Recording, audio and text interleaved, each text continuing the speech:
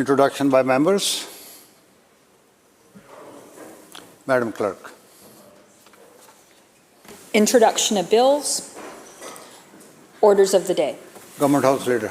Thank you, Mr. Speaker. I call second reading on Bill 33, Food Delivery Service Fee Act. Minister of Jobs and Economic Recovery and Innovation. Thank you, Honourable Speaker. I move that the bill be now read a second time. I'm pleased to present Bill 33, the Food Delivery Service Fee Act. Bill 33 will replace the temporary food delivery services order under the COVID-19 Related Measures Act. The Food Delivery Services Order was enacted in December 2020. This was at a time when restaurants were seeing more and more of their business transitioning from in-person dining to takeout and delivery. Up until that point, restaurants were at the mercy of food delivery platforms, paying high service fees up to 30%, sometimes 40% as they tried to survive. The Food Delivery Services Order put in place limits on how much a restaurant could be charged by the platforms. The limit under this order was capped at a total of 20%, 15% for the ordering and delivery service, and 5% associated with administrative costs. As you all know, in recent times, the restaurant industry has faced unprecedented challenges. First, the pandemic, and now supply chain and labor shortages. They've shown amazing resiliency to stay nimble and implement health and safety plans. I would like to take a moment to thank all the restaurant owners and staff across this province for following public health guidelines and doing their part in keeping our community safe. Bill 33 will offer restaurants continued stability and that this 20% cap on core services of ordering and delivering will always be an option for them. This bill also allows for delivery platforms to innovate and offer enhanced services to restaurants, as long as the base offer of 20% is always an available option. Delivery service is the new norm, and it's expected to remain an important source of revenue for the restaurant industry. Bill 33 will help restaurants continue to recover from the hardships of COVID-19. By enacting Bill 33, we will position restaurants to maintain their profitability and their ability to offer jobs to a diverse workforce across this province. The Act will also continue the driver protections from the temporary order. This means a driver delivering for a food delivery platform subject to this Act will not see their compensation reduced as a result of the fee cap being made permanent. It is the policy of this government that all workers, regardless of official status with their employer, are protected and compensated fairly. Bill 33 allows for portions of the legislation to be enacted through regulation. By doing this, we ensuring that this Act will be adaptable to change business climates for restaurants in the future. This legislation is just one of the many actions that we've taken to support small businesses and restaurants over these unprecedented times. We're continuing our commitment to the restaurant industry to help them recover, to help them continue to grow and help them serve communities across this province. I hope members from all sides of this House will join me in supporting our restaurants as we celebrate this week, the Small Business Week. Thank you, Minister. Opposition House Leader.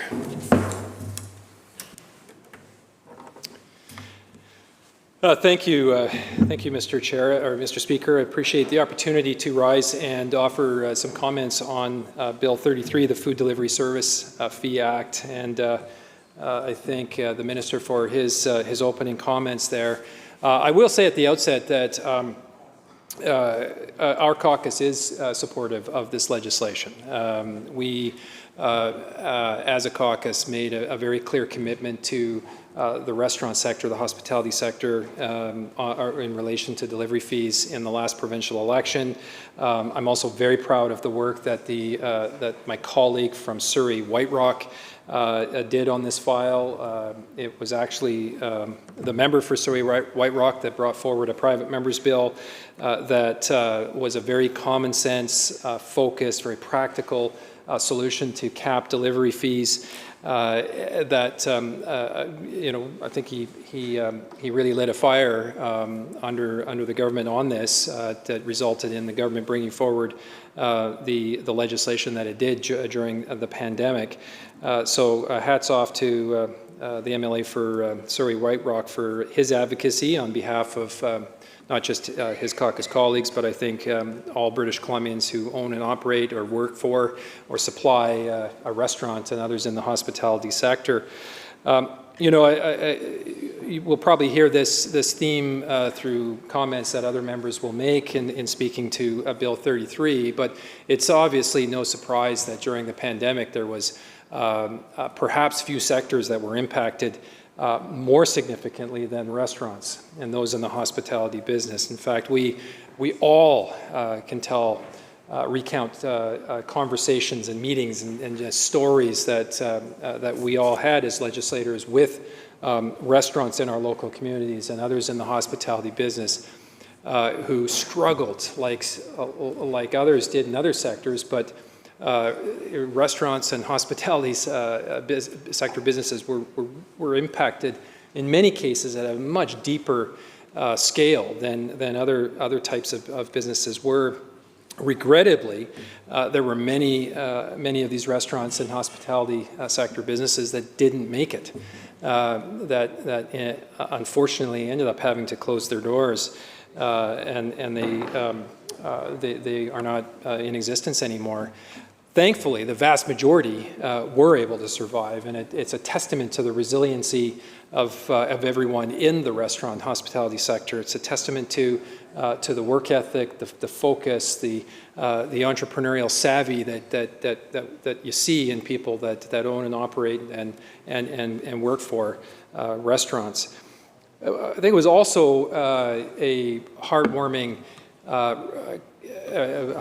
aspect that we all saw and felt during the pandemic, and often very dark times during the pandemic, when clearly there was a strong public desire to support their local restaurants, and so a lot of the impetus for moving forward with delivery caps was really instigated and was really accelerated through, I think, public pressure, public calls for these kinds of measures to be put in place. There was a huge increase obviously in the use by the public of food delivery services, whether you're Uber Eats or DoorDash or others. There was a huge interest and demand for food delivery. People wanted to support their local restaurants.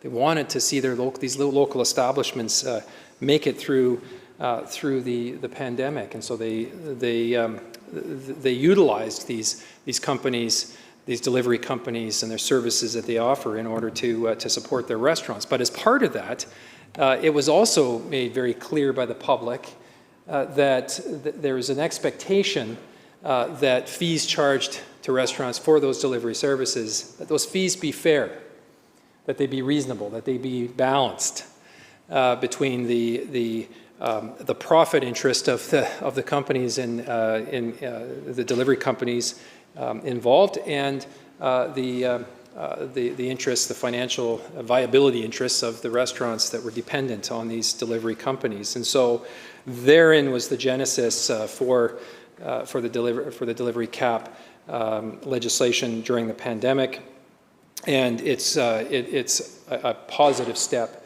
that the government is moving forward to make this a permanent reality moving forward. As I said, over 11,000 jobs. We're still down about 11,400 jobs in the hospitality sector today from where we were before the pandemic hit. I want to just touch on some of in relation to this again along the theme of supporting small business and how important it is for measures like this as provided in Bill 33, how important it is to always try as hard as one can, especially when you're in government and you have the levers of power and you have the ability through policy and legislation and tax to actually make decisions that really truly can impact small businesses, restaurants, hospitality businesses in particular, in such a fundamental way. That being said, a survey by the Canadian Federation of Independent Business this past September regrettably found that the BC government is the worst in Canada when it comes to understanding the needs of small businesses. 88% of small businesses said that they felt that this government was ignoring their needs. Additionally, this CFIB survey found the following top priorities for BC businesses. So as businesses and their organizations always do, they propose solutions. They don't just complain in a vacuum. They propose solutions as well. 63% of these businesses surveyed want to see their overall tax burden reduced. Fee caps is one cost of doing business. So as I said, we are acknowledging a positive step here. It was, again, something that we proposed in a private member's bill prior to the government taking action on it, so we support this. But the overall tax burden of small business is too high. And small businesses, I think, rightfully have said over and over and over to this government, there needs to be some work done to determine where some tax relief can be provided in other areas that would have a very positive impact on the viability of restaurants and hospitality sector businesses as well as other small businesses. 59% want to see the healthcare challenges in British Columbia resolved. 58% very notably want BC's labor shortage to be addressed. And when you dig a little deeper on that one, you realize that the looming and growing labor shortage is perhaps, while it's impacting virtually every sector in our economy, it's perhaps more pronounced with small businesses in the hospitality and the restaurant sector than almost anywhere else.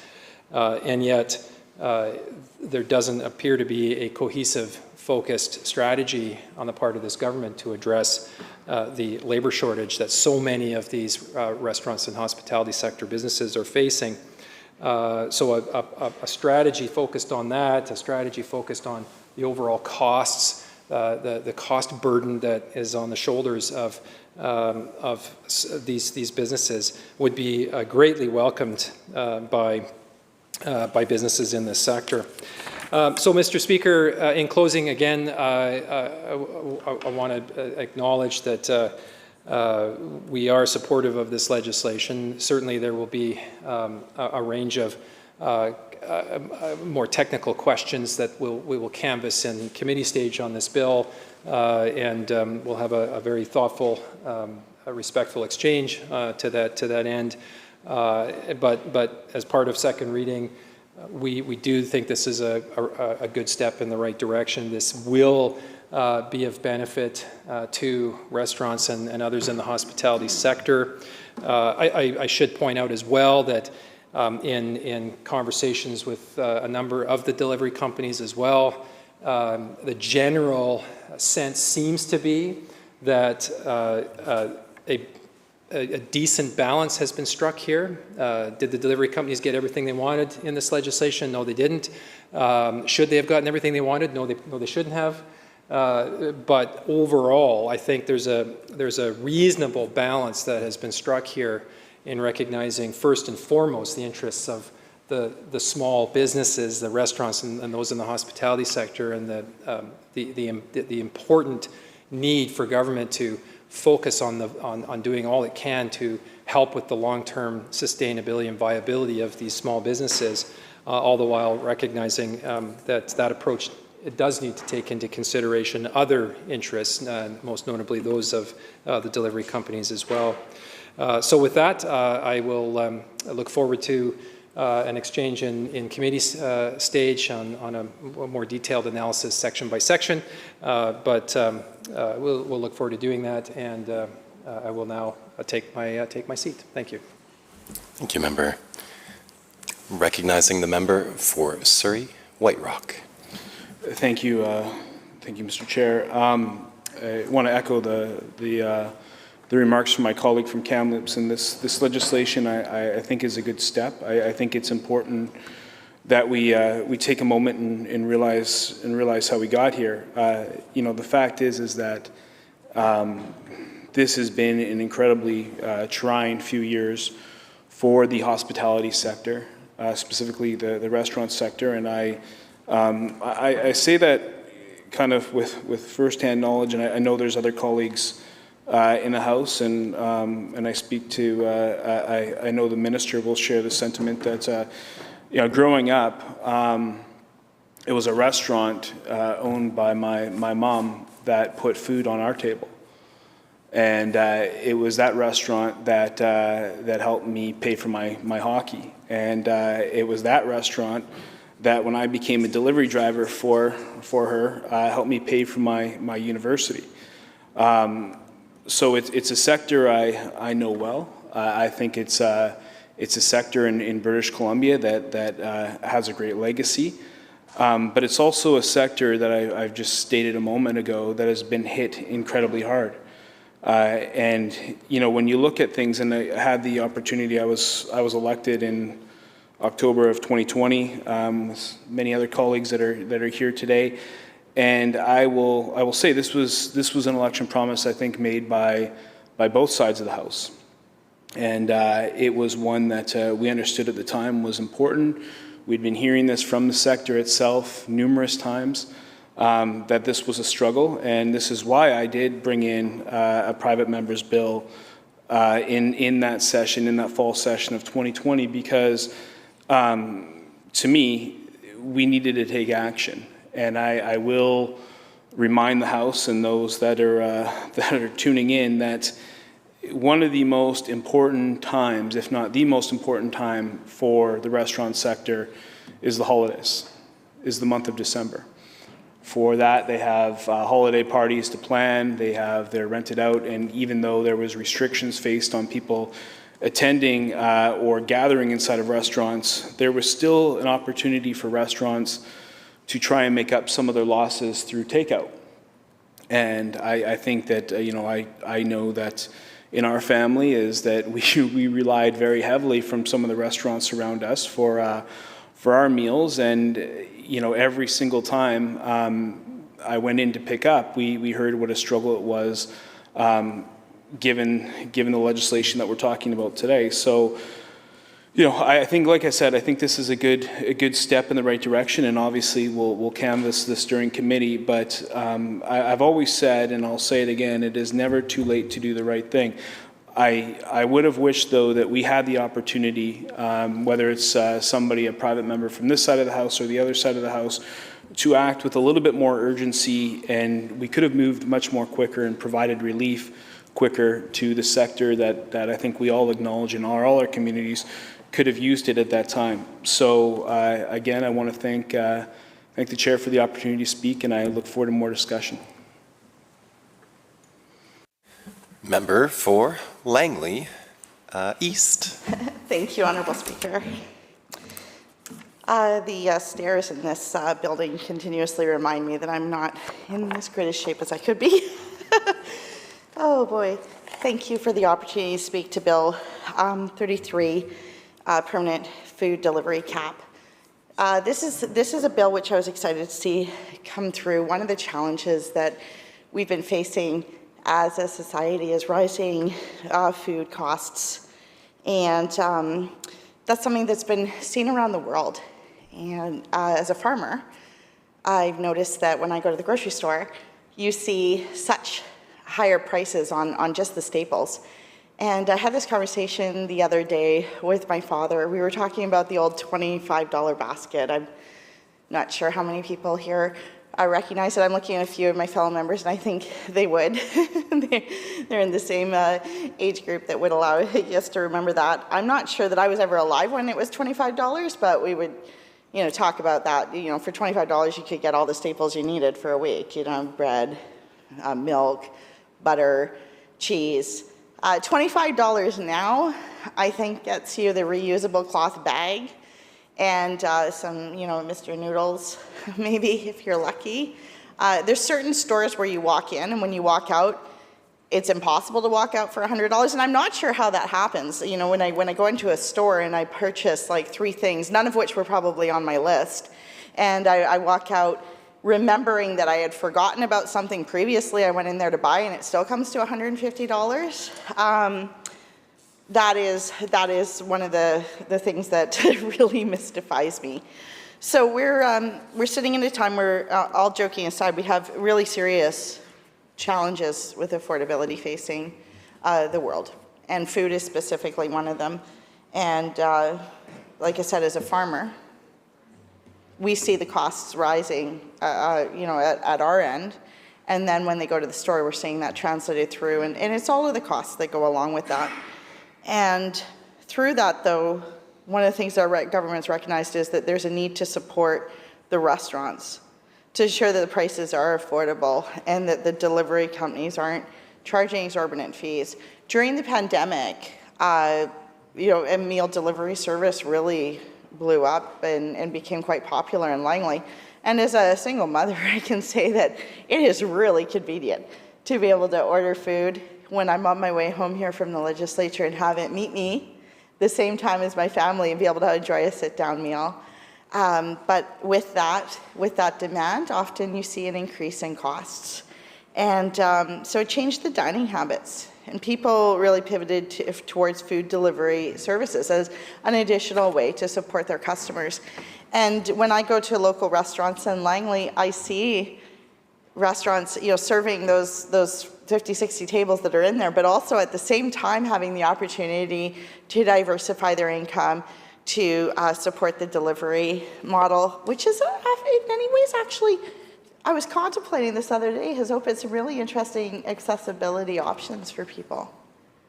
Yeah, you're at home for whatever's going on in your life, and you can't go to a meal, and you've got that option to have that food come to you all cooked. Opens up a wide array of different food choices. You know, growing up, it was pizza. Get that delivered, and maybe Chinese food was another one that was often delivered. But now it's any restaurant. You can get anything you want delivered to your house. So our government first put in place a 15% temporary cap on food delivery fees. And we also introduced a 5% cap on additional fees for a total cap of 20%. And that temporary cap is set to expire at the end of this year. And so this legislation that's being introduced is to ensure that this cap is permanent, and it will give restaurants some certainty. And that certainty will help them be able to understand their costs going forward, and it protects them from being charged unfair fees. And it also allows food delivery companies to innovate and provide tiered pricing models. And it'll be able to offer enhanced services like marketing and web design, data analytics on top of, outside of the fee cap. And it really is interesting because when I started working, my first industry I worked in was the food industry, and it was a great job. In many ways, I really miss some of the aspects of it. And you know, I was very much into show jumping, horses, and I was looking at, you know, building the farm out here, and the food industry allowed me to work very flexible hours and quite a social environment, which you know, it's actually not that dissimilar to politics, and you know, allowed me to work different hours to support the interests and hobbies and career path I wanted to take. But one thing about the food industry is it wasn't a very innovative place. It was pretty predictable. Not much changed in that area. And so seeing the rate of innovation that we're seeing now with the opportunities that presented out of the pandemic is interesting. Changing delivery models, something that I haven't seen the years I worked in there changed for a very long time. Changing how the market is tapped into, how you market to your customers, the services you offer, you know, the concept of apps being used so much related to the service industry is really an interesting thing, because it's like I said, it's been a pretty stagnant market all those years. So one of the questions that I was asked is, why are certain business types excluded from the cap? And so the cap protects restaurants that were most affected by the COVID-19 pandemic restrictions and changed consumer behaviors. And these businesses had to increase their reliance on food delivery companies and require protections from the high fees. And the primary function of the coffee shops and juice bars is not food preparation. So they do not rely on food orders in the same way as traditional restaurants, and therefore they don't require the same protection. And since food trucks have always been an outdoor accessible thing, they have not relied on in-restaurant dining. They weren't affected by pandemic restrictions or changed consumer behavior in the same way. Food trucks may also not have a fixed address, and which determines eligibility under the restaurant count. And Honourable Speaker, thinking about that with the food trucks is kind of a funny story. I was recently at the Fort Langley Cranberry Festival, and they said that they had expanded it to sort of look at things that people really sort of based on demand, and it's changed year after year. And one of the things that struck me since the pandemic and then going to this event this past weekend is when I arrived there, 7/8 of the place, sort of the whole area of the Cranberry Festival was food trucks. And there was this young boy running down the road, and he's like, "I'm so excited. I can't believe it. Look, my favorite thing is here."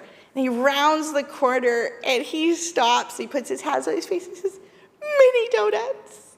And thinking through the pandemic, the food trucks actually offered a real neat way, as we were dealing with restrictions, for people to still get out and enjoy the things that they loved. And I was really quite amused at looking at all the different ways that the food trucks created like an entire activity for people to go to. So one of the very early ones, they had food trucks set up, and they created almost like a drive-through maze with entertainment, and it became this thing that people look forward to. And I was having coffee with one of my friends recently, and they said, "I really hope that as we come out of the pandemics that we're not going to part way with the food truck events."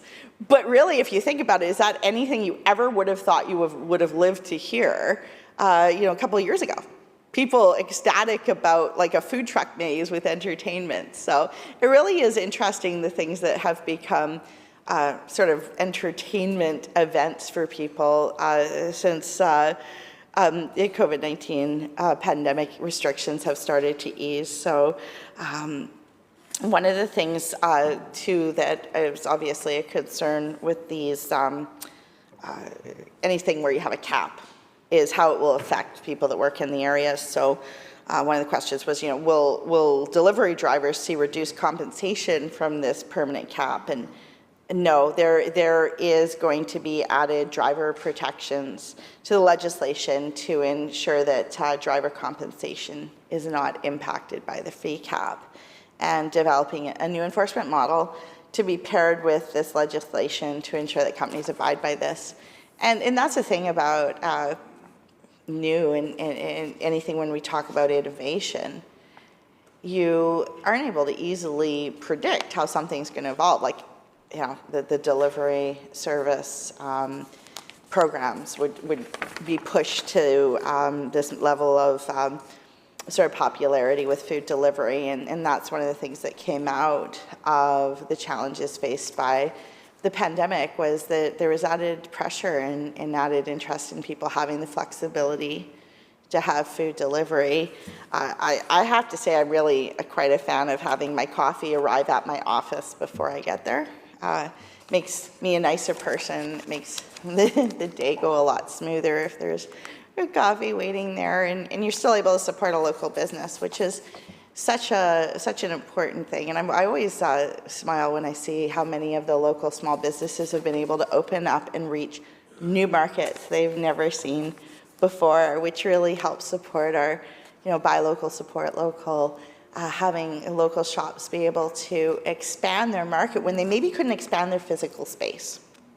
It's one of the challenges when you're a small business. You have a small area, you really aren't going to be able to access new seats. So you're able to reach a new market through innovation, like through apps where you have food delivery.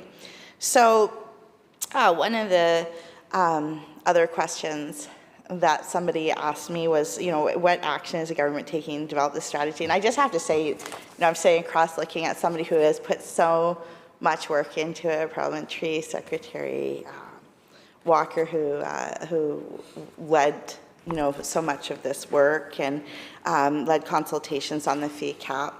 On the fee cap is now in place for food delivery services, meeting with food delivery companies, worker representatives and stakeholders from the restaurant and licensed sectors. And it's a critical part of the regulation to protect food delivery drivers by prohibiting companies from reducing drivers' compensation to adjust the fee cap.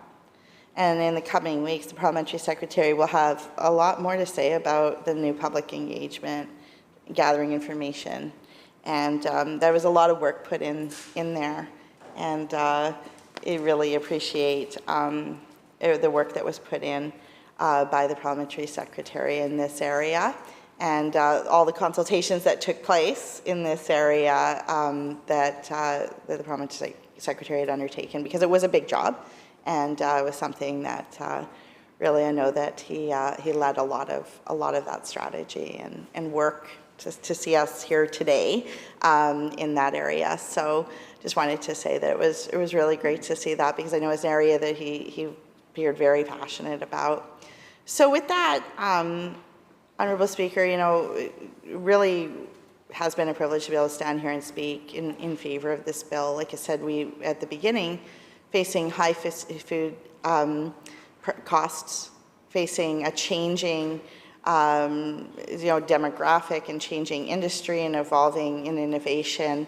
As a group, as a province, we have to be prepared for changes. And the folks that have worked so hard on this really have, in my opinion, come forward with a fantastic plan and an opportunity to protect the people that work in the sector, protect the restaurants, local businesses, while supporting innovation so that it's not stifled. And really excited to see opportunities for businesses to reach new markets and take benefit of the opportunities that come from innovation, while also ensuring that those that could be negatively affected have some security around them. And so I really appreciate the opportunity to speak to that today. And with that, I'll take my seat. Honourable Speaker. Thank you, Member. Richmond South Centre. Thank you so much, Chair, for allowing me to have the opportunity to speak. I do want to correct one flaw. I guess I shouldn't use the term correct, but I want to add a supplement to the previous speaker's comment about December being the busiest month for restaurants. Just to let him know that in Chinese culture and a lot of Asian culture, February is also one of the busiest months for restaurants. Just food for thought. Today, I'm just grateful to be the stand up talk about a limit on food cap making it permanent. My family and I, especially my wife, because we now have 2 under 2, often cooking isn't often an option. And one thing we have noticed that when we go through Uber, Fantuan, or Skip a Dish, when we order food, some of the restaurants do actually start reducing the size, which I understand. Let's try to compensate some of the expenses. But we also need to now look at different families when they're dealing with their deliveries, when they are not able to actually be able to cook a meal for the family, when the family has been challenged, or professional family are trying to take care of the family itself. We want to make sure there's a fair playing field for our delivery companies. When we're talking about food deliveries, I think we also have to realize, like those big major companies, they don't really locate in Vancouver. They don't locate in British Columbia. They are big international corporations that often draw the financial success into the respectful jurisdiction. But I think one of the benefits behind this 20% permanent fee cap is to help our restaurant sector here in our local community to thrive.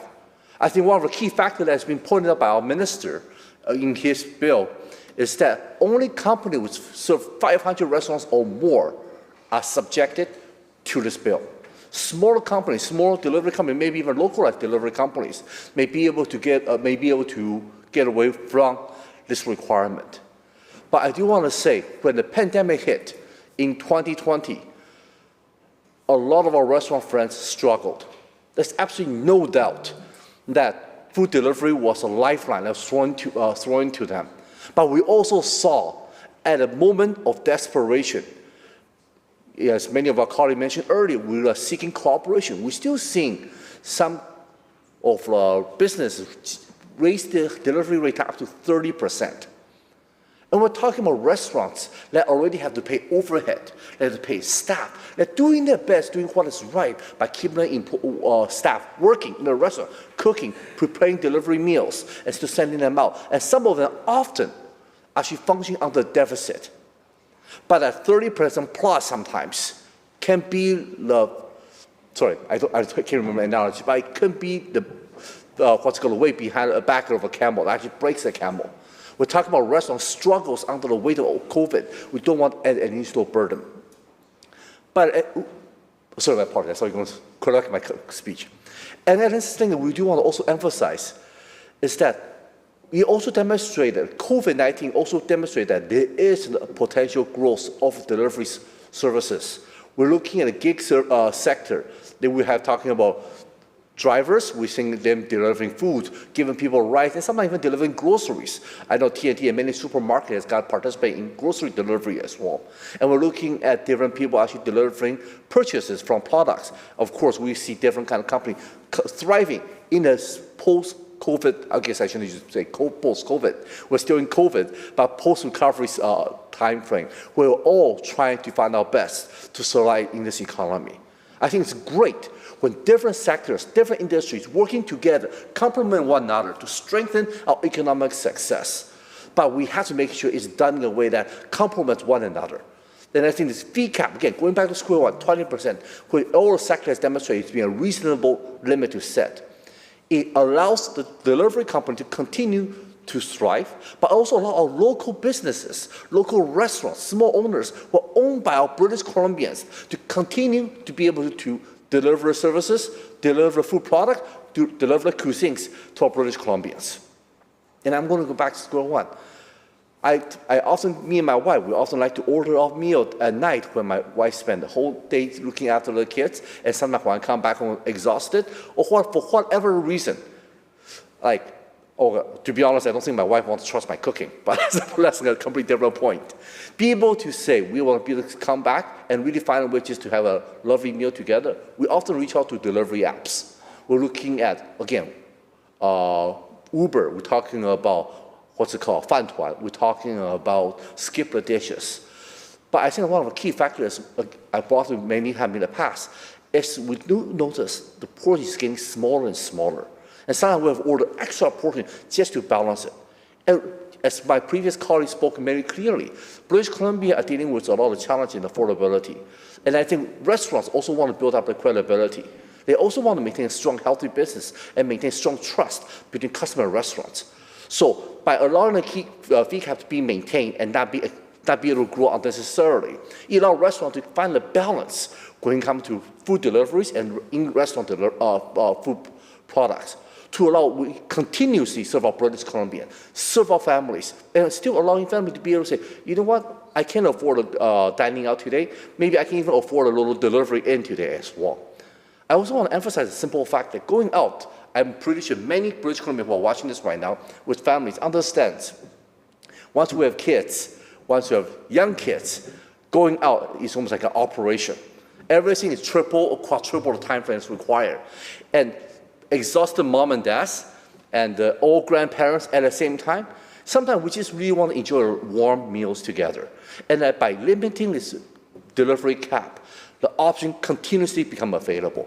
It allows us to realize that it is something we can do to share our joy and to share our, my brain skip a beat, to share our happiness and to share our appreciation of the services provided by our restaurant sector. And I think another thing too often is when her parents, or family, cousin, uncle, aunts coming together to help us looking after the kids, helping us looking after the family. We also want to say thank you to them. We would like to have a big family dinner and a food delivery fee. If you think about a $200 food delivery fee, that's $200 worth of products for all family to share. That's $40 for 20% of that. If you're talking about 30% plus, that's $60 to $70. You'll make a lot of families think twice before they're willing to offer the opportunity to express their gratitude to their family, to their friends over a meal.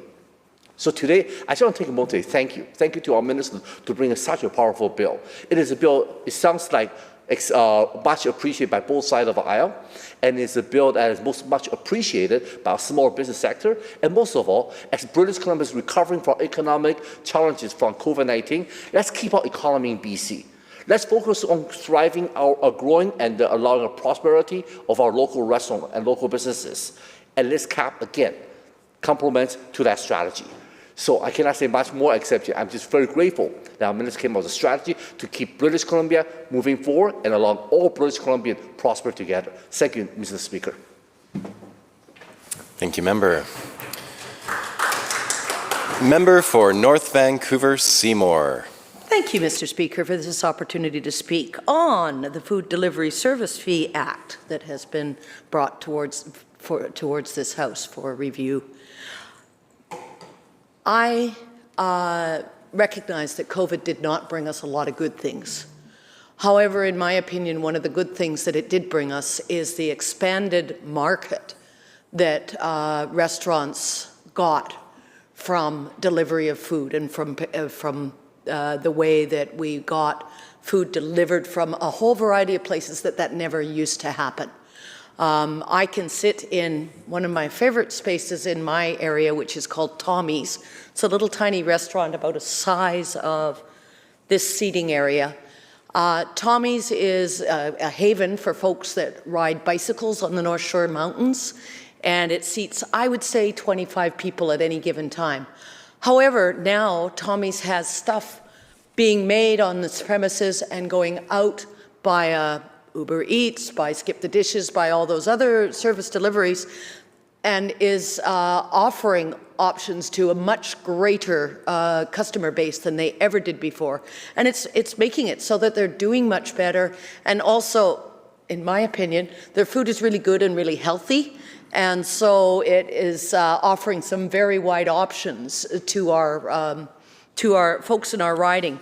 And with this cap in place, what it does is it allows places like Tommy's to know what it's going to cost them to have food delivered, and for them to be able to plan that into their budgeting and which other things are not able to be planned in so much anymore.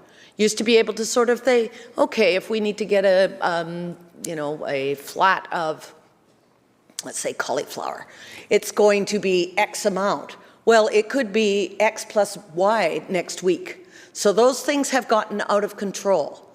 However, at this moment, putting this in place does allow them to have some idea and some ability to plan on what their costs are going to be week over week so that they can make things work. For another place that's in my area is the wonderful Szechuan. Now, wonderful Szechuan before COVID had a really good delivery system. They would, you'd call them, they'd make up your meal, it would arrive, all was well. However, when COVID hit, they couldn't do that anymore. For whatever reasons, it did not work for their restaurant.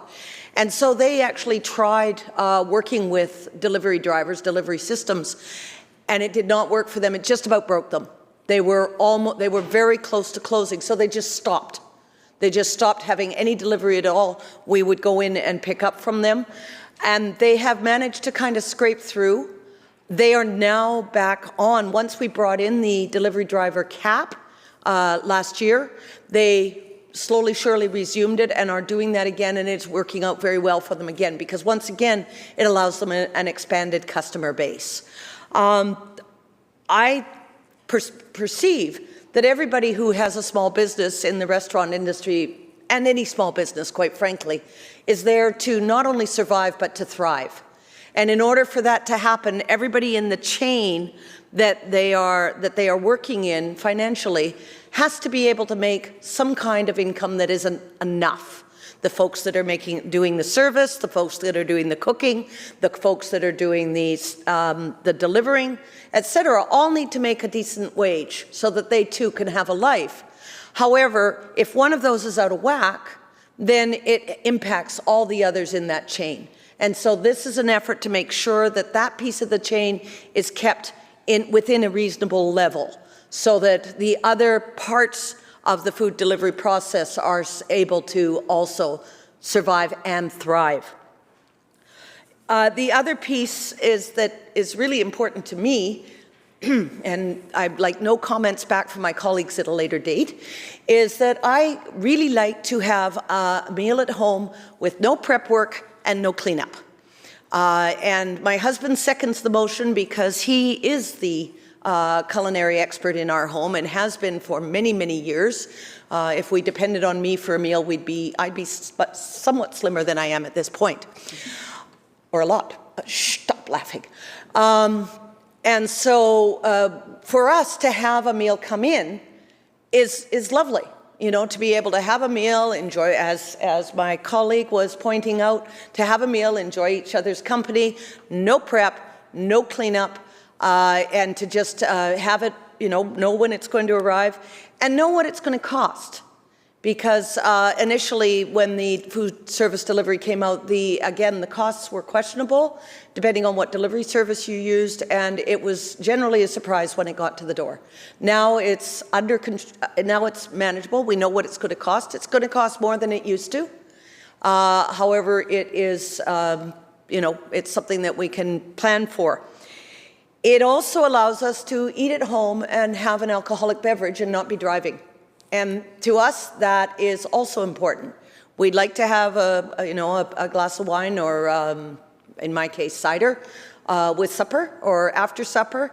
And this way we stay at home, we're not driving, the food is delivered, all is well. We don't have to sort of mix and match how we do things. And the other thing that is interesting here is that this applies right across the board. So you heard my mention of Tommy's, which is a little tiny place, maybe 20, 25 seats at the most. We have a Brown's in our neighborhood, which seats, I'm going to say 70 to 100 people at any given time. And they too are doing food delivery, and they are subject to the same cap as everybody else. So it goes right across the board, from the little tiny places to the great big places, to the commercial places such as Kentucky Fried Chicken, which also delivers using a delivery system. Same cap. So it's something that is able to be understood by the people that are using it. It makes sense to the people that are receiving. It makes sense to the people that are preparing the meals and sending them out. And it is something that is, I think, that we have gotten from COVID that in fact is rather positive. So on that note, Mr. Speaker, I think it's time I stopped speaking. And thank you so much for the opportunity. Thank you, Member. Seeing no further speakers, Minister, to close the debate. Thank you so much, Honourable Speaker, and for the guests in the House today that are watching the debate. We are discussing a bill that puts a 20% cap on food delivery companies so that they can't charge restaurants more than 20% per order. And it's something that we saw that was a real challenge to the pandemic, and we're now making it permanent to ensure that our restaurants can continue to survive going forward, given that we're in a new world where food deliveries are more and more common. I'll start with a comment made by my colleague across the way about one of the silver linings of the pandemic, which is people more so now than ever understand the importance of supporting local, about buying local, supporting the local restaurants. We saw that throughout the pandemic in every community, and I think there's a good acknowledgement from every member from every corner of this House how important it is to support the local businesses in our communities. And I also heard from my colleague across the way, a member from Kamloops, about that this bill strikes the right balance, and I believe it does, Honourable Speaker. It puts a 20% cap on, but it allows businesses that want additional services to be able to buy additional services. So giving the industry, the food delivery cap industry, some flexibility to be able to create new products, but at the same time ensuring that businesses have the core services capped at a 20%. But balance is something that we've striven to do as a government, Honourable Speaker. We have worked hard to find the balance. Everything we bring forward, we think of how does this impact workers, how does this impact business, how does it impact the environment, how do we find a balanced approach on how we go forward.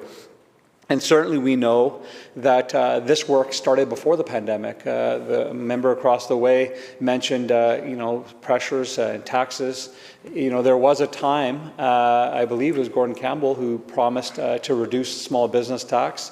And that never happened. In fact, it was supposed to happen. Everyone was expecting it to happen. And then it was changed. It was changed. The decision was changed last minute. Of course, we have lowered the small business tax. We lowered the small business tax when we formed government. Now, I'd also like to highlight a comment that was made around supports through the pandemic. We provided the highest per capita supports for people and businesses through the pandemic.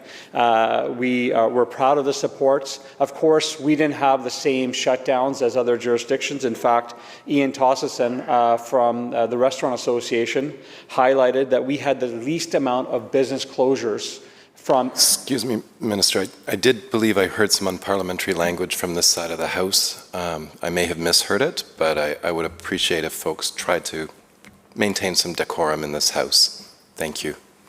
Thank you, Honourable Speaker. I appreciate your intervention. Honourable Speaker. Again, back to the supports, Honourable Speaker. I think all members in this House know how important those supports were. We chose to give grants to small businesses because we knew not every business is the same. Every business will have unique needs, and we left it to businesses to decide where the dollars need to be spent during the challenging times. And quite fortunate that we're able to be in a position where we are today, where we are one of the leaders in the country in our economic recovery. And of course, another point that was mentioned by one of the speakers was around the challenge of labour. We know that labour is going to be a challenge, not now only, but going forward. We have a declining population in British Columbia by 2030. We know right now we have more jobs in this province than we do people. I've heard from some people saying, why do people not want to work? And I think it's important to correct the record. It's not that people don't want to work. In fact, we have 4.9% more employment now than we did prior to the pandemic. We have record numbers of people coming to British Columbia. Last year, we broke the record. 100,000 net people come to British Columbia, the highest since 1962, since we started collecting this data. First 2 quarters of this year, we're at 70,000 people, so on track to surpass even last year's record. And lastly, I'll say, Honourable Speaker, that I really appreciate that there's an agreement in this House that sometimes intervention in the market is needed. There was a time when this debate would happen in this House, but it's great to see that all political parties in the House now realize that sometimes you need to intervene in the market, and that free enterprise piece that we used to hear about a lot is clearly not here anymore. So, Honourable Speaker, I appreciate the support. I look forward to the debate as we move this forward, and I move that the bill be referred to the Committee of the Whole House to be considered at the next sitting after today. Thank you, members. The question is second reading of Bill 33. Those in favour, please say aye. Aye. Those opposed, say nay. The motion is carried. Minister of Jobs, Economic Recovery and Innovation. Honourable Speaker, I move that... do we need to commit the bill, I believe? Sorry.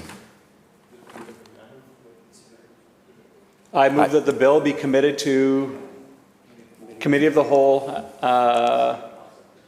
sitting after the House after today. Thank you. I think you got a little ahead of yourself. Yeah, sorry. Yeah, no problem. Members have heard the question. All those in favour? Aye. Opposed? Carried. Government House Leader. Thank you, Honourable Speaker. I call Committee Bill 30. Thank you. So we're just going to take a short recess as we prepare for the committee on Bill 30, the Cannabis Control and Licensing Amendment Act 2022. So we're in recess. Thank you, members.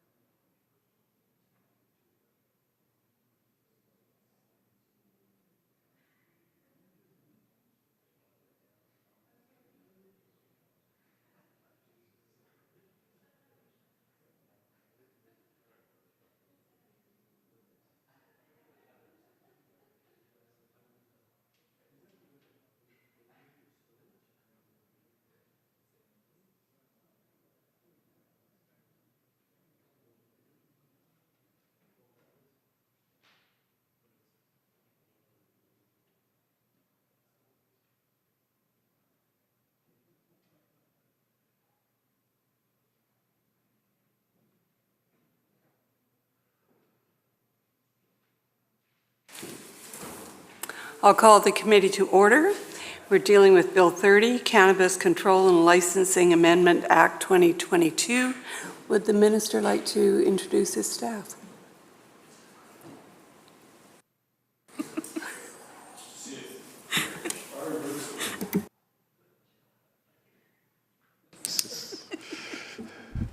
Thank you, Deputy Chair. My head's kind of in a different space today. Beside me, on my right, I have Mary Shell and Dylan Sherlock are with me.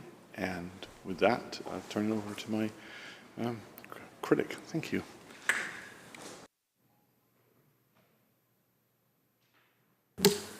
Thank you, Minister. Shall Clause 1 pass? Recognizing the member for Prince George Mackenzie. Thank you, Chair. Just, prior to getting into all the different clauses of the bill, I guess an overarching question that I have that applies to the legislation generally is this legislation and this bill considered to be laws of general application in British Columbia and enforceable on First Nations lands?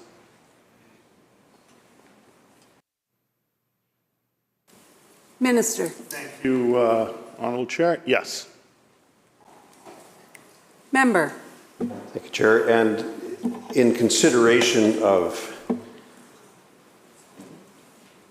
government's position with respect to UNDRIP, I wonder if the minister can just relate the extent of consultation that his ministry has undertaken with respect to following the commitment to UNDRIP.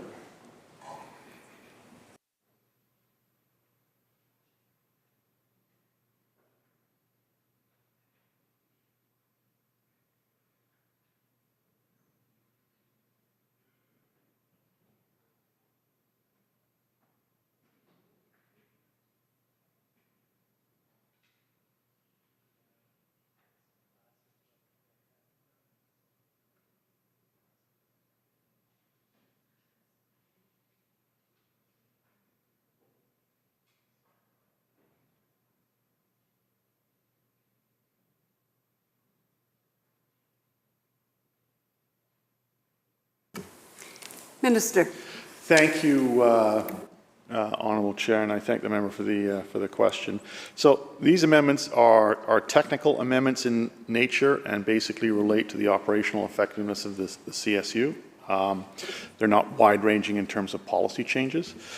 We did have discussion with First Nations, the Leadership Council. We've also used this as an opportunity to continue ongoing discussions in relation to the broader policy questions around cannabis. Recognizing the member for Skeena.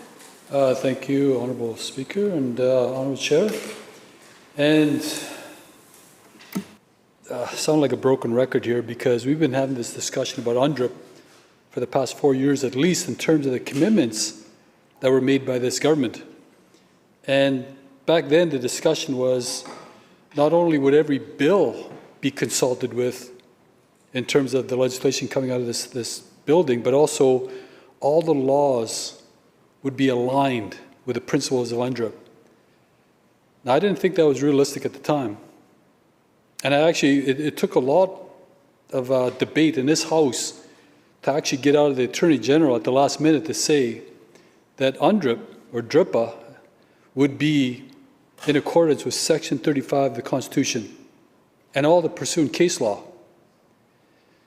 And now the government, when we ask this question on consultation in terms of these bills, whether they be amendments or not, or whether they be technical, the answer has changed. Where even at one time in this past year, I heard a minister say that this bill really had nothing to do with the nature of Aboriginal rights and title in terms of an infringement. And so therefore, there was no consultation accommodation in terms of the bills. This is the opposite conversation that we had in this building when we were debating UNDRIP in the first place.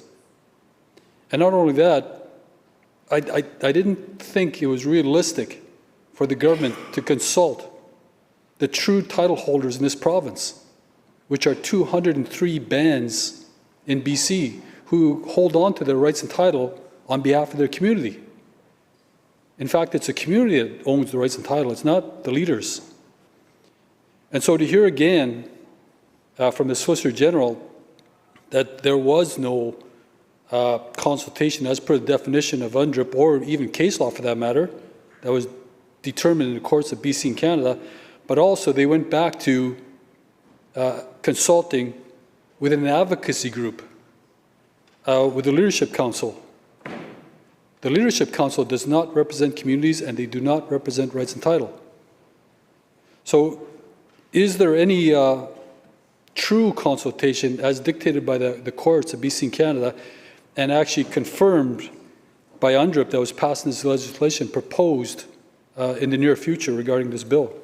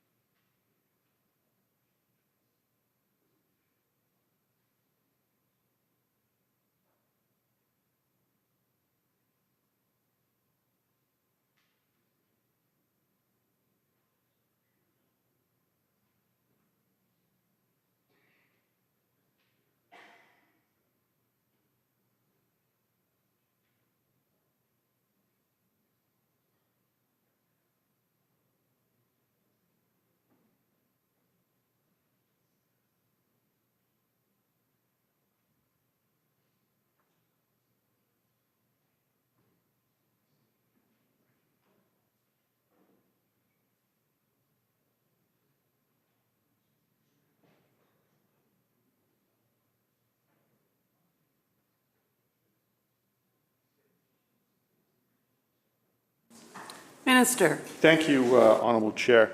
And I appreciate the member's question. And I'd just like to point out that all nations were in fact notified of the bill, were given an opportunity to comment on the bill.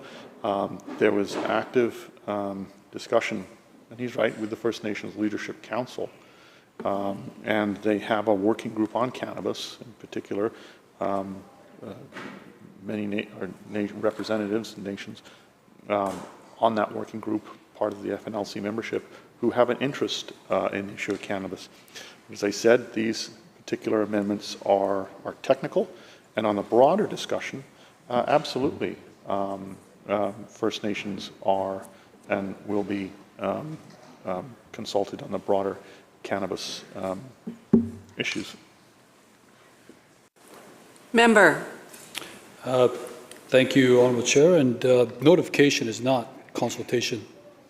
In fact, the process for consultation is defined very clearly in the court cases that actually dictate the duty and the honour of the Crown. Specifically, the Haida Court case versus BC of 2004. It's got to be a deep consultation.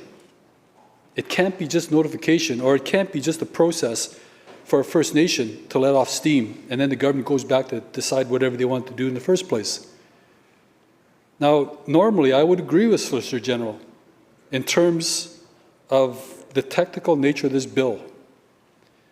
But using the government's own language when we were debating UNDRIP, it was going to be taken to a higher level. And we're talking about a higher level than, say, what the court said about Chilcotin. Now, granted, the bill that was passed in this House is very vague, it's very general.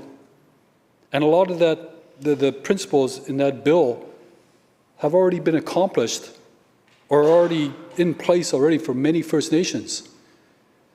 But the issue here is the legal definition of consultation. And that duty to consult, that was actually, the duty to consult was actually hired by the government's own conversation around what they would do once UNDRIP was passed. And we have not seen that commitment actually materialize here. All we've seen is the reasons why this government didn't consult the true title holders of BC, which are 203 communities in BC. And the reasons we're getting is because there was notification or we consulted an advocacy group. So I heard the Solicitor General say that there will be future consultations, and I'm going to, I don't mean to put words in the Solicitor General's mouth, but there will be further consultations with a true rights and title holder of BC moving forward on Bill 30, I believe? Bill 30. Am I correct in saying that? Recognizing the Minister of Labour. Honourable Chair, I seek leave to make an introduction. Is leave granted? Thank you, Honourable Chair. In the House, in the gallery today is, I think many people in this House know, Randeep Singh Sarai. He's an MP from Surrey Centre, and he's been there for a number of terms. Came from a very strong New Democratic family, but along the way he slipped, I must say, but it's all good. It's all good. Not one of you guys. Not one of you guys. Not your type of not one of you guys. Not your types. And just maybe before, but not anymore. Just want to say that I owe a lot to the family of Randeep Singh Sarai. His mom, Amrit Kaur Sarai, we call him with respect, Badi Bhain Ji, Sadi Bhain Ji. She's a matriarch of our family, and his father, who is no longer with us, Mohan Singh Sarai. This is the family that took me in, gave me the love that you don't find in a lot of places, including your own family, and supported me, showed me the path, showed me the ways, and helped me establish here in Canada. And I think everything that I am, I owe to this family, Amrit Kaur Sarai and Mohan Singh Sarai. And I just want to say that he is here with some other member of the family, Sarabjit Kaur Sarai. his partner, his wife, and also visiting them from India is Balvinder Kaur and her daughter Kulkiran Surai Samra from Minneapolis, United States, along with Kulkiran's daughter Samia. And I just want to say, Randeep Sarai has done a good job for Surrey, and he's here to show the family around. And look, there's a lot of productive work that goes on in this house, and hope that you guys can follow us. There's just so much progressive agenda that we have been dealing with, and there's a lot of to be learned here. And I know our government and your government had a pretty good relationship, and because that's how we make progress. So I just want to ask the House, please give them a warm, warm welcome and make them very, very special for their trip here.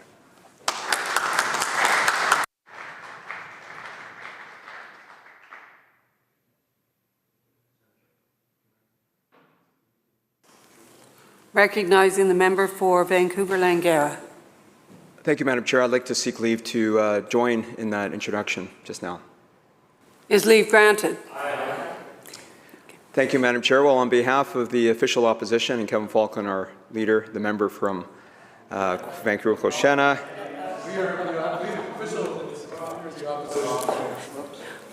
just want to join the Minister of Labour in welcoming Randeep and Sarbjeet and the rest of their family members here to the House.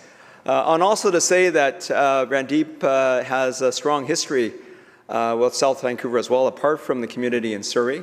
And certainly as I came forward as a new MLA in 2017, I appreciated the friendship and the introductions into the community in so many different ways. We have a real opportunity, of course, to bring together communities across Metro Vancouver, and Randeep and Sarbjeet has been very instrumental in doing so many of those efforts at such a challenging time. So we also look forward to continuing our work with the Member of Parliament, Randeep Sarai, and his other colleagues in the Government Caucus across British Columbia, and particularly in Surrey and Vancouver. Thank you.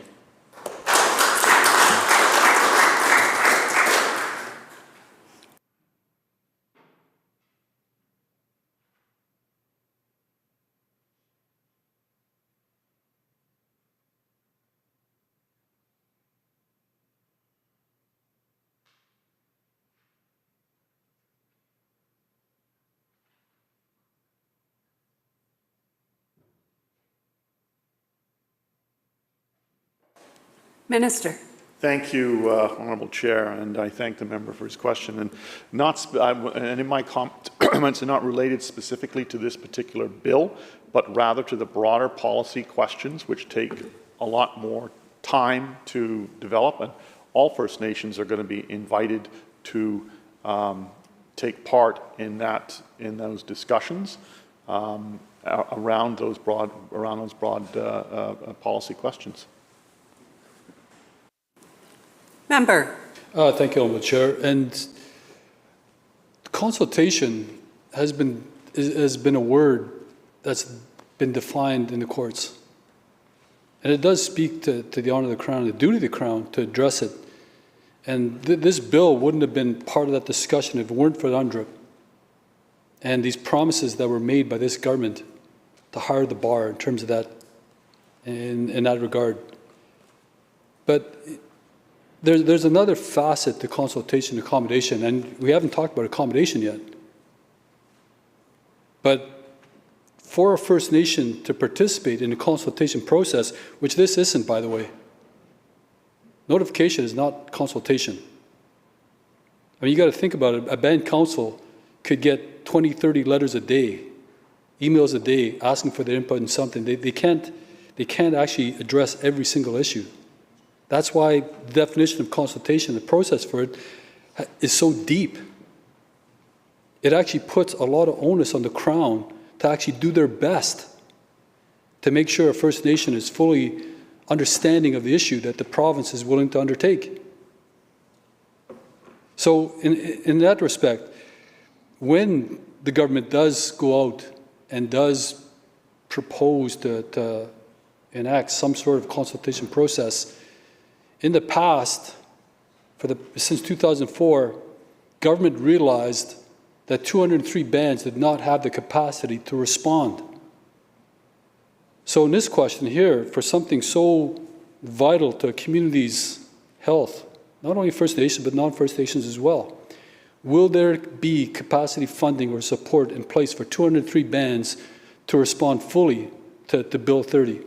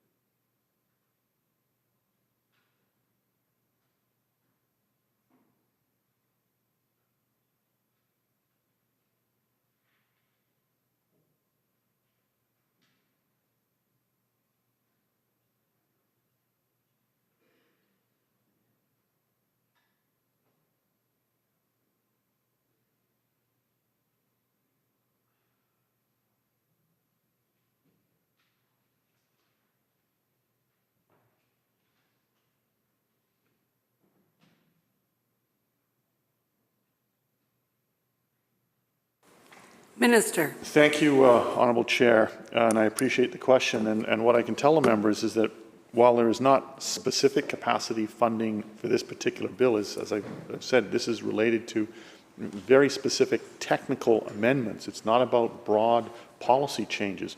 There are, when it comes to those broad policy changes in the development of legislation, we have on capacity funding has often been put in place, and I fully expect will be put in place in the future. There's a major piece of legislation under my jurisdiction that's under development that I have spoken about in the past, emergency management legislation, which is undergoing a full, co-development process where capacity funding is part and parcel of that because it deals with those huge, broad policy area changes. This is specific, technical, very technical amendments designed to address some technical issues in how the legislation operates. It does not take away or add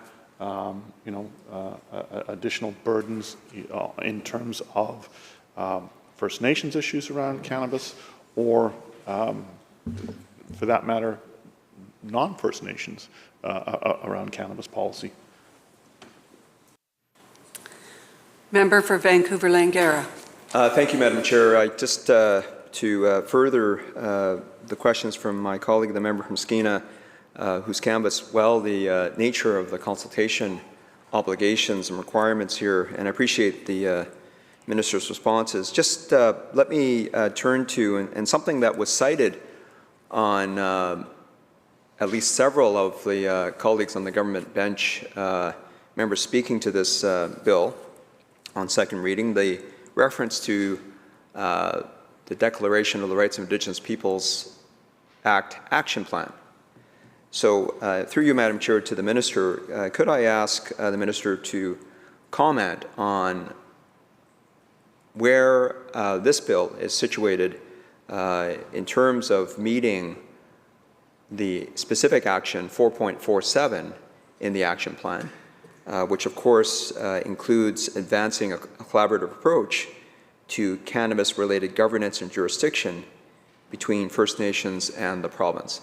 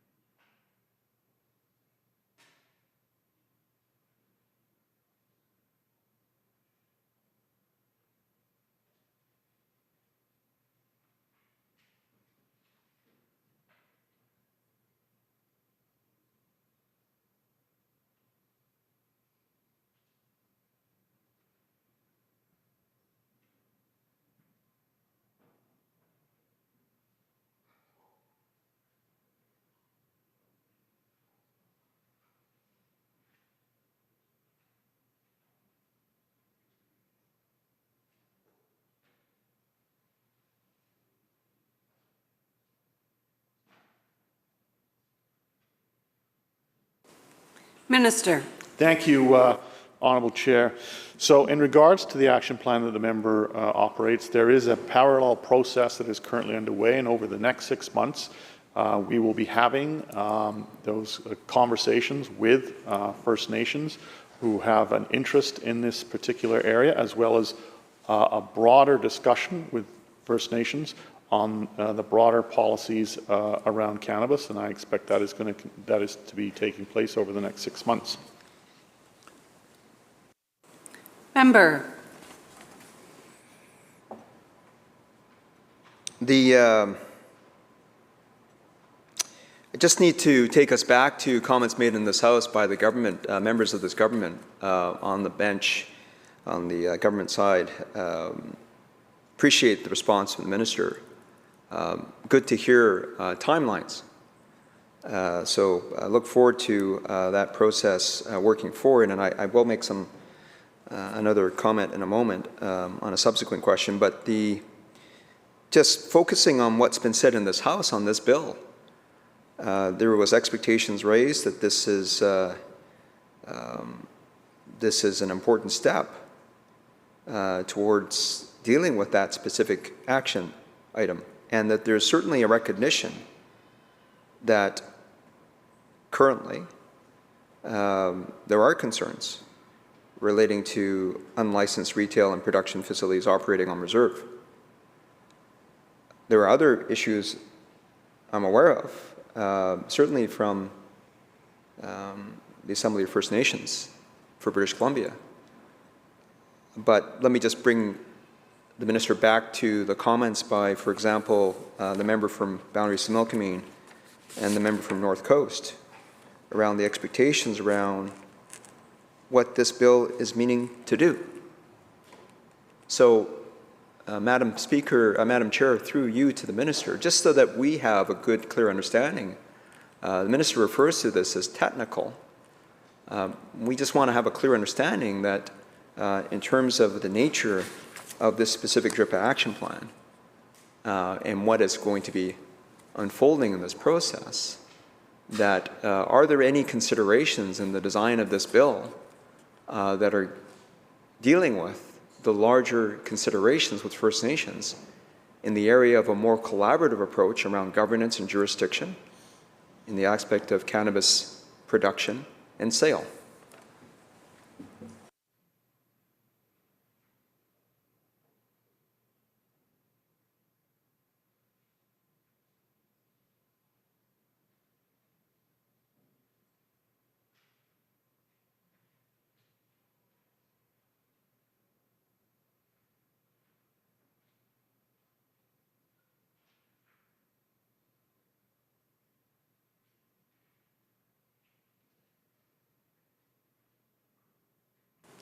Minister. Thank you, Honourable Chair. And as I said, this bill, the amendments are technical in nature, and they don't make major changes in cannabis policy in the province of British Columbia. Member.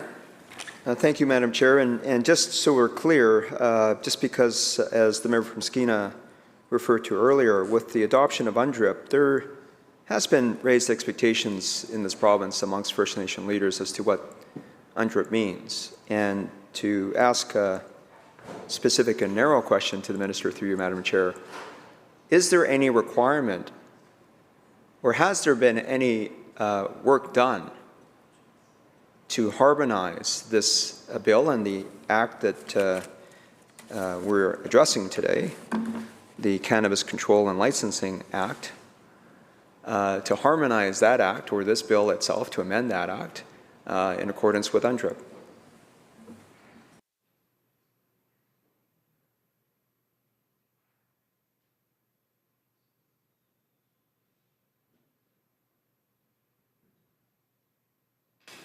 Minister. Thank you, Honourable Chair. I would say at this point the answer to the member's question is no. I'd say the alignment of laws is a longer-term project.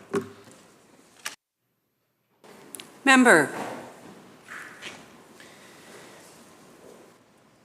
Through you, Madam Chair, to the minister, in view of his response, can the minister be clearer on what he means by a longer-term project?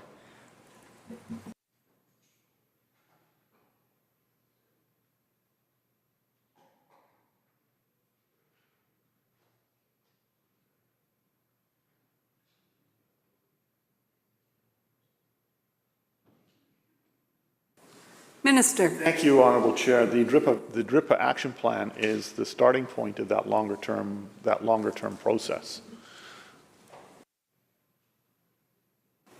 Member. Thank you, Madam Chair. And of course, putting those two responses together, meaning this response and his previous response, that would suggest that the first phase of a longer term process is 6 months, dealing with the specific item in 4.47 of the DRIPA action plan. I just want to refer at this time, Madam Chair, to a document that was, I'm sure the minister may have seen a copy of. It's referred to as the Cannabis Toolkit for the BC Assembly of First Nations. Has the minister, just to confirm, the minister and his team has had an opportunity to receive that document?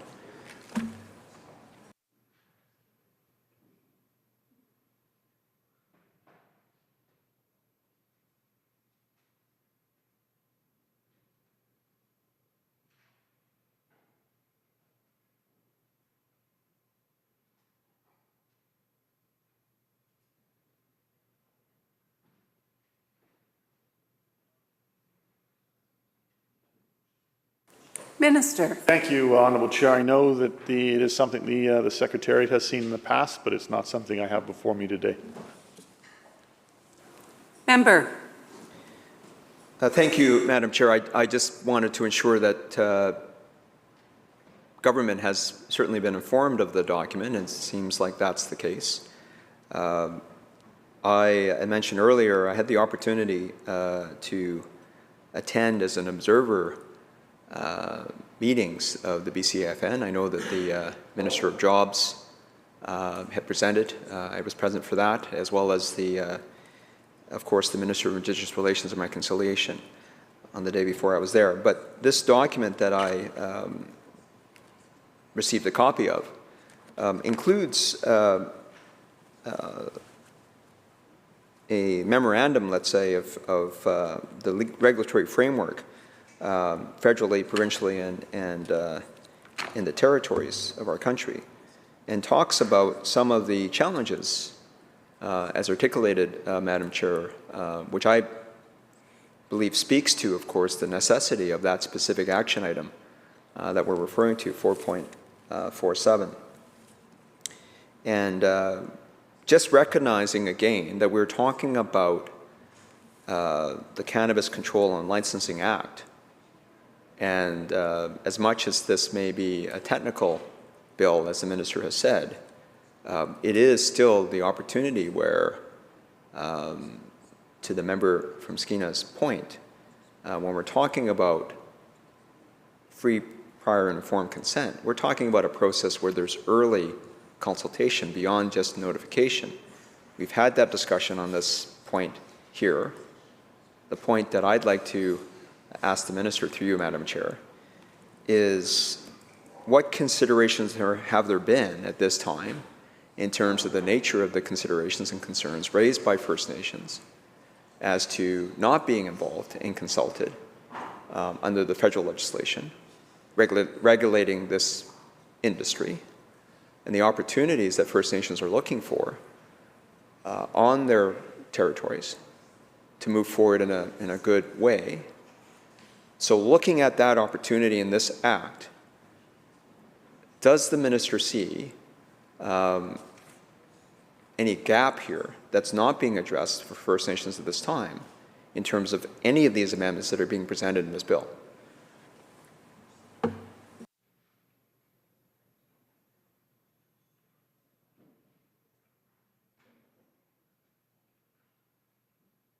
Minister. Thanks. I'd just like to ask the member to clarify his question a bit, and I just want to make sure I'm understanding it correctly.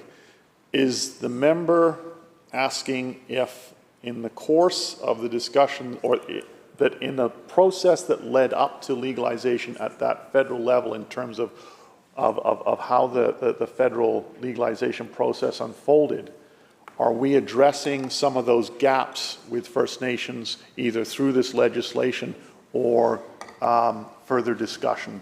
If the member could clarify, I'd appreciate that. Member. Certainly, Madam Chair, I appreciate the sub-question that the Minister has developed in response to the clarification. Would appreciate his input to answer that question. But if given the opportunity to readdress the question, through you, Madam Chair, the concern that I see is this provincial government not progressing, let's say, in this area, in the midst of unlicensed operators on First Nation reserves, in the midst of First Nations that want to move forward in a meaningful way, like, for example, Williams Lake, that was cited by Boundaries to Mill Community. I've certainly had the opportunity to visit with Chief Willie Sellers, with the local MLA, the member from Caribou-Chilcotin. I appreciate what they're building out there, but there is a mix in terms of this area that is certainly problematic in the words of the Assembly of First Nations of British Columbia. So what I'm asking, Madam Chair, through you, to the Minister, is were there gaps that were identified in the consultation process leading to the federal legislation, as the Minister pointed to? Were there gaps in the lead up to the work done on this bill to amend the provincial legislation? Because this remains an important work, as we all recognize, because of the specific item 4.47 of the DRIPA action plan. I'm asking you, through you, Madam Chair, to the Minister, what gaps have been identified that still need to be addressed, recognizing the challenges that I've referred to as identified, for example, by the Assembly of First Nations for British Columbia.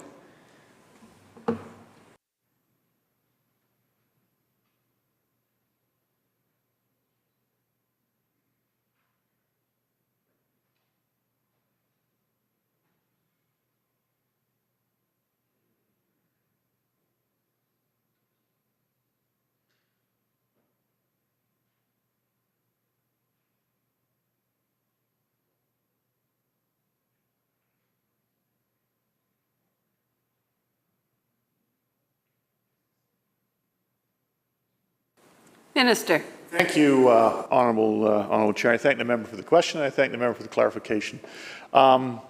Absolutely, we recognize that there were issues when the federal government brought in the legislation around First Nations consultation. That is something that we had raised with the federal government. What I can tell you at this time is that the federal government is currently reviewing that federal legislation with a specific focus on addressing some of the issues that were raised by First Nations. In terms of what we have been trying to do, that's why understanding where things were with the overall legislation when we developed ours, that's why we brought in the Section 119 agreements, which were designed to be able to deal with some of the gaps and some of those issues. And we have been working very closely with First Nations on that.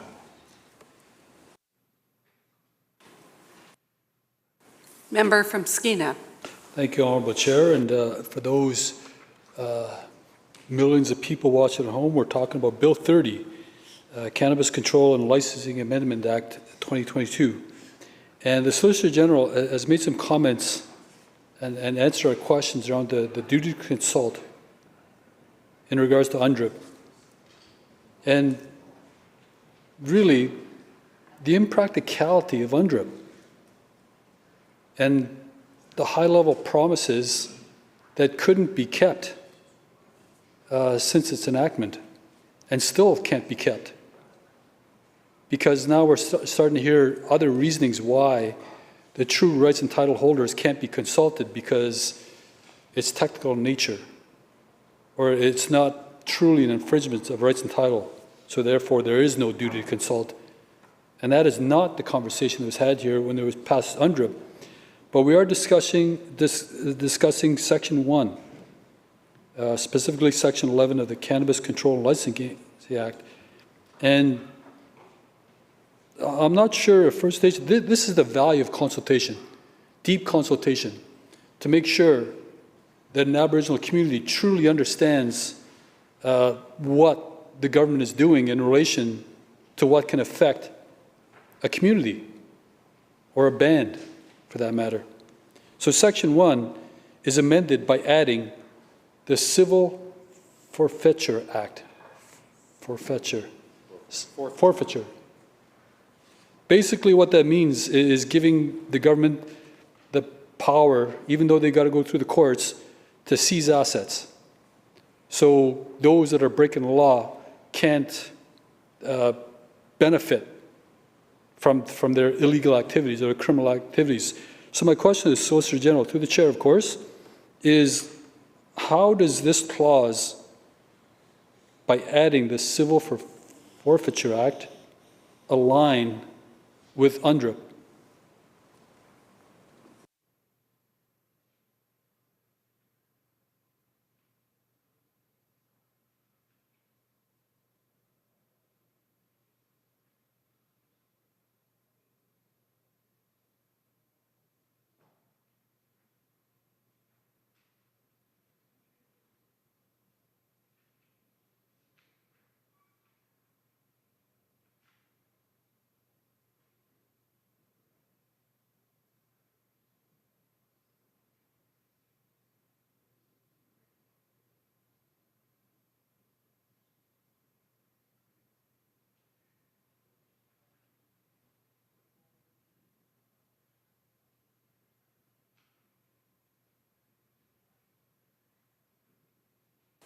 Minister. Thank you, Honourable Chair, and I thank the member for the question. So I would say this, that first off, this doesn't create the ability to do civil forfeiture.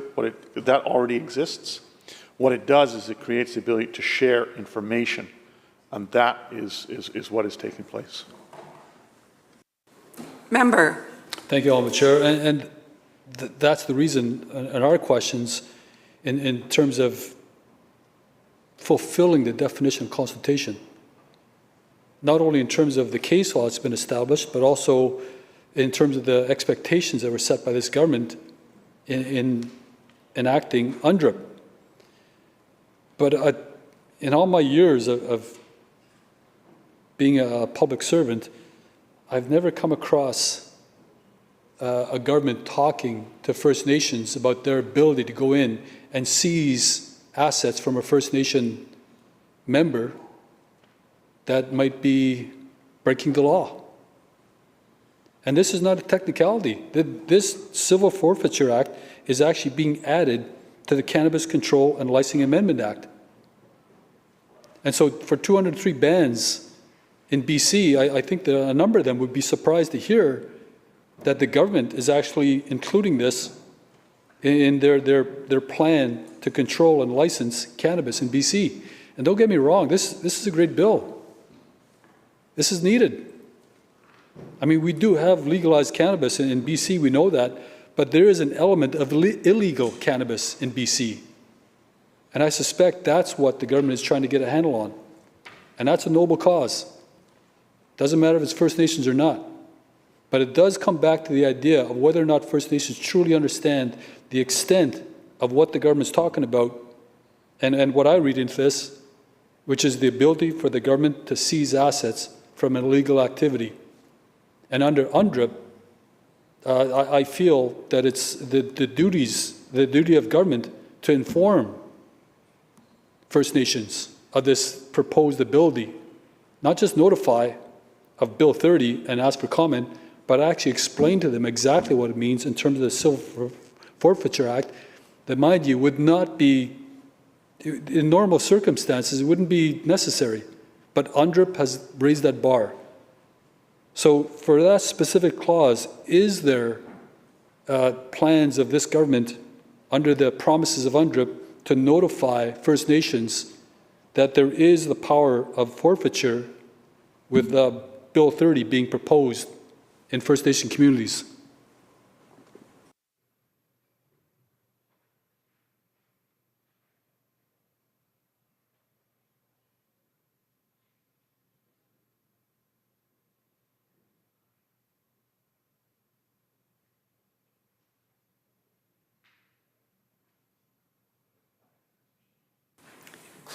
Minister. Thank you, Honourable Chair, and I appreciate the question from the member. And once again, I would just say this power already exists. It is already in place, and it applies to cannabis already. So it is not changing that. It doesn't change that one bit. What it does is it allows sharing of information. So it's not the creation of a new power to go and seize assets. That is already in place. And so I understand what the member is saying, and if this was, saying for the first time you are now able to do that, I would say, yeah, that's a significant change, but it's not, in that that's already in place and is already allowed to happen.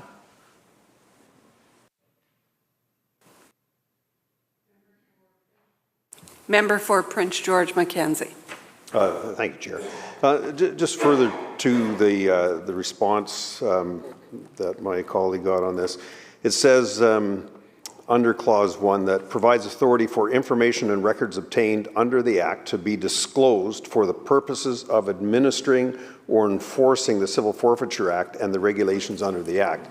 So this leads me to believe that there was a gap in this legislation prior, and by providing and allowing the director to share this information with the Civil Forfeitures Office, they can now take action under the Civil Forfeiture Act on First Nations property, for an example.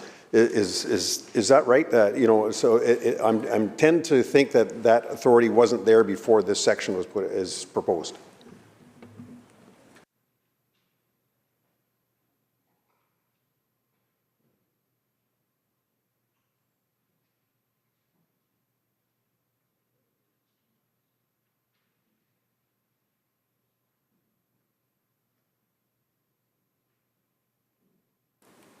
Minister. Thank you, Honourable Chair.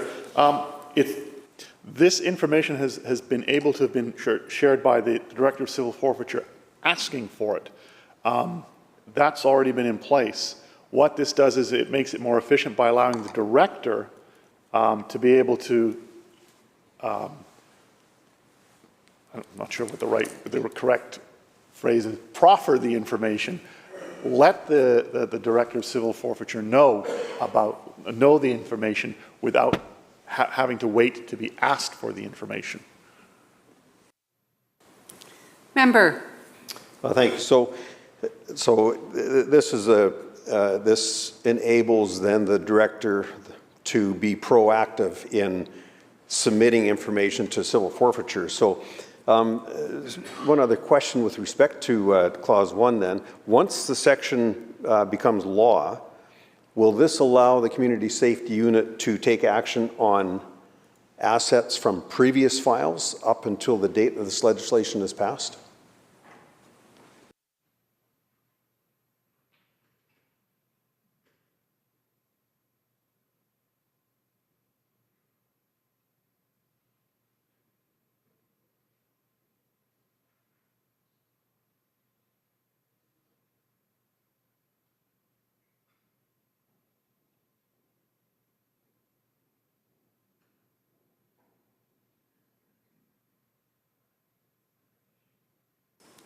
Minister. Thank you, Honourable Chair. It's already happening in terms of existing files, and the Director can already ask. It's just, as I said, it's a technical thing that allows the Director, CSU, to be proactive, as opposed to having to wait for civil forfeiture to ask for information.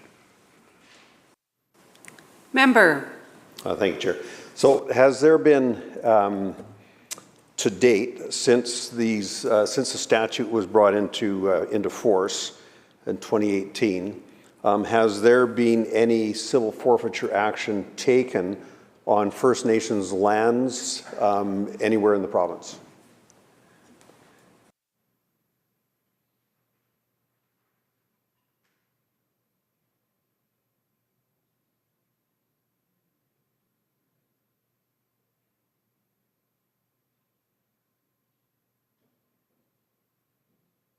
Minister. Thank you, Honourable Chair. Absolutely, there has been civil forfeiture, but specifically location-wise, I can't give the member, I can't answer that at this particular time. Member. Thanks. So just for clarification, there has been forfeiture or civil forfeiture action taken on First Nations property in British Columbia?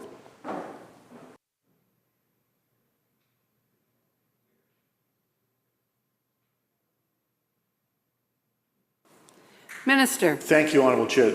There has been civil forfeiture taken in the province, but specifically and location-wise, I don't have that information for the member, but I can endeavour to find out what I am able to for the member.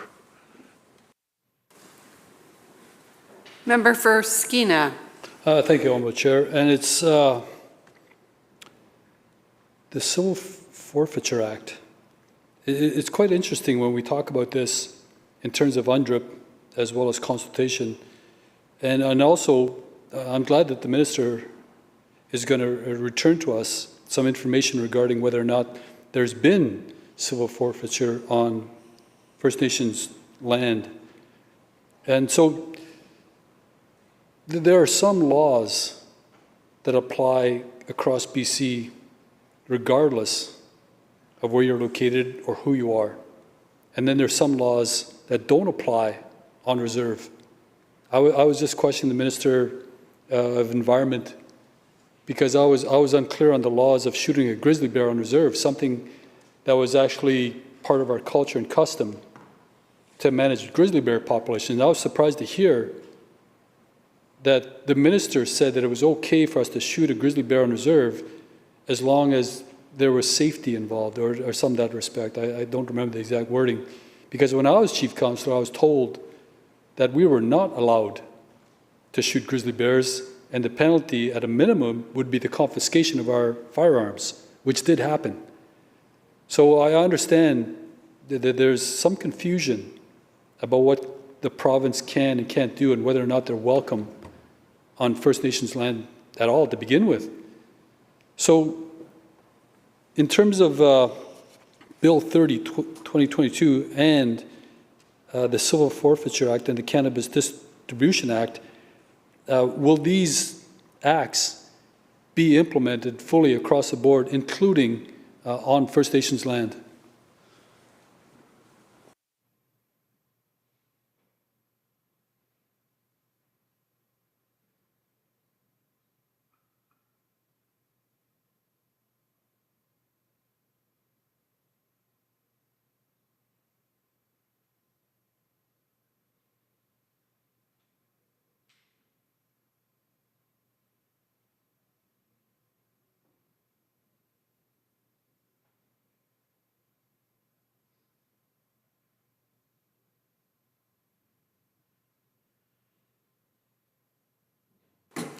Minister. Thank you, Honourable Chair, and I appreciate the question from the member. And so in terms of when it comes to laws of cannabis, obviously we view them as laws of general application.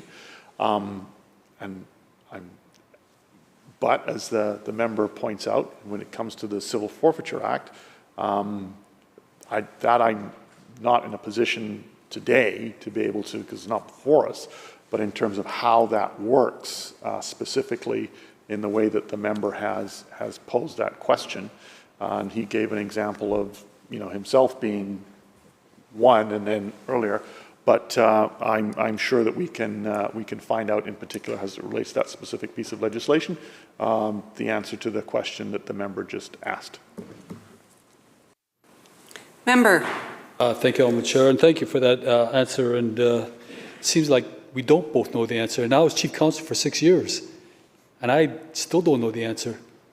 I had perceptions based on what was told to me by government officials at the time, as well as regulatory authorities.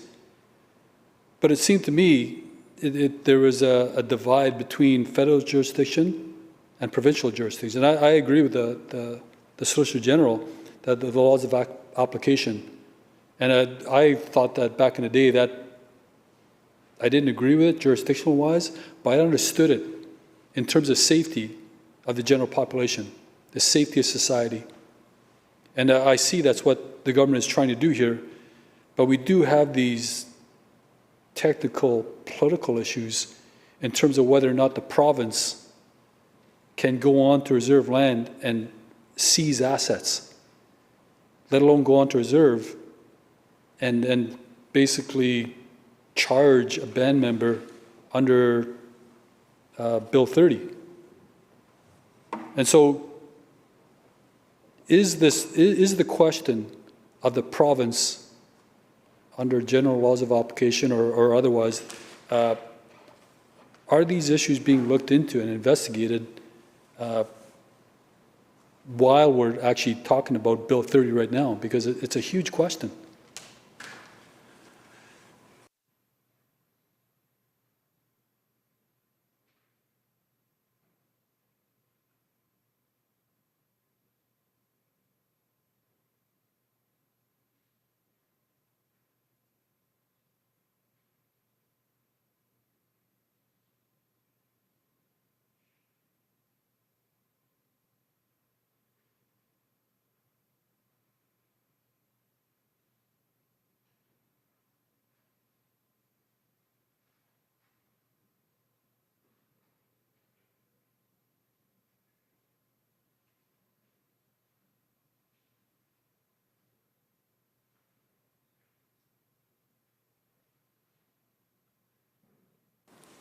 Minister. Thank you, Honourable Chair.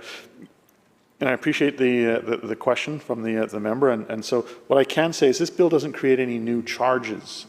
But that broader question that the member raises is very much on our radar and part of the discussions that we have on the broader issue of cannabis policy in general, and will continue to have with First Nations as the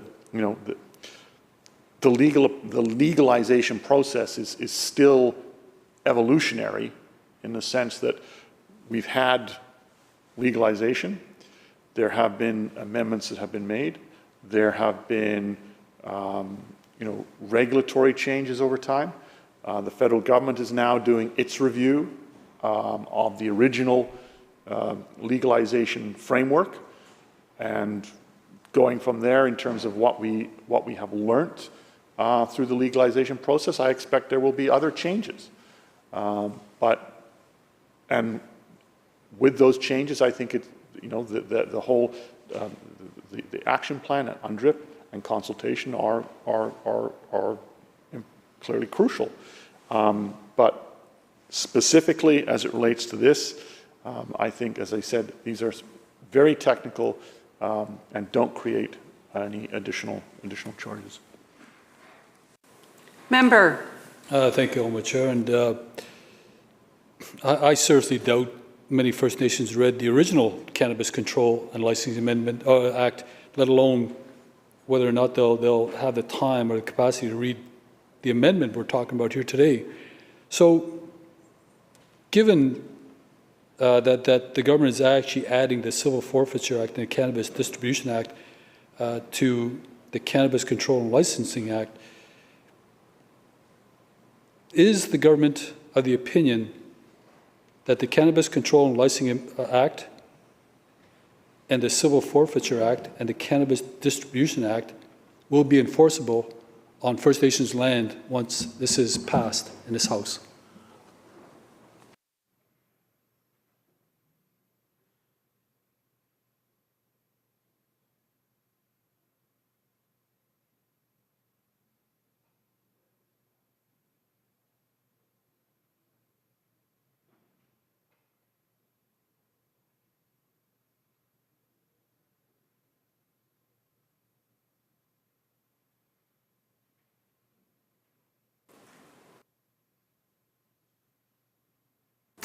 Minister. Thank you, Honourable Chair. I thank the member for the question, and as I said earlier in our discussions, we view these as laws of general application that apply right across the province. Member for Prince George Mackenzie. Thank you, Chair. Yeah, just one more question then on Clause 1 that kind of came to my mind when my colleague from Skeena was speaking about the safety involved. And there still seems to be a little ambiguity in my mind, and I appreciate the minister's last answer. But when we have, assets, for an example, that have been used that are liable under the Civil Forfeitures Act for seizure, and no action is taken, then this becomes a haven for organized crime. And this heightens the safety of the people living in those First Nations communities if the law isn't equally applied across the province in all jurisdictions. Doesn't matter where you live. And so I just need some certainty from the minister that, that these laws will be applied equally across the province for everybody. It doesn't matter whether you live in a First Nations community, a municipality, a regional district, or throughout the province in some area.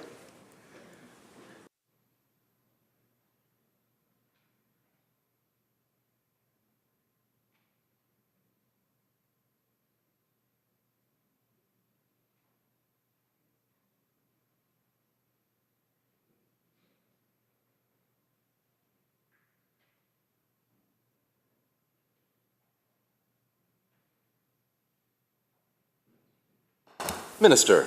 Thank you, Honourable Chair. No, these laws are of general application. They apply right across the province, and laws that we have on the books have been enforced, and will be, in my view, enforced. That's why we're bringing these amendments forward to assist in that. Member for Skeena. Thank you, and welcome to the chair. Honorable Chair. Thank you to the Minister for that answer, because I think we all have an interest in ensuring that cannabis is controlled. And there is a legal licensing scheme to make sure that it's all done legally. And it's mainly done to protect all of us as a society. So I do appreciate this. But I still have to go back to the process and how the province will go on to First Nations land to enforce Bill 30, the Cannabis Control Licensing Amendment Act, but also go on to First Nations land to enforce the Civil Forfeiture Act, and how to go on to First Nations land and enforce the Cannabis Distribution Act. Now, in my experience, when there was a jurisdictional issue that had to be worked out with the province, that really meant a long process of negotiating with the province and Canada, and in terms of allowing that access and having a three-party agreement with no veto power to any party. And I'll give you an example, the First Nations Commercial Industrial Development Agreement that actually allowed not only for an LNG plant to be built on reserve land in our territory, but also allowed BC to come onto reserve land and enforce BC regulations and federal regulations at the same time. It was done for efficiency, but it was also done in the spirit of reconciliation long before reconciliation became a buzzword. And so that agreement still stands today. Even though Chevron has left town and that project's dead, that agreement still stands. We also have some corporate partnerships that were done in the same manner, where we actually signed agreements with the bigger banks to actually guarantee mortgages on reserve, which you can't do, because the rules around the Indian Act in terms of reserves are pretty strict. And based on my experience, one of those rules was the province is not welcome. And it can get ugly if the province shows up uninvited and tries to do something like seize assets or tries to enforce a Cannabis Distribution Act. So how will the government roll this out in terms of explaining to First Nations that the Cannabis Control and Licensing Act will now include the Civil Forfeiture Act and all that entails for First Nations community and band members?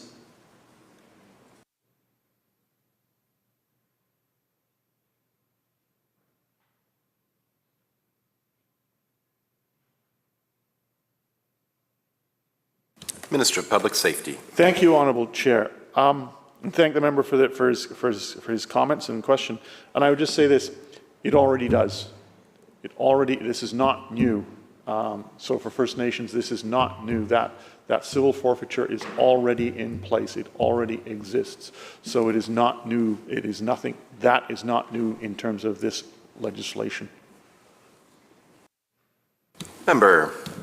Thank you, Honourable Chair. And got to tell you, that surprises me. So First Nations are well aware that the province can go onto First Nations land and seize assets that were actually the gains of illegal activity. Am I correct that the province has the authority to do that right now?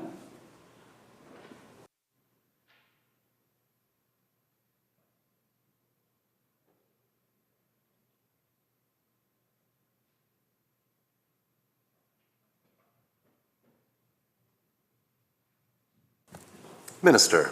Thank you, Honourable Chair. The Civil Forfeiture Act is a separate piece of legislation that already applies. It's already in existence. It already applies now. This legislation that's before us does not change that. It does not change how it operates. It doesn't change how it works in any way, shape, or form. This legislation does not deal with that piece of legislation. Member.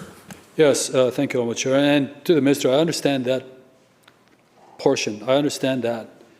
What I'm asking is, do First Nations understand that? Because I wasn't aware of the authority of BC to go onto First Nations land and seize assets. I wasn't aware of that. And this goes back to why it's so important to the government to fulfill their duty for deep consultation in terms of what they're doing. I know the Civil Forfeiture Act has been around for quite a while. I know that. What I'm asking, though, is do First Nations, are they aware that the province can come onto their land and seize assets? And if I might inject this, it doesn't have to have the permission of the Band Council.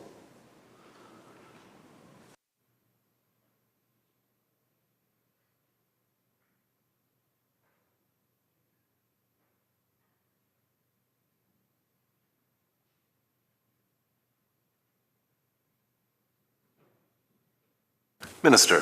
Thank you, Honourable Chair. And I appreciate the member's question, and I'm not trying to obfuscate or to duck, but I think the best thing I can say is, first off, this legislation doesn't deal with that, and in particular that question, but what I am happy to do for the member is to get him a briefing on the Civil Forfeiture Act and how it relates to the questions that he's been asking in regards to the Civil Forfeiture Act and First Nations Reserve Land, and I'd be happy to get that set up for you. Member on Clause 1. Thank you, Honourable Chair. And you know what? You could add to the mix the consultation questions I've been asking, especially around the province's ability to go on to First Nations land and enforce what we're talking about here in this bill, as well as the Civil Forfeiture Act and the Cannabis Distribution Act. If we can, because ultimately First Nations are probably going to have the same questions I have when the province comes knocking on the door saying that, hey, we're going to seize your assets or you're under investigation. And so I'd love to see that information come forward, but also the plan, not only to notify First Nations of this bill and its intentions, but also the consultation plan that is promised under it. Thank you. Member for Prince George Valemount, Prince George Mackenzie on number 1, Clause 1. So just so I have it clear, I thought I had it clear in my mind, but it's a little bit obfuscated now, to use the minister's words. I was under the impression that this particular bill and the Cannabis Control Act, Licensing Act, is a law of general application, and the Community Safety Unit, the police, can go on First Nations reserves and enforce this piece of legislation at any time with respect to whatever the provisions are that they're going in there. And in addition to that, The Civil Forfeitures Act is also an enforceable act of general application, and the police or the folks associated with that can go on First Nations reserve and seize and do anything that is within the power of this particular bill, the Cannabis Control and Licensing Act or the Civil Forfeitures Act.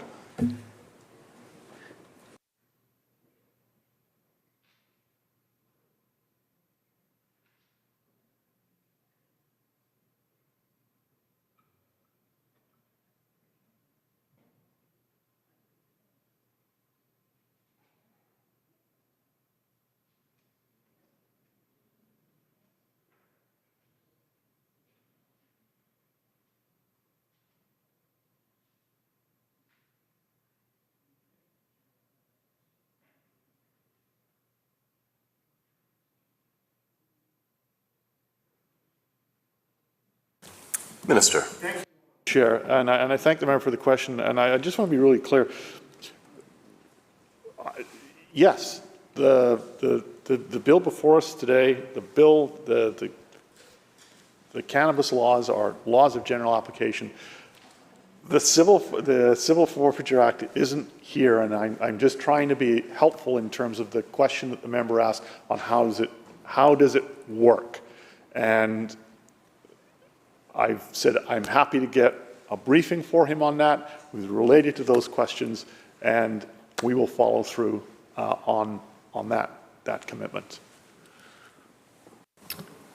Shall Clause 1 pass? Aye. So ordered. Shall Clause 2 pass? Aye. So ordered. Shall Clause 3 pass? Aye. So ordered. Shall Clause 4 pass? Aye. So ordered. Shall Clause 5 pass? So ordered. Oh, sorry, on Clause 5, member for Prince George Mackenzie. Thank you, Chair. I just require a little clarification on Clause 5. It's technical as the minister has reflected earlier on, but it says electronic device means a device by which a person may electronically send, receive, download, view, or access information or records. And I'm just wondering, is this a inclusive enough definition to, if you see a memory stick sitting on the table and it's not attached to anything, by itself it's not capable of doing anything, or some other device that has information on it, but it has to be inserted or used in conjunction with a computer or some other device in order to get that information off of it. So I'm just concerned that this definition might be questionable when it comes to a search warrant.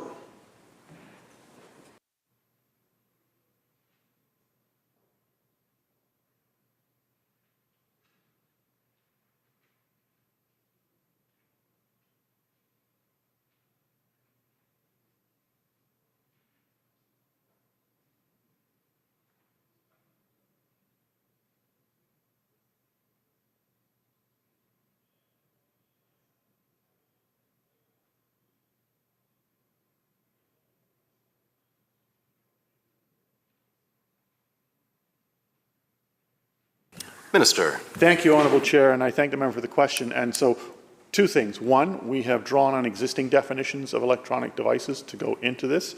And just for an example, a laptop may be turned off and it is not doing anything, but all you have to do is plug it in and it becomes active. And likewise, the example of the memory stick would be the same, would be like, okay, yeah, it's sitting there and it's not doing anything, so it is not usable, but you plug it in and yes, it is.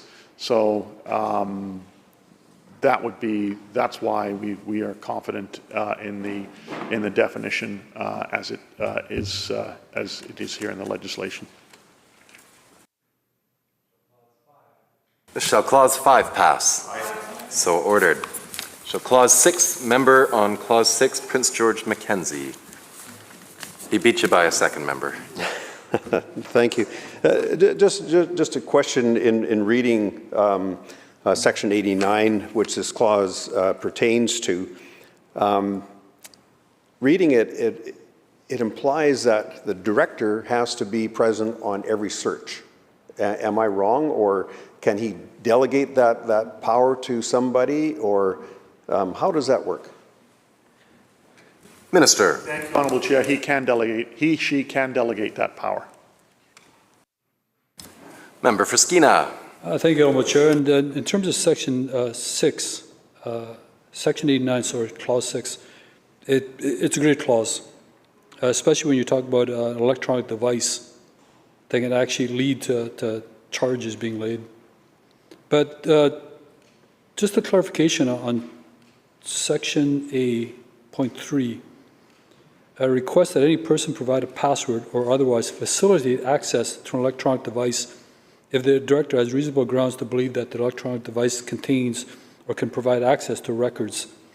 I heard this problem coming from the RCMP when they were trying to control the illicit drugs. And we were talking about, not about cannabis, but we were talking about crystal meth and fentanyl. And one of the problems that the RCMP had was they didn't have the authority to access the phones, let alone the passwords. So in Section 8.3, are we talking about a person that refuses to give the password so that the director can then go to a professional person that can then unlock that phone or laptop? Is that what we're talking about?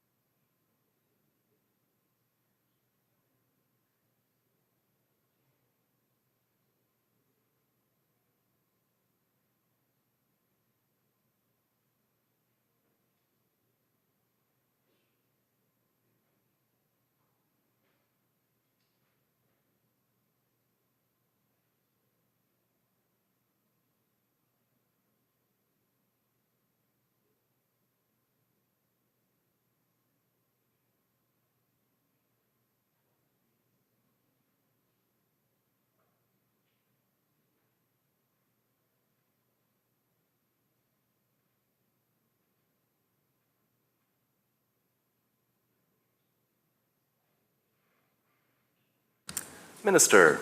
Thank you, Honourable Chair.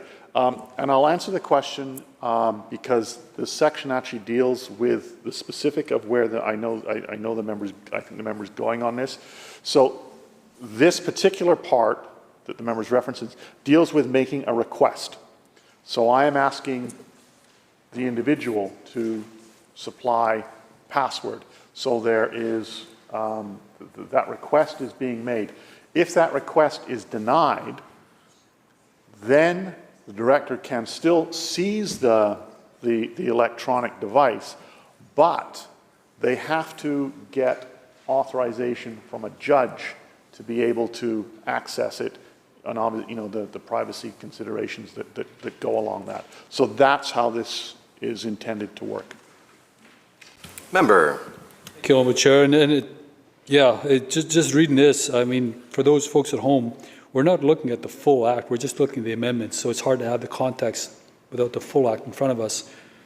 But is it worth it to mention that in this act, to say that there are legal technicalities that will have to be implemented before the authorities can actually access the information? That it seems too simplistic and looks like a solution, when really it isn't, when a person says, no, I don't grant you the authority to look into my phone or my laptop. But really, I think what the government's saying is, you do have existing powers, but it's going to take it a little bit longer. And even just for explanatory purposes, would it be worth it to mention some of the next steps that the government would have to actually undertake to actually make sure that this clause is fully implemented?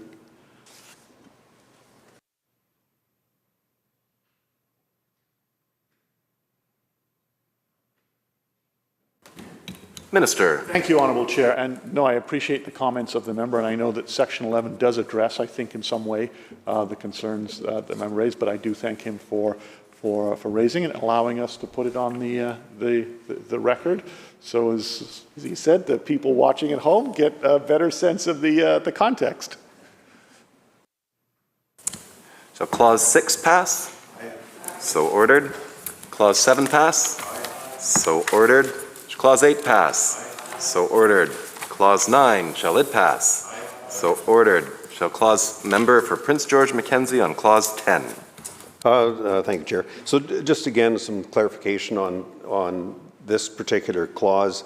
It's amending the authority for a prescribed form of search warrant. I'm just wondering whether the warrant is now going to be issued pursuant to Section 21 of the Offence Act, or is there a new form of warrant that's being considered and will be prescribed?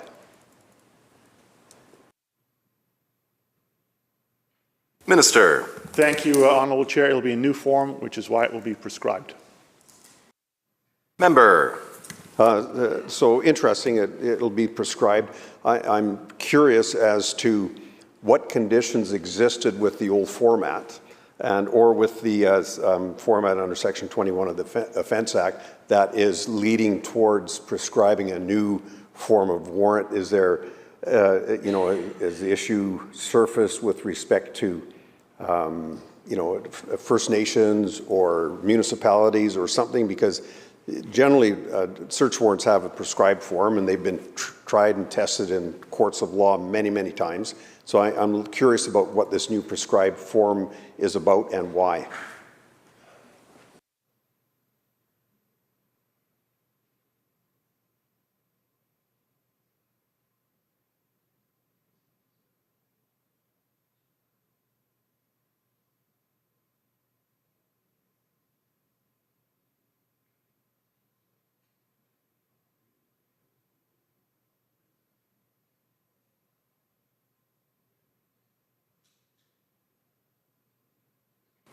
Minister. Thank you, Honourable Chair. We're doing it because, make sure I get this right, this does not, let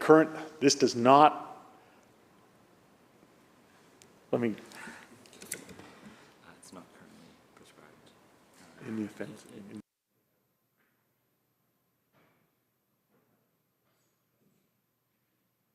Minister. Thank you, Honourable Chair. It is not an Offence Act warrant, and it's not otherwise prescribed. That's why we're having to do a prescribed form. Member.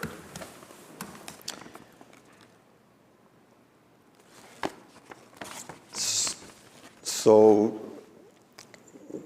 if I understand this, there's no other way for a search warrant to be issued to enter premises to search for illegal cannabis or for records or anything pertaining to the Cannabis Control and Licensing Act.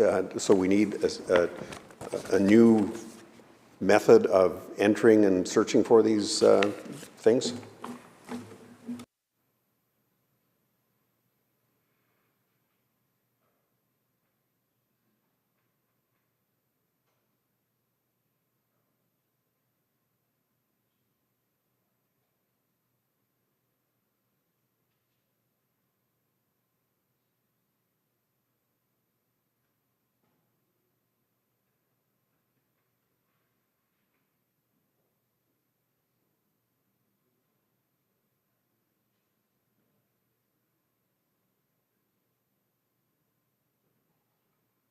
Minister. Thank you, Honourable Chair. Currently, you can get a warrant, but there's no specific form for this. And what this is going to do is clarify it and make it so that judges know what to expect when one comes to them. Shall Clause 10 pass? So ordered. Shall Clause 11 pass? So ordered. Member on Prince George Mackenzie on Clause 12. Thank you, Chair. I find this an interesting clause. This is authorizing the director to purchase cannabis from a suspected illegal source, or is it to provide the director to attend a licensed retailer who may be selling suspected cannabis? Or it's a little unclear in my mind as to what this section is addressing. Minister. Thank you, Honourable Chair, and I appreciate the question. And this is one of those areas where, since the legalization of cannabis, since enforcement has taken place, we are seeing a shift in how the illegal market is operating, and there is a shift away from the bricks and mortar stores to more online sales. And right now, enforcement does not have the ability to buy online cannabis because it's illegal online cannabis.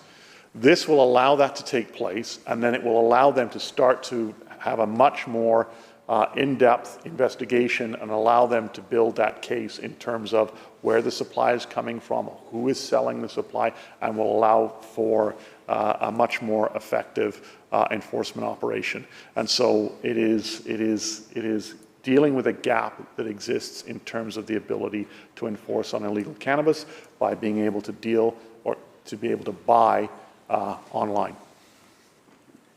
Member. I appreciate that, and of course, as we merge into this new world of legal cannabis, it's going to present all kinds of issues for us to deal with. So would this be applicable to online sales then?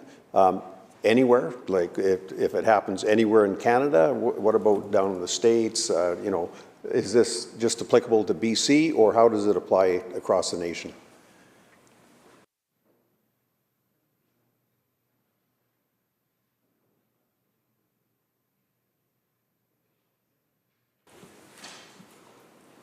Minister. Thank you, Honourable Speaker. It's a general authority, and because right now in many cases you don't know where it's coming from. But this will allow enforcement to get a better, they'll be able to do stronger, more effective investigations. It's something they've asked for, and we think that it will be of a significant help. Member. Thank you for that. And I guess just a little bit more clarification on the Act itself and this particular bill. This relates a lot to the Community Safety Unit, but it's not precluding other police agencies from enforcing the Cannabis Control Licensing Act as well?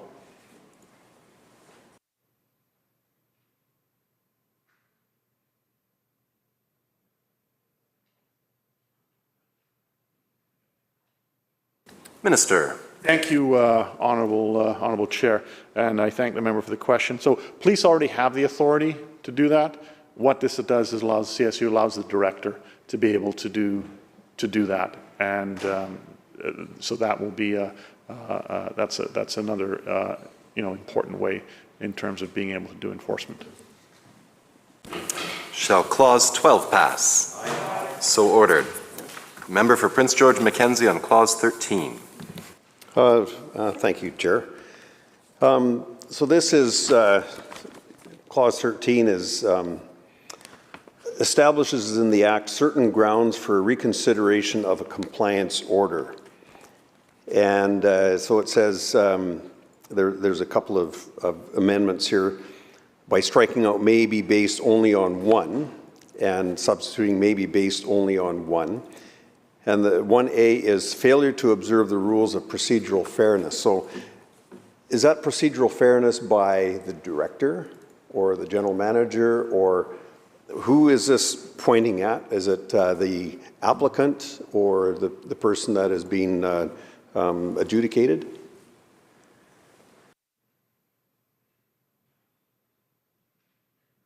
Minister. Thank you, Honourable Chair. This is about the director violating the rules of procedural fairness. Member. Thank you, Chair. So so it's up to the applicant to raise the issue of procedural fairness to the director, or is this this is subsequent to a reconsideration of an order? I understand, and so it's the person that is asking for that reconsideration that identifies what that procedural fairness rule has been broken here? Minister. Thank you, Honourable Chair. Yes. Member. The other part of this that I find interesting is it's an error of law other than an error of law respecting any constitutional question, including but not limited to a constitutional question that requires notice to be given under Section 8 of the Constitutional Question Act. So an error of law, other than a constitutional question. So has the director been confronted with constitutional arguments that he has perhaps ruled on, he or she has ruled on? And are those constitutional questions, if it's already been heard by a level of court and that constitutional question, there's some jurisprudence to support a decision by the director on that, does this rule that out?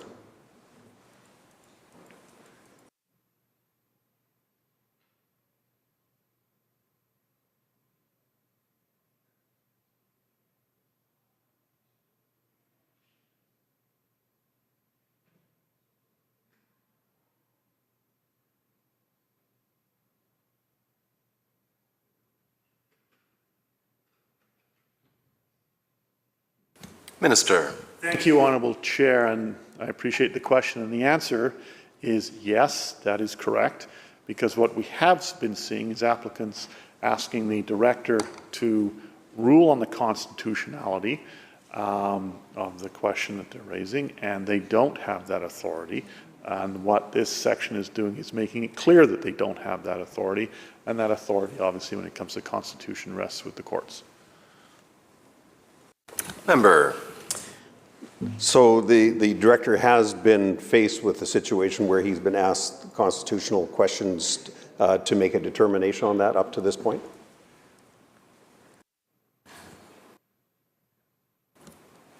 Minister. Thank you, Honourable Chair, and the answer is yes, and he has determined that he does not have that authority.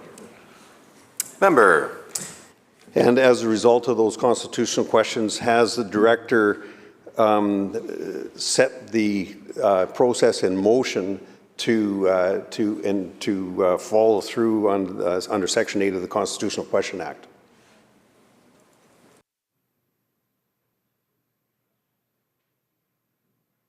Minister. Thank you, Honourable Chair. No, that's for the applicants to raise those with the courts directly.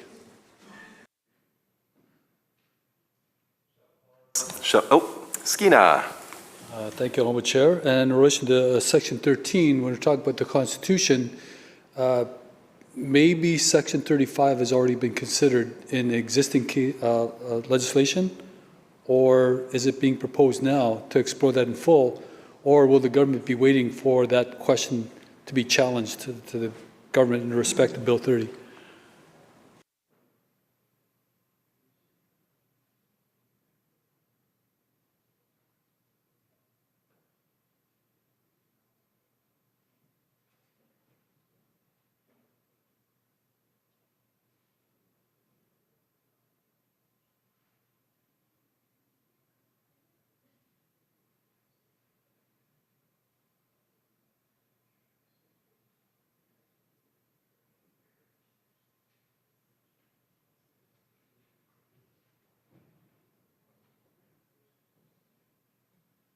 Minister. Thank you, Honourable Chair, and I appreciate the question from the member. And so this makes it clear, this section makes it clear that the director does not, and as he said, is not, this does not authorize him to make a ruling on terms of the Constitution. That is something up to the courts, and that's where the applicant would take it, regardless of the section of the Constitution. Member for Prince George Mackenzie. Thank you, Chair. What has the constitutional question been to this point?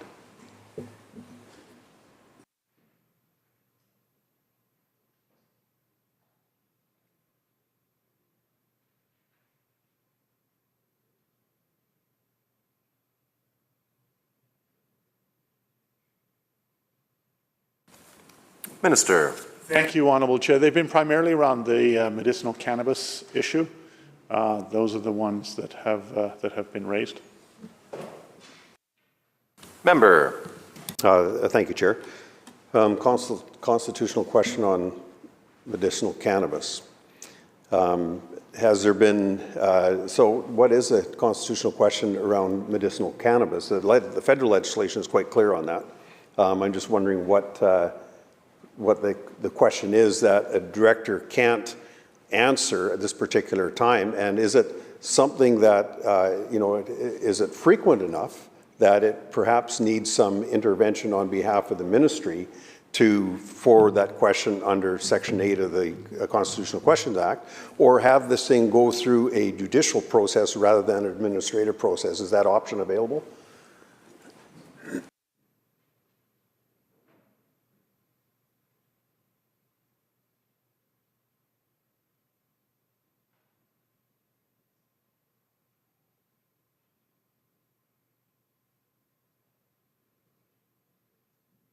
Minister. Thank you, Honourable Chair. I think what it comes down to is that regardless of the merits or non-merits of a constitutional question case, the director is not the appropriate person to make that decision, that is something that is for the courts. Member. I certainly understand that process, being an adjudicator for a number of years before I got into politics. So I guess the other question I have, we've had a lot of discussion around First Nations issues, and I know there's been a bit of reticence on behalf of the Community Safety Unit to go and do some enforcement work within the First Nations communities. Has there been any constitutional questions surface as a result of any First Nations enforcement attempts, I guess, or activities?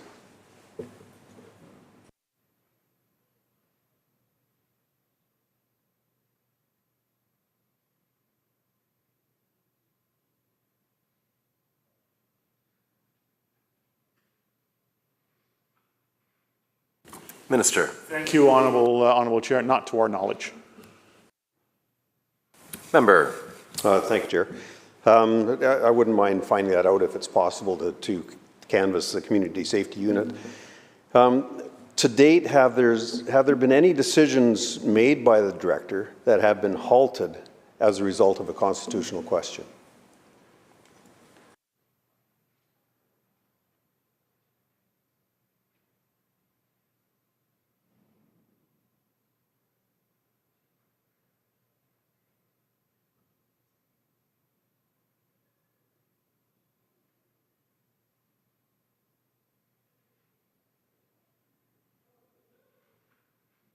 Minister. Thank you, Honourable Chair.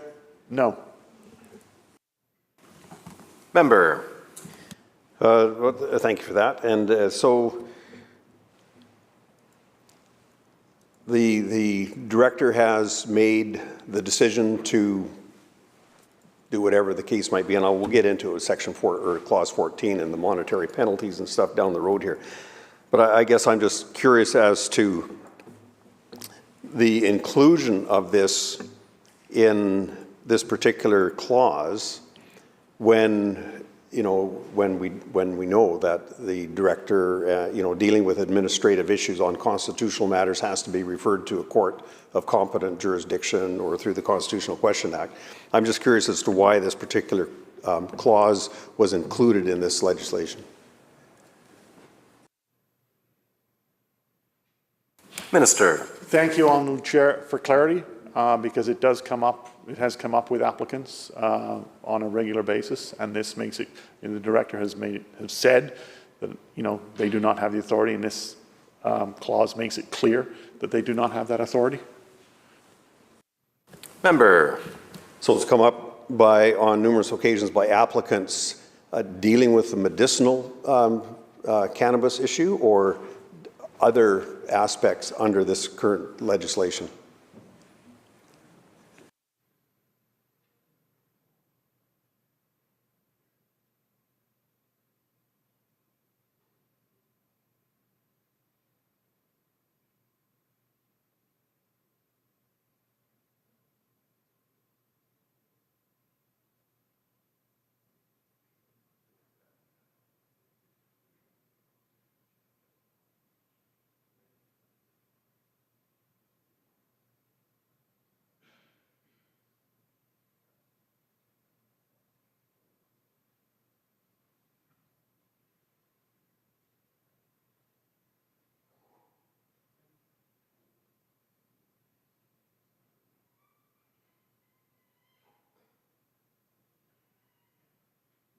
Minister.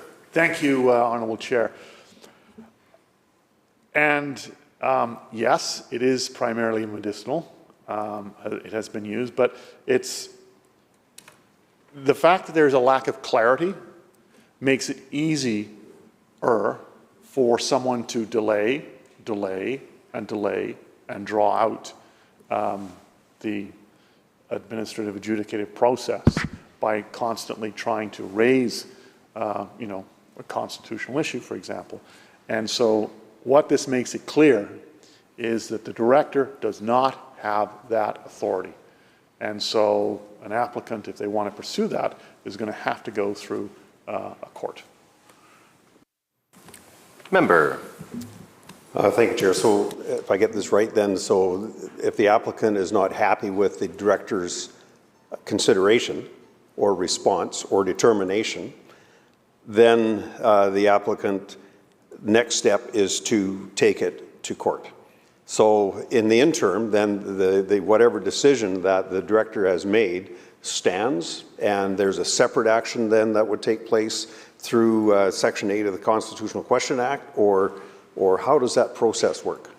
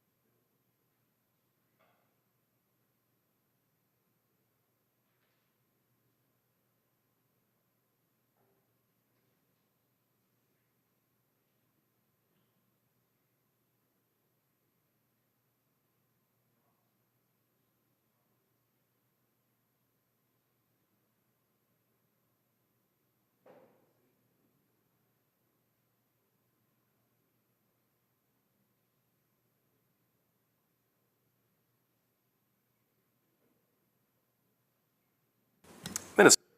Thank you, Honourable Chair.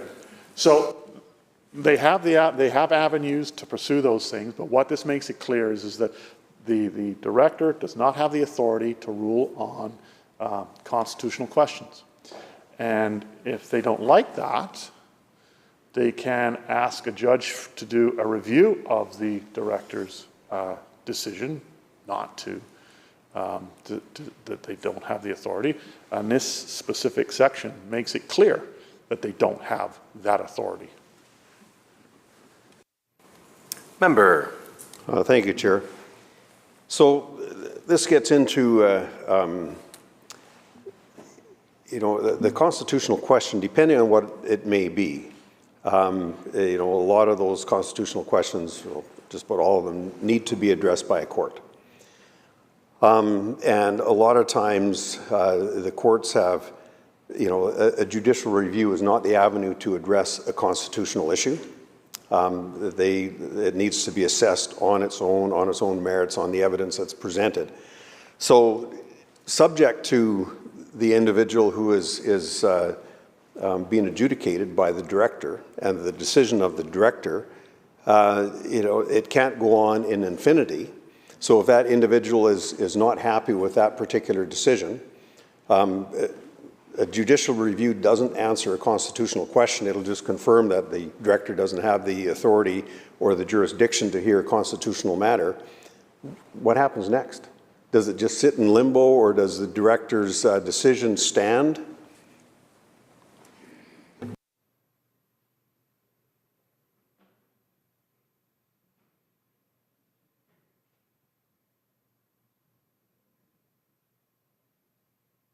Minister. Thank you, Honourable Chair. So the director's decision would stand, and it would be if the applicant decided they wanted to pursue it through a court, that they're constitutional, they think there's a constitutional question, they could pursue it through the court system. But the reality is the director's decision would stand until that was, if that constitutional question was ruled on and found to be correct. Member. So again, I look at the impetus behind including this in this particular section when everybody knows that the director doesn't have the authority to deal with constitutional questions. So, and I go back to original discussions that we had when we started on Clause 1 with respect to First Nations and the ability to enforce this law of general application on First Nations reserves throughout British Columbia. Is there, or is the minister aware of any conflict between trying to implement UNDRIP and the document that my colleague from Vancouver was talking about earlier, about the First Nations cannabis law that they're talking about? Is the minister concerned about any conflict between trying to bring UNDRIP to bear on this particular section and Section 35 of the Constitution? Minister. Thank you, Honourable Chair. No. Member. So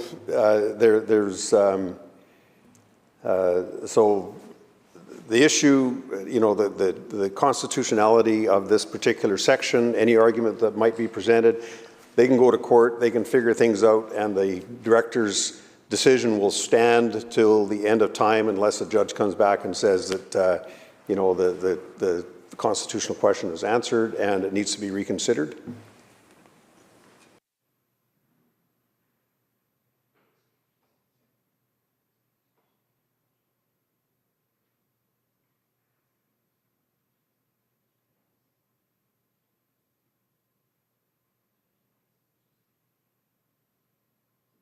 Minister. Thank you, Honourable Chair. The answer is yes. Okay, and I just point out to the member that we have similar sections to this in other provincial legislation that relate to this kind of situation. Member for Skeena.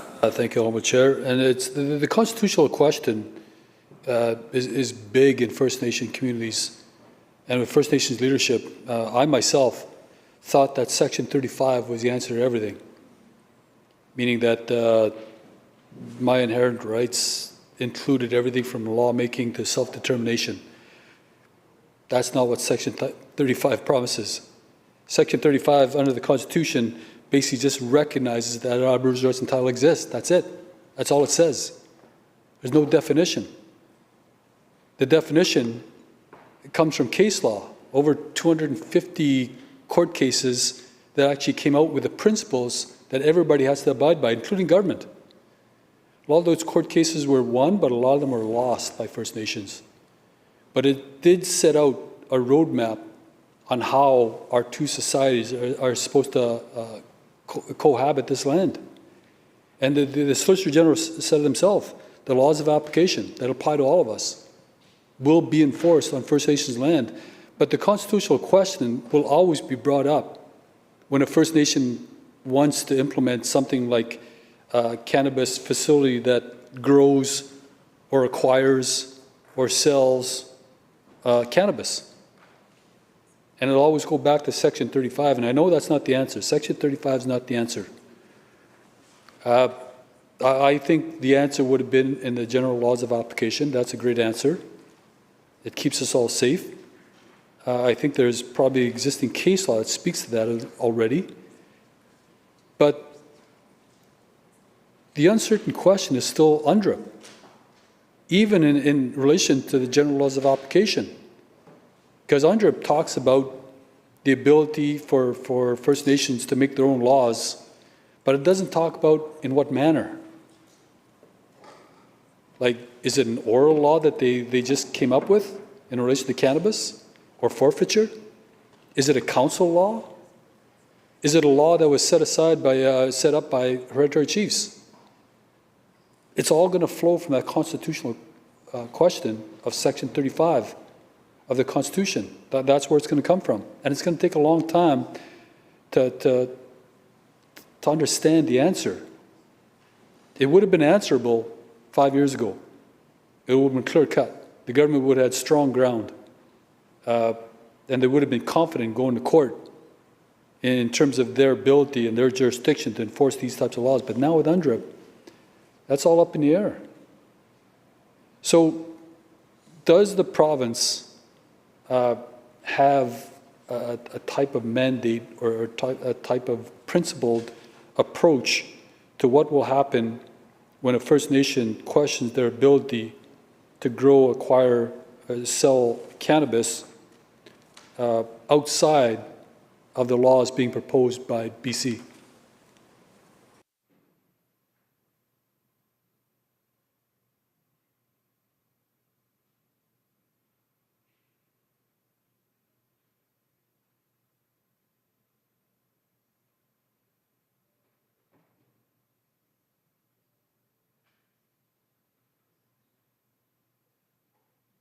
Minister. Thank you, Honourable Chair.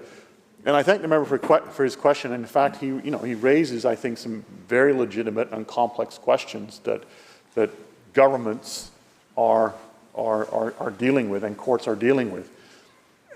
But the point I'd make is the purpose of this section is to make it clear that the director does not have the authorization to make those decisions. And that's what this section is all about. That's for, well, for want of a better term, higher pay grades. That's for judges and courts to decide. It's not for the director to decide. And this just clarifies that that is in fact the case. Member. Thank you, Honourable Chair. Then let me put it this way. The constitutional question is there. It will exist. It will come up. But the director does not have the authority to make decisions that will allow it to go to a higher level. But in saying that, whether you're talking about the Constitution, whether you're talking about the pursuant case law, you're also talking about UNDRIP. So in that constitutional question, does the director have the authority to implement UNDRIP as approved by this House? Does the director have the authority to implement UNDRIP principles when considering Bill 30 and Section 13?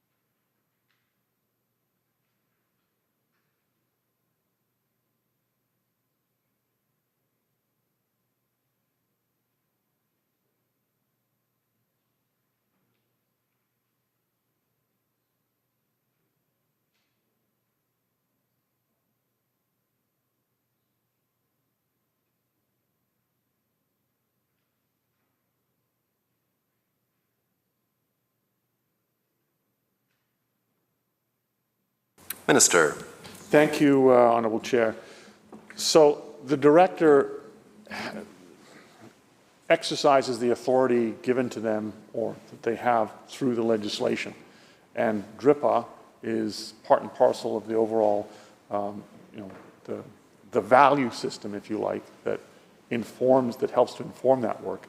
But that's all. Those are the only powers that the director gets to use. The constitutional questions, no, that's for the courts to do. Member. Thank you, Chair. It'll be a mixed bag of questions and concerns coming from First Nation leaders who will ultimately come up against this legislation and will understand at some point they do not have the inherent right to grow, acquire, and sell cannabis on their lands. Not even under that constitutional question that I'm sure is going to be asked at some point when their assets get seized or there's an investigation into their lands. And so how then, I mean, everybody under the provincial government will be bound by legislation. I understand that. And DRIPA is legislation. And so I'm just trying to find out where does that run parallel to the rights and title case law that the previous Attorney General promised that DRIPA would be implemented under? Is it parallel to the Constitution of Section 35? Or is it underneath it? I understand the courts will look at the constitutional question just as a constitutional question. They'll look at the rights and title case law principles that were laid out to define Section 35. But they'll have to cover new ground when they're trying to figure out exactly what DRIPA means in the context of something as serious as growing, acquiring, selling cannabis. And under DRIPA, Indigenous people, have full enjoyment of their rights to self-determination and self-government, including developing, maintaining, and implementing their own institution, laws, governing bodies, and political, economic, and social structures related to Indigenous communities. So my question is does the government have a mandate or set of principles related to the Constitution that will basically inform First Nations of their rights and responsibilities in comparison to the rights and responsibilities of the BC government when enforcing bills such as Bill 30?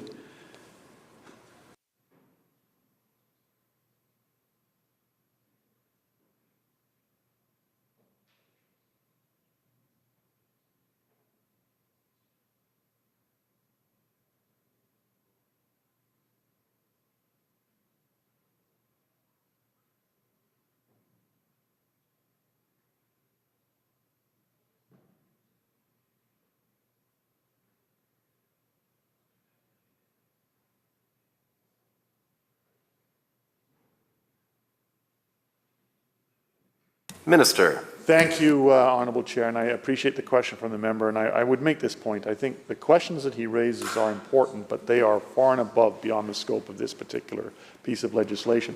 That, I think, what he's raising refers to earlier to around that parallel process of the broader policy discussions that take place through the action plan, through DRIPA action plan, in terms as it relates to the broader issue of cannabis, for example. Member for Vancouver Langara. Thank you, Mr. Chair. I just coming back to the earlier discussion with the member for Prince George Mackenzie and the member for Skeena here. We've established that in response from the minister that this bill is confirmed to be a general application law. That still leaves us with the situation where this, in the words of the minister, a parallel process continues to deal with that DRIPA action item, specifically dealing with looking at collaboration with First Nations in respect of governance and jurisdiction under 4.47. Through you, Mr. Chair, to the minister, recognizing that we've reached this part of the bill at this juncture and our previous discussion at the beginning of this committee stage on this bill, keeping those points together, through you, Mr. Chair, to the minister, what is the step that's been taken forward by government in presenting this bill to this House to further the process with First Nations in the area of 4.47 of the DRIPA action plan? Minister. Thank you, Honourable Chair. We're on this section of the bill dealing with the authority of the director, dealing with constitutional questions That's the section that is before us. So if the member would frame his question in the context of why we are clarifying the director does not rule on constitutional questions, that would be really helpful in the clause by clause section on this particular debate, because that's where we are right now.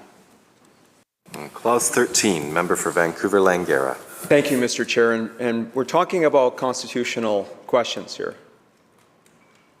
So if there's a challenge to the director about the application, the general application, which includes certainly jurisdiction,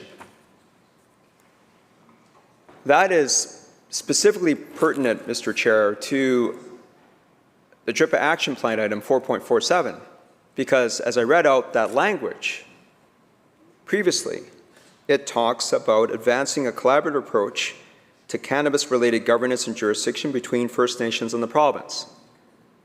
The only reason why I'm coming back to this is there was an expectation raised at the second bill debate on this bill, second reading debate on this bill, that this was an important step with First Nations. So I'm asking through you, Mr. Chair, to the Minister, what is that important step if it's not constitutional in nature?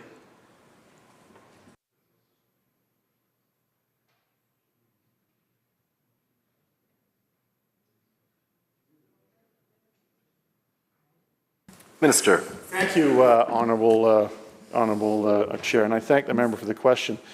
I think the issue around the second reading debate, as the member knows, second reading debate is a broad-based discussion, not just on the specifics of the bill, but the issue in general. And I think that's what the member is referring to when he looks and talks about some of the questions or some of the comments raised during that second reading debate.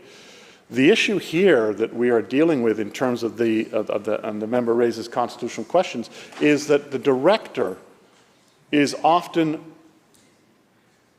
at times confronted with, in terms of the applicant making that, appearing for the adjudication, to raise a constitutional question.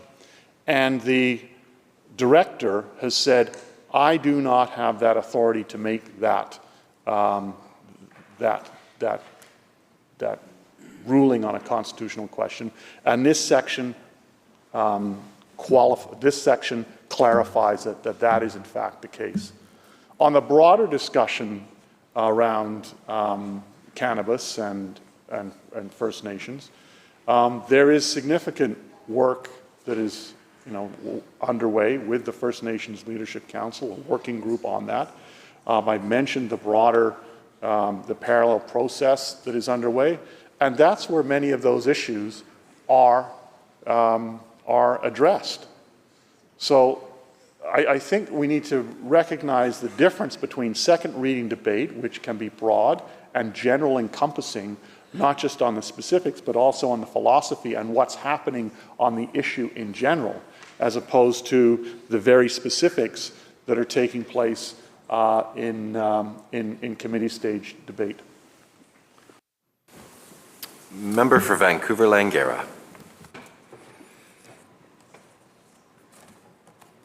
Thank you, Mr. Chair, and appreciate the response from the Minister. The concern, of course, is that with this bill and this proposed amendment, we seem to be, from this government, skirting the issue here that's fundamental to how First Nations can move forward. I appreciate, again, there's a parallel process. But if the Minister is asking me and inviting me to give an example, I mentioned earlier the comments from his colleague, the member from Boundaries to Milkmain, who said, quote, on second reading, in our DRIPA action plan, we made a commitment to, quotes, advance a collaborative approach to cannabis-related governance and jurisdictions between First Nations and the province, end quote. This is really the impetus for me to stand up and speak to this. As I see this, presumably he's talking about this bill, as a step in the right direction on that front, helping us help those nations and bands that want to operate in a safe way to do that effectively. So my suggestion to the minister, of course, is the questions that we've been asking at this committee stage, in part, is addressing how do First Nations and communities operate in a safe and effective way in the course of this legislation. So the clarity around the jurisdictional issues that are referred to in the DRIPA action plan are important. How UNDRIP is utilized, and the minister, in response to the member from Skeena, just referred to UNDRIP as a value system. If that is the way the government sees that, then what values are government interpreting and utilizing behind this bill and this amendment at this time, when we know that there are questions that are being raised by First Nations in terms of the jurisdiction coming out of UNDRIP for self-governance. The principle that the member from Skeena read out is a principle that's there in UNDRIP. So that jurisdictional question is still a live issue for this government, which this provision seems to just skim over. So my question through you, Mr. Chair, to the minister, at this time when I talked earlier about gaps in the legislative framework, is the minister not anticipating that this provision will not be sufficient to provide sufficient clarity to First Nations operating on reserve, either in a regulated or unregulated way?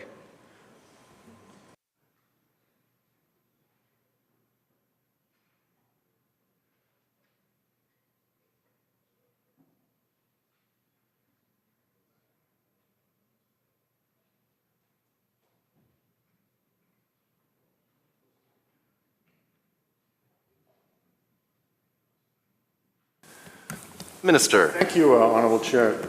No, I am not concerned, because what this does is clarifies that the director does not make constitutional decisions. That is a matter for the courts. First, we're here on Clause 13, which establishes in the Act certain grounds for reconsideration of a compliance order, just to be clear on what we're discussing right now. Member for Vancouver-Langara. Thank you, Mr. Chair. And this is the problem. I think this is the challenge with this government. It is leaving matters to the courts. That is not the spirit of UNDRIP. I would point that out to the minister. So, I know that in my discussions with First Nation leaders, as the expectations were raised by passing UNDRIP in this House, that it's not just a matter of leaving this to the courts. This is the point. So I would just register that concern with the minister through you, Mr. Chair. That is the concern I'm trying to address here. And my expectation would be that the concern over this provision and answer in response to the questions we've been raising seems to leave a fairly wide gap with First Nation leaders in this province as to how this regime, this legislative framework, applies through the lens of UNDRIP to their nations and their territories. Shall Clause 13 pass? So ordered. Shall Clause 14 pass? Oh, member for Prince George Mackenzie on Clause 14. Thank you, Chair. And again, so this is putting into legislation that the director has no jurisdiction to determine monetary penalties or reconsider compliance orders if there's a constitutional question raised. And I guess it goes back to our original discussion on Clause 1 with respect to laws of general application and enforcement on First Nations communities and whatnot. And there's been a lack of enforcement action on First Nations lands across the province here. So if an individual is subject to a monetary penalty under this particular clause, and no argument has been made, he's been found guilty by the director and he's been assessed a monetary penalty under that, and an individual now comes up with a constitutional question saying, you can't do this, because of it's my right to do whatever. What redress is available, not redress, I guess, what avenues are available to the director to take to enforce that particular action under this legislation? And does this constitutional question prevent the director from enforcing that administrative decision?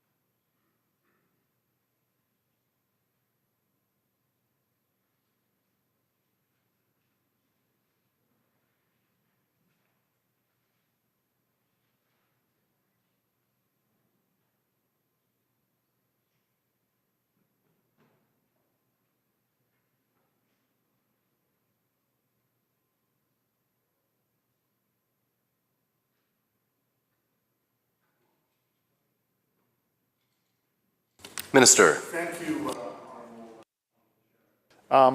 what it means, Honourable Member, and I thank you for the question, is that the director can make a ruling in terms of what the amount and the value is, and they have the same options to collect as under any other administrative penalty under the Act. Member. So if I understand correctly, the director has various avenues to collect whatever monetary penalties are owed the government. But if the applicant that is asked for reconsideration poses a constitutional question, this is going to be available to everybody that's watching, and it will pretty much stymie the community safety unit and the director if everybody says at the time that they ask for reconsideration, oh, I have a constitutional question here, and therefore, you know, I'm going to take it to court, I'm going to do this, I'm going to do that. So is the director going to just carry on and enforce the order and, you know, do whatever is necessary to collect that money off of the individual that's asked for the reconsideration? You know, what will happen if everybody goes in this direction here? This is going to kind of make the system unworkable.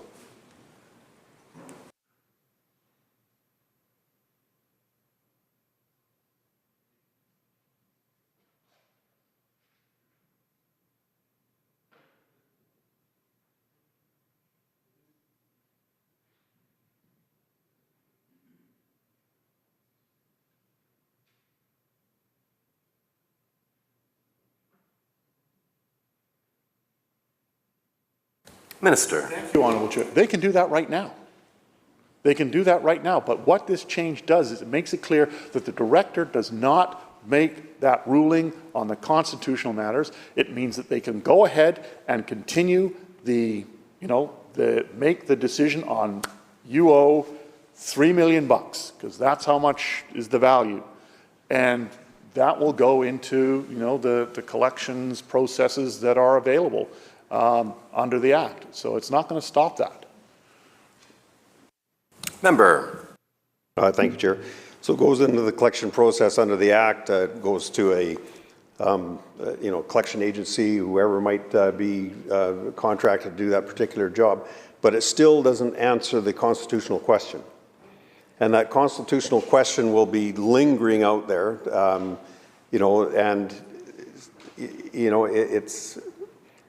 I think what may happen down the road is this may compound down the road. And I go back, and I'm going to go back to our original discussion on UNDRIP and First Nation rights and those kinds of questions that might surface under this particular legislation. And I know the minister spoke that there's significant work being done with First Nation Leadership Council on cannabis currently right now by government. Has the question of the rights of First Nation to sell and grow cannabis on First Nations land rose? Has it been a subject that has surfaced in the discussions with the government? Because this is a constitutional question, and this will pretty much stall any efforts to enforce cannabis laws on First Nations lands in the province. So has any question around Aboriginal rights to sell or grow cannabis surfaced during the discussions with the First Nation Leadership Council or any other First Nations?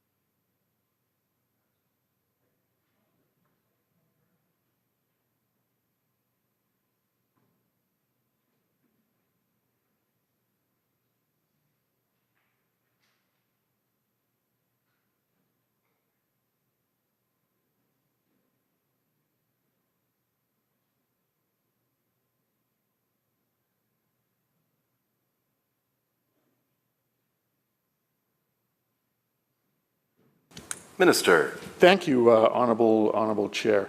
The question the member raises is, yes, those issues have been raised. They've been raised right since the very beginning of the legalization discussion at the federal level. It was, in fact, one of the criticisms of the federal legislation that consultation did not take place at that time, and that's one of the issues in terms of the review that is underway. Is that is very much a focus on that.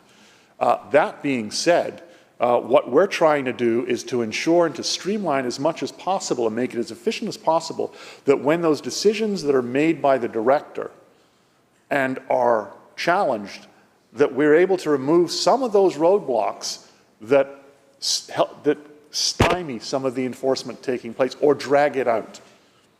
And by making it clear that the director does not have that authority to rule on constitutional questions, and at the same time it makes it clear that the director, when they make their adjudication, I mean there is fair and due process and administrative process and all of those things, that the penalty process can continue, and those collection enforcement options that are available to them are still there in place and being used.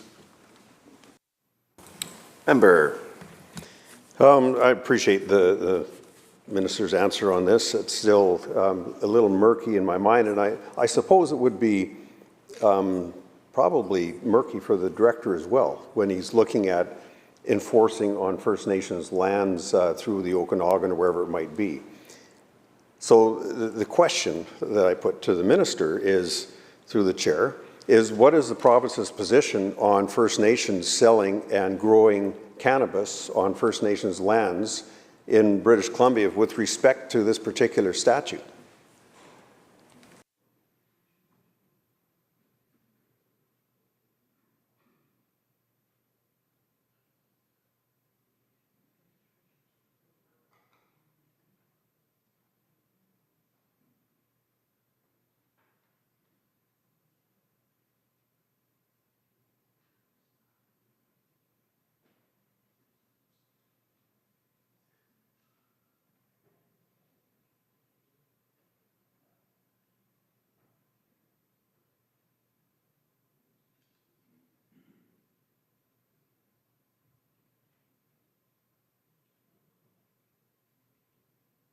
Minister. Thank you, Honourable Chair. The cannabis legislation that we have in this province is law of general application. These are technical amendments to that, and there is expectation of government that they are followed and abided by. that's the expectation. On Clause 14, member for Prince George, Mackenzie. Thank you, Chair. So if I understand the minister correctly, then that First Nations do not have the right to sell cannabis without being legally licensed under this cannabis legislation, or to grow cannabis contrary to the federal laws with respect to growing and supplying cannabis.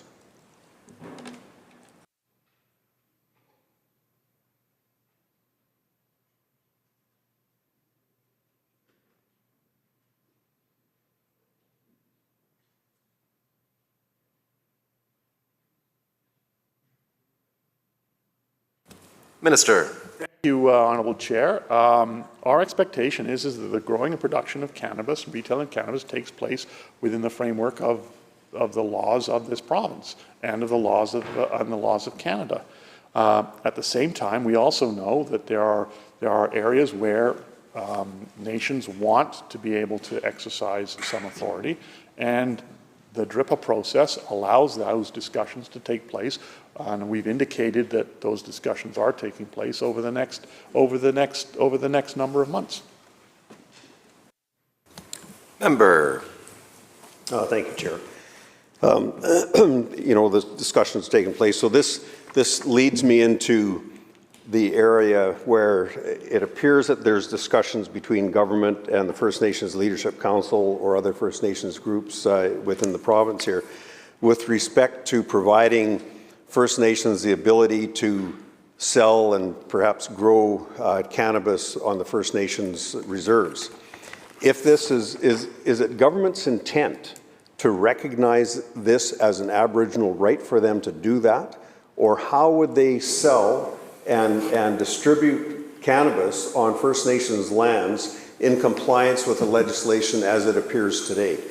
If I might, member, we are on Clause 14, which establishes that the Director does not have jurisdiction over constitutional questions when considering whether to impose a monetary penalty or reconsidering a compliance order. So if the member might draw his questions more closely to the clause under discussion, I'd appreciate it.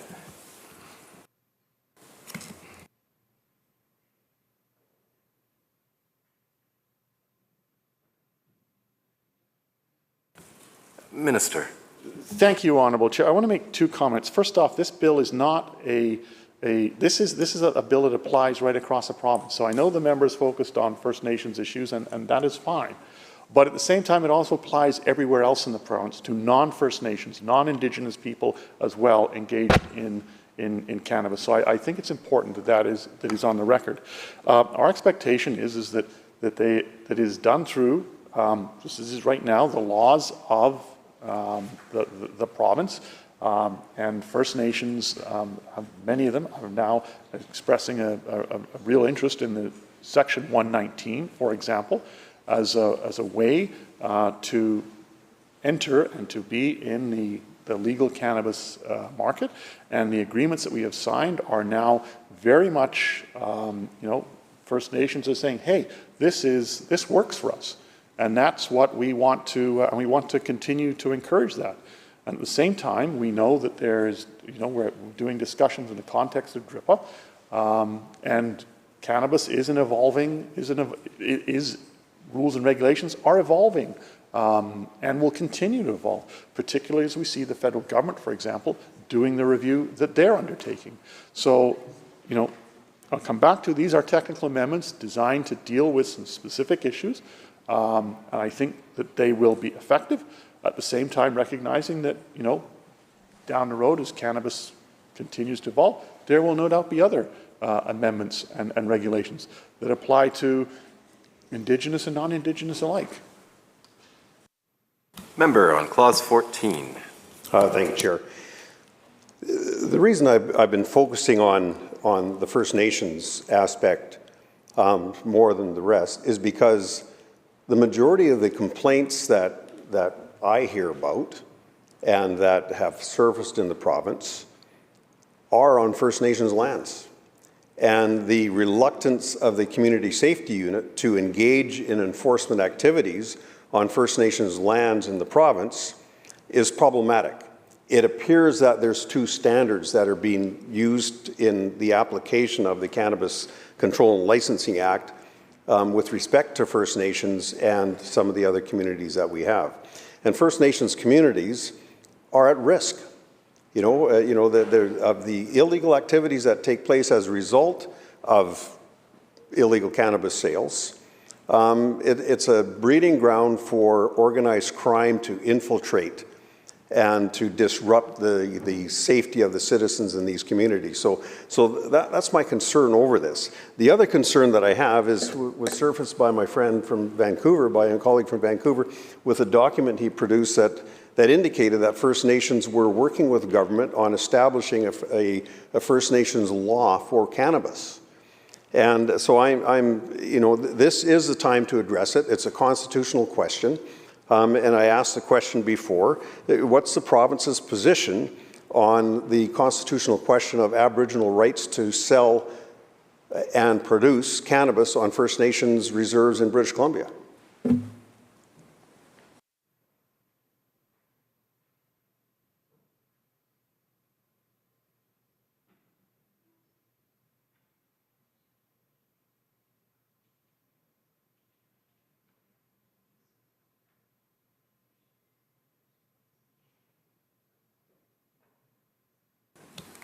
Minister. Thank you, Honourable Chair. And I appreciate the members' question. I appreciate the members' interest in this.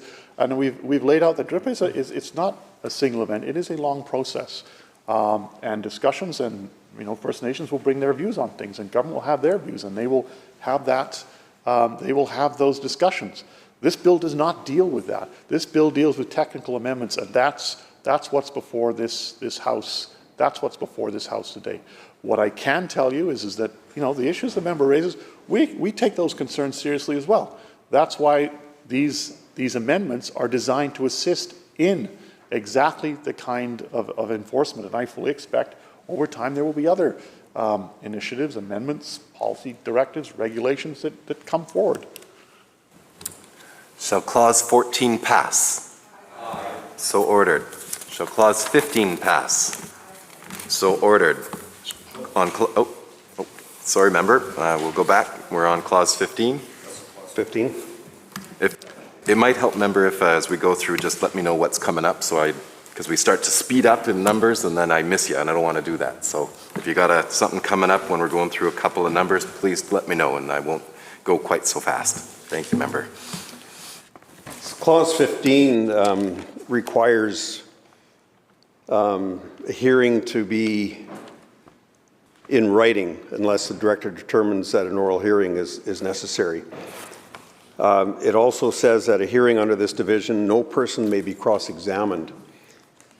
And I'm curious about that, particularly if a constitutional question might be part of this. So it's a hearing on the record. To what extent is a director, when he holds his hearing in writing or on the record, what records is the director going to be referencing in his reconsideration during a hearing of this type?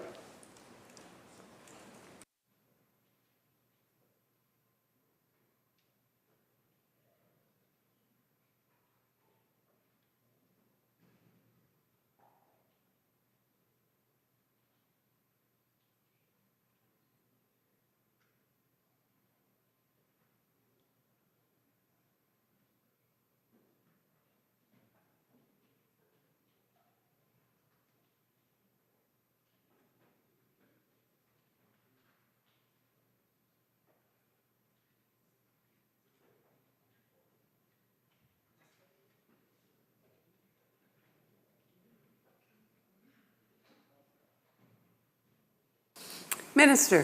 Well, Chair, this is not about constitutional questions. This is about, we have documents that show you made this much money from this illegal cannabis. We have evidence of, here's the cannabis. If you have any evidence to the contrary to show that that is legal, then show it.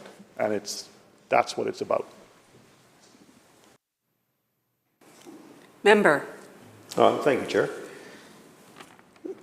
I see subsection 4 under clause 15 talks about subsection 2 and 3 applying to all hearings commenced before, on, or after the date that the section comes into force. How many files might be waiting in queue now for this particular amendment to take place?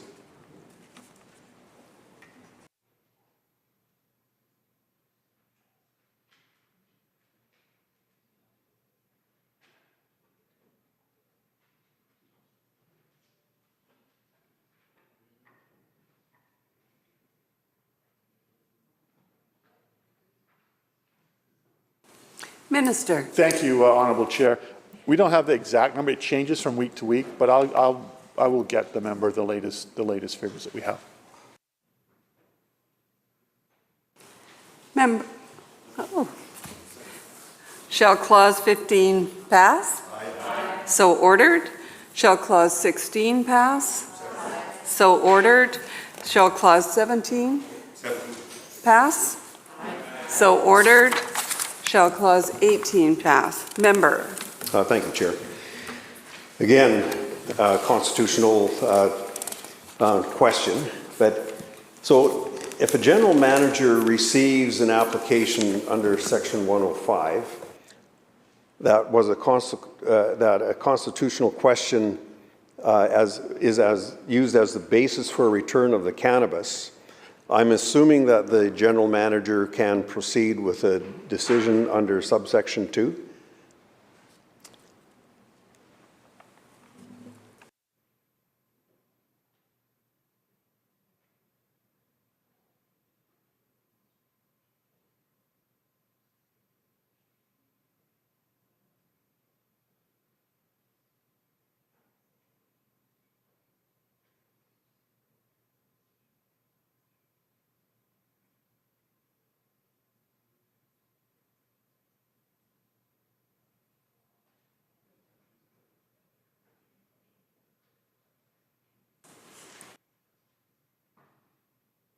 Minister. Thank you, Honourable Chair. Your assumption is correct, member.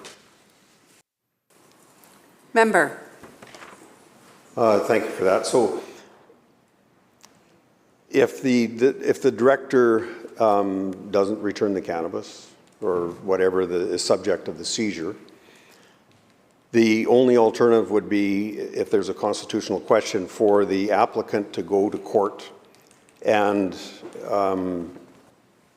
ask the constitutional question. What happens to the cannabis or the equipment or whatever might be seized at that time? Is it held indefinitely? Is there a period of time that it's held? How does that work with relation to any other action being taken by the applicant?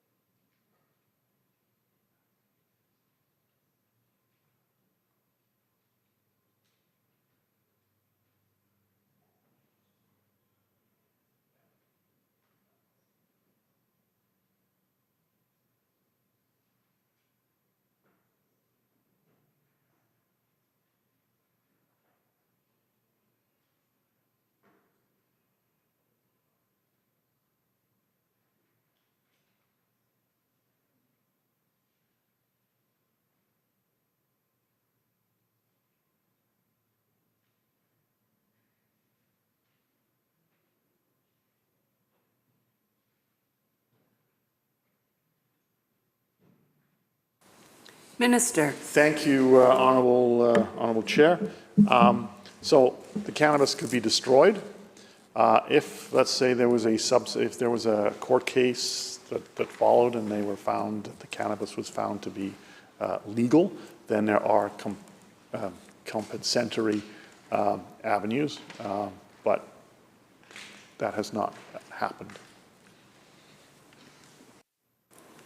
Member. Thank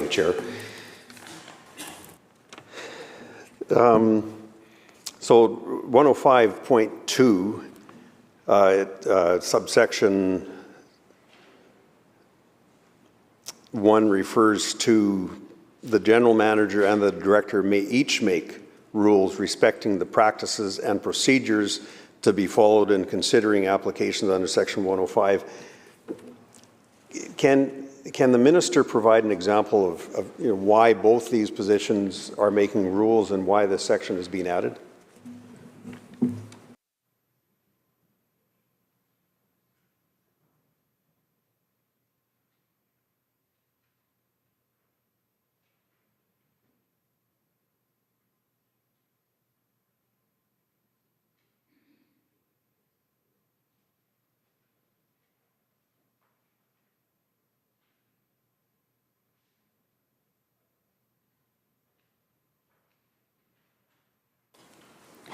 Minister. Thank you, Honourable Chair, and I appreciate the question from the member. So there are three circumstances in which seizures could take place.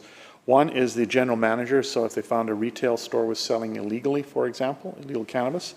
Two, the director, which is what we have, the most. And then if RCMP, if police also made a seizure. So those are the three circumstances. Member. Thank you, Chair.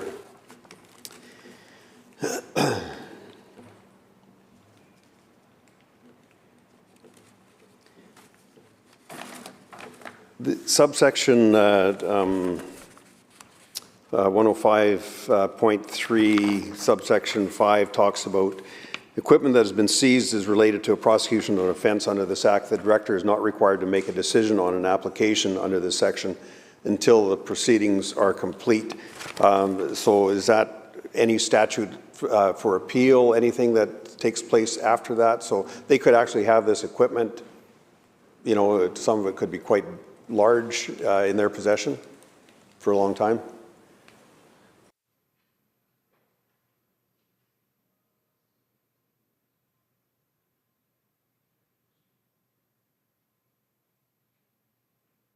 Minister. Thank you, Honourable Chair. The answer would be yes.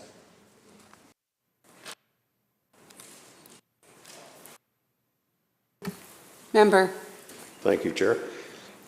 Subsection 7 says that an application to a court in relation to a constitutional question does not prevent the director from making a decision on an application under this particular section.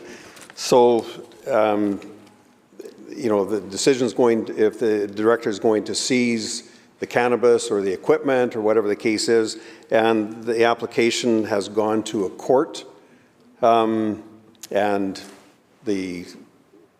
it could be tied up in the court process for a fairly lengthy period of time.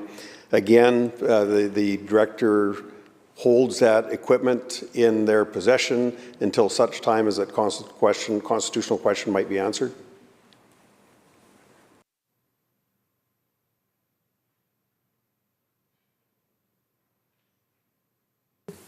Minister. Thank you, Honourable Chair. No, it's the opposite. He's not prevented from making a decision regarding the equipment.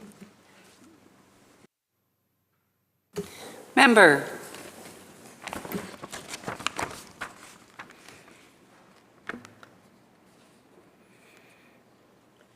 Right, he's not prevented from making a decision on the application, so he'll dispose of the equipment or whatever his decision is determined to be, notwithstanding the constitutional questions going forward.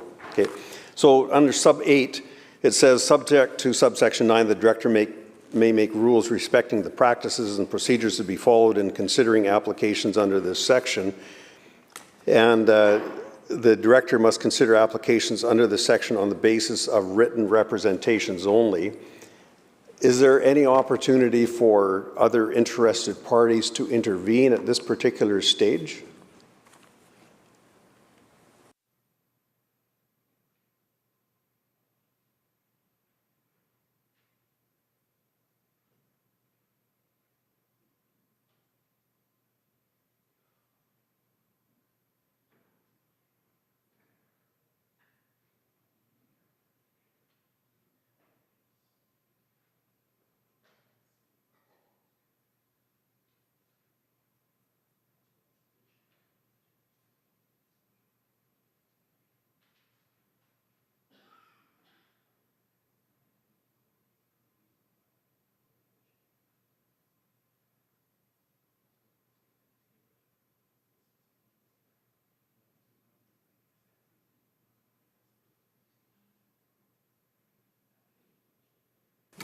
Minister. Thank you, Honourable Chair. So this is about the director being able to establish their own procedures, but it is not about other third parties now coming and being involved.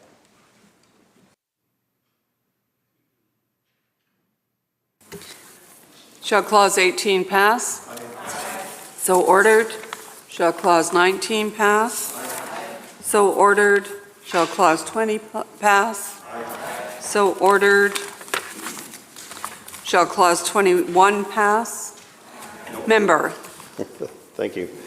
So Clause 21 adds a regulation making power respecting fees payable by a person who requests an oral hearing in relation to the imposition of reconsideration of monetary penalties. Just wondering what would be considered areas where fees would be levied under this kind of a situation?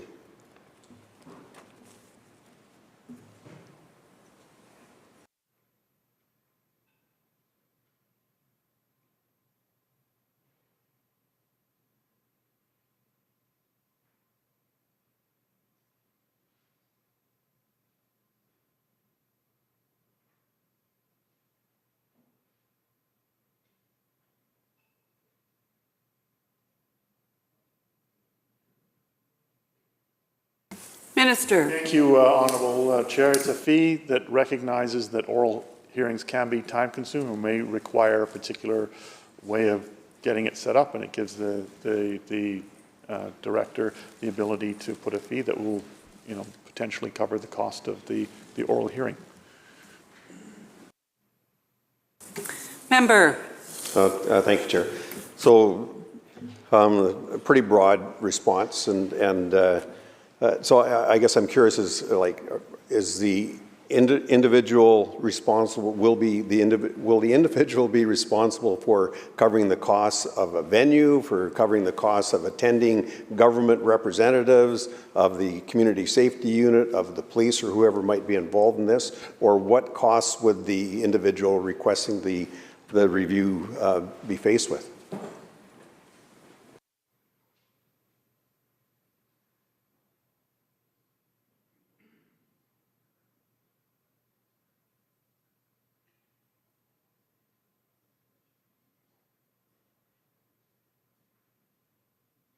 Minister. Thank you, Honourable Chair. The process of costing out what the fee has not yet, the work on that has not yet started, but it will.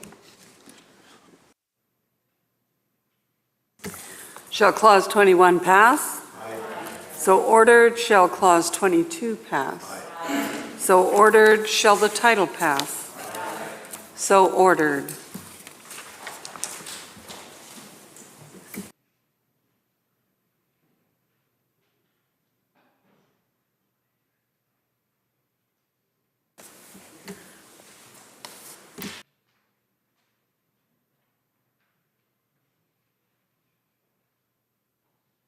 Minister. Thank you, Honourable Chair. I thank members for their question, and we've come to that stage of the bill where I move that the committee rise, I move the committee rise and report the bill complete without amendment. Excuse me, members, you've heard the question. All those in favour say aye. Aye. Those opposed say nay. Motion is carried.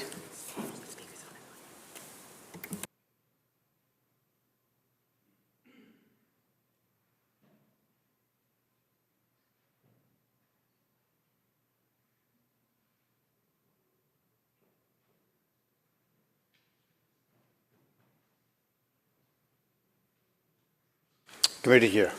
The Committee on Bill 30 reports the bill complete without amendment. When shall the bill be read a third time, Minister? Now, Honourable Speaker. Members, the question is third reading of Bill number 30. All those in favour say aye. Aye. Opposed? Motion carried. The motion. Third reading of Bill number 30, intituled Cannabis Control and Licensing Amendment Act 2022 is carried and the bill has passed.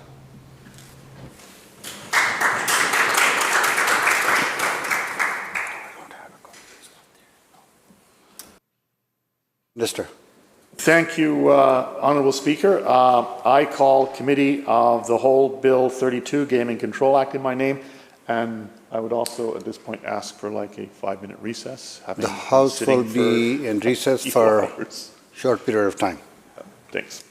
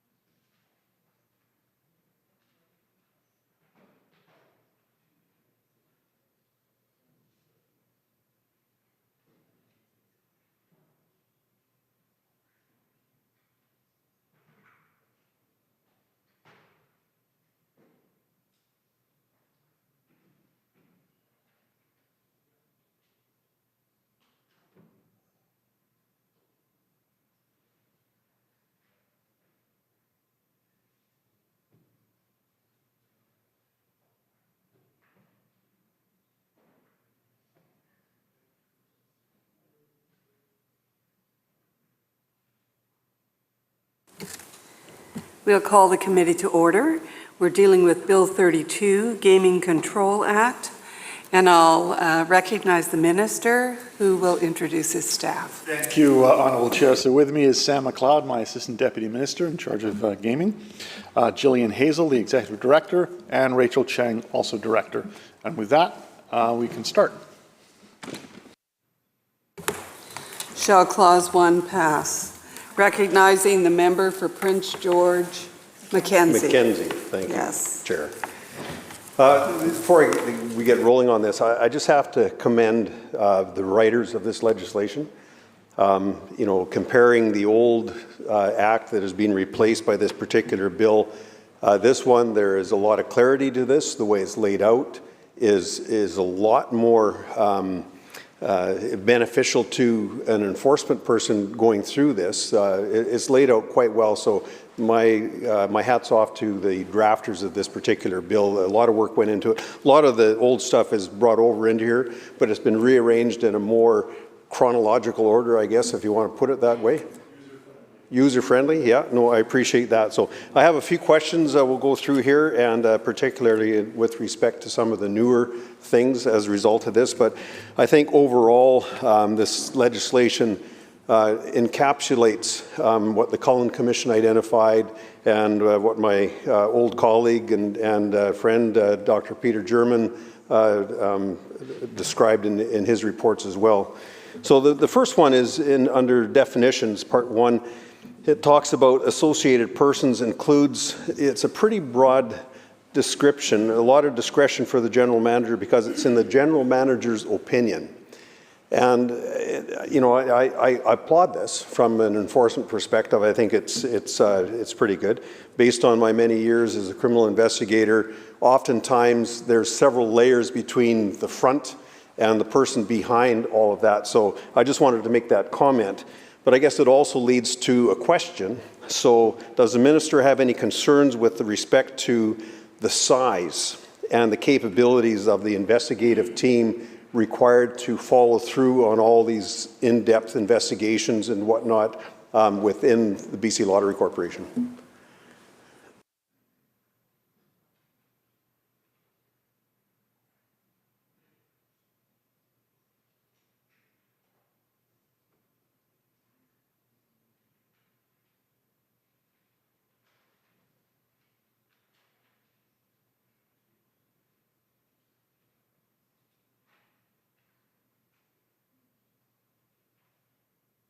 Minister. Thank you, Honourable Chair. No, and thank the member for the question, and I also thank for his remarks regarding the user-friendliness of the legislation. I appreciate that.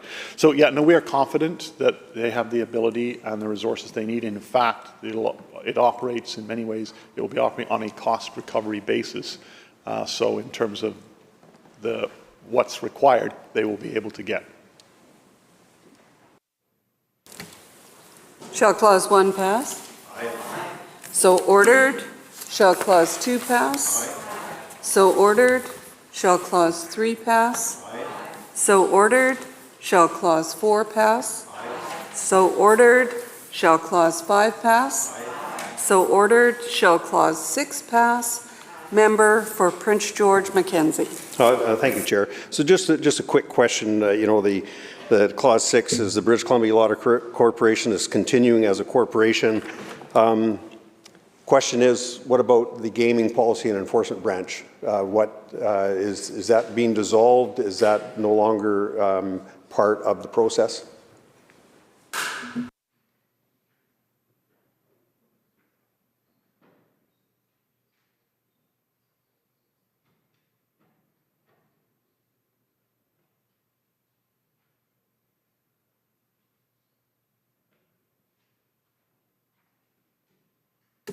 Minister. Thank you, Honourable Chair. So it will cease to exist after the Act comes into force, and then the IGCO will come into place. Shall Clause 6, sorry, just because of the size of this particular piece of legislation, the number of clauses, it might be useful if the member were to say, this clause, these are the clauses I want to ask questions on. That way we can move through I think, sort of expeditiously. Shall Clause 6 pass? So ordered. Shall Clause 7 pass? Member. Thank you, Chair. So looking at Clause 7, subsection 1, lottery corporation is for all, basically the same as the old. The thing that's missing from here, though, is that the lottery corporation may acquire and dispose of real and personal property. And I'm just wondering why that particular subsection was kept out of this section.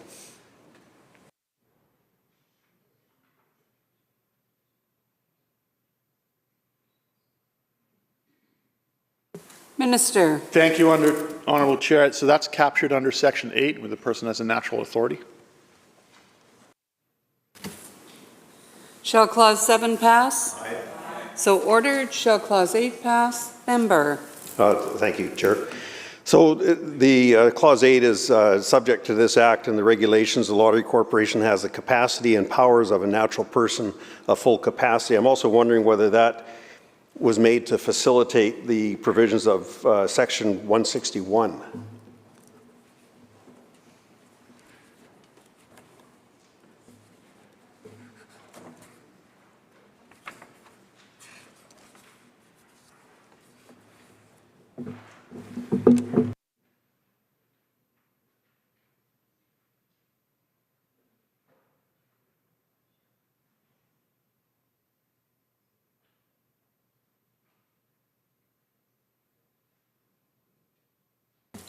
Minister. Thank you, Honourable Chair. The answer is no. 2. 14. Okay. Shall Clause 8 pass? Aye. Shall Clause 9 through 12 pass inclusive? Aye. Shall Clause 13 pass? Member. Thank you, Chair. Under the old Act, the General Manager of the Gaming Policy Enforcement Branch included the requirements to make the Minister's directives available for public inspection. Is there any reason why this requirement wasn't carried over into the new Act under Section 13?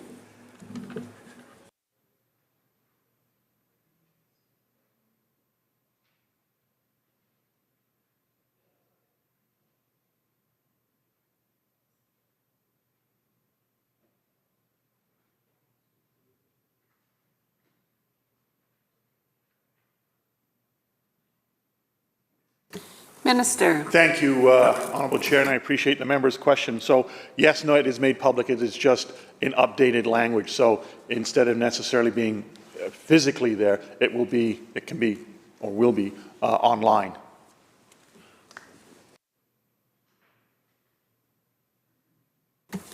Shall Clause 13 pass? Shall Clause 14 to 17 inclusive pass? Shall Clause 18 pass? Member for Prince George Mackenzie. Thank you, Chair. So the Lottery Corporation makes rules respecting the operation and participation of the provincial gaming schemes and addresses the manner of selecting and verifying prizes, conditions, qualifications, but requirements for handling money and money equivalents, requirements for accepting, holding, and dispersing funds provided by the participants. And currently, are any rules in place yet as pertaining to this particular section? And I'm assuming that these are in response to the Cullen Commission's concerns over source of funds and some of those other issues that are there. So has the Lottery Corporation done any work already with respect to this, or are they waiting for passing this legislation before any rules affecting these issues are presented?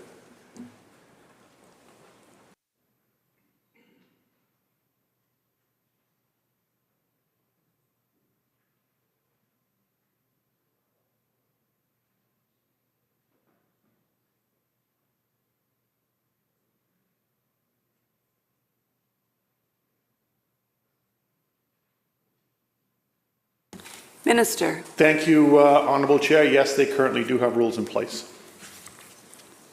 Member. Thank you, Chair. And the next question was there any consideration into making these rules part of the prescribed regulations under this Act instead of rules under the General Manager?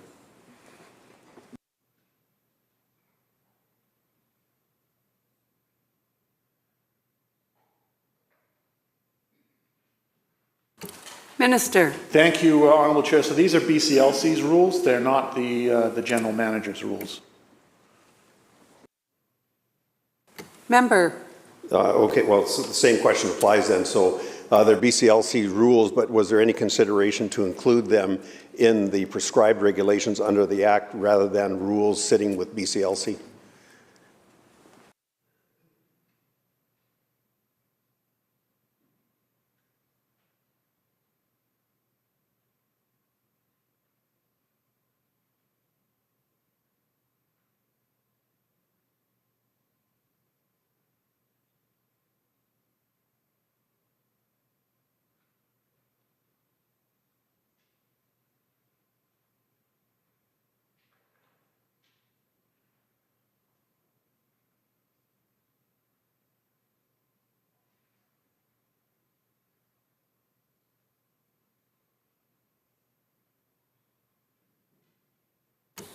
Minister. Thank you, Honourable Chair. These are rules for play. They're not regulatory. They're not regulatory requirement rules. So these are rules for players on how they play. Shall Clause 18 pass? Aye. So ordered. Shall Clause 19 pass? Aye. So ordered. Shall Clause 20 pass? Aye. So ordered. Shall Clause 21 pass? Member. Thank you, Chair. Again, this is another part that's new. The Lottery Corporation must maintain a training program for registered gaming workers, individuals prescribed by the General Manager. Lottery Corporation must comply with the regulations of the General Manager respecting the training program, and the courses offered in the training program may be delivered by the Lottery Corporation or a person authorized. So is there any, is there training currently going on within the BC Lottery Corporation? Have they fully implemented this training program ahead of implementing this particular statute?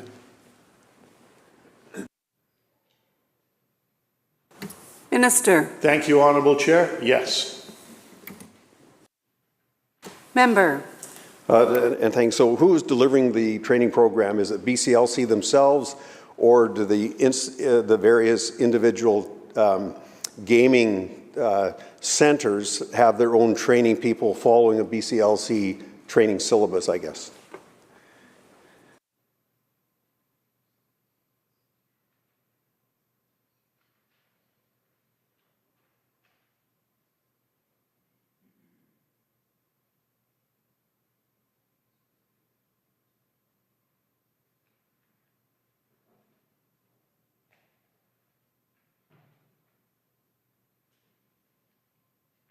Minister. Thank you, Honourable Chair, and I appreciate the question from the member. So there is a standard training program. In some cases, BCLC delivers that training program, and in other cases, it'll be delivered by a third party. Shall Clause 21 pass? So ordered. Shall Clause 22 through 26 inclusive pass? So ordered. Shall Clause 27 pass? Member. Thank you, Chair. So financial administration, I guess I look at subsection 4. It says, unless the Auditor General is appointed in accordance with the Auditor General Act as the auditor of the Lottery Corporation, the Lottery Corporation must appoint an auditor to audit the accounts of the corporation. So the Auditor General's Act requires prior consent of the committee. What would trigger this? You know, what would, how does the minister seeing this take place? Is the Auditor General, you know, the committee of the Legislative Assembly, the Finance Committee directs the Auditor General to do this? What would trigger that?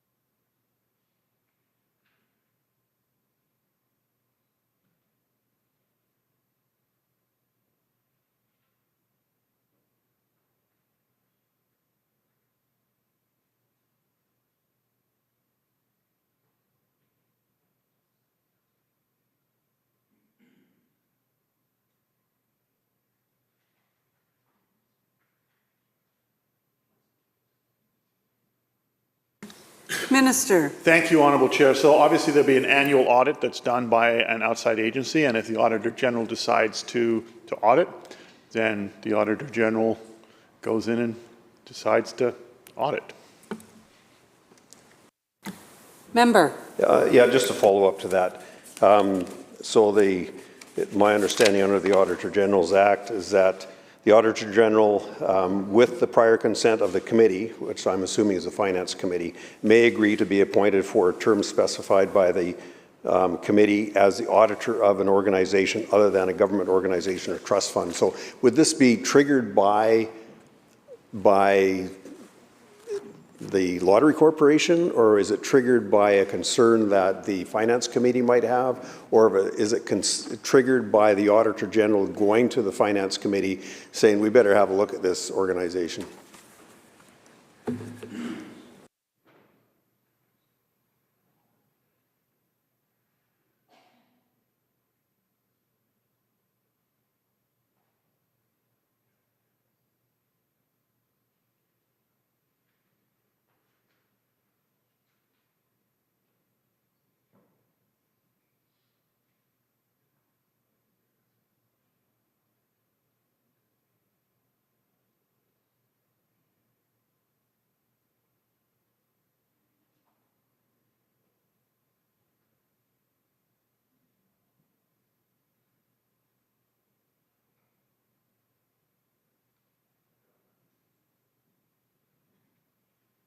Minister. Thank you, Honourable Chair. I just want to just clarify part of the question, because the Auditor General has the ability to go in and audit, and then an annual audit can be done by an outside agency. So is the member asking then how the Auditor General would become, let's say, the auditor of record on the annual basis for the Lottery Corporation? Yeah. The act, I didn't bring it with me. I've got my chicken scratch down here. So the concern that surfaced for me was the Auditor General, with the prior consent of the committee, may agree to be appointed for a term specified by the committee as the auditor of an organization other than a government organization or trust fund. So I'm just wondering whether it's the Finance Committee that asks the Auditor General to audit BCLC, or whether it's a request directly from BCLC to the auditor.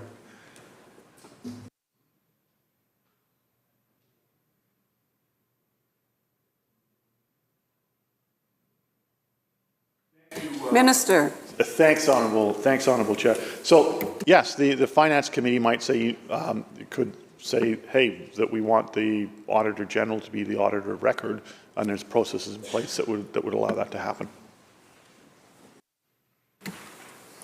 Shall Clause 27 pass? Aye. So ordered. Shall Clause 28 pass? Aye.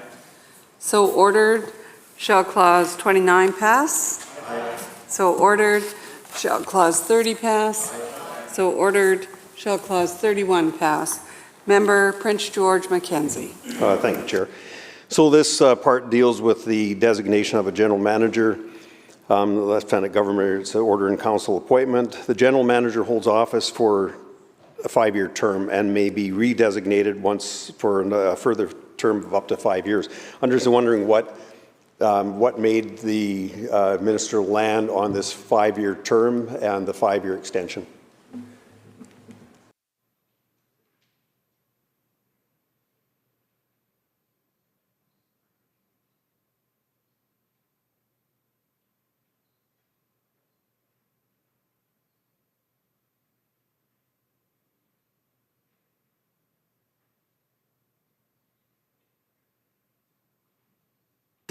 Minister. Thank you, Honourable Chair.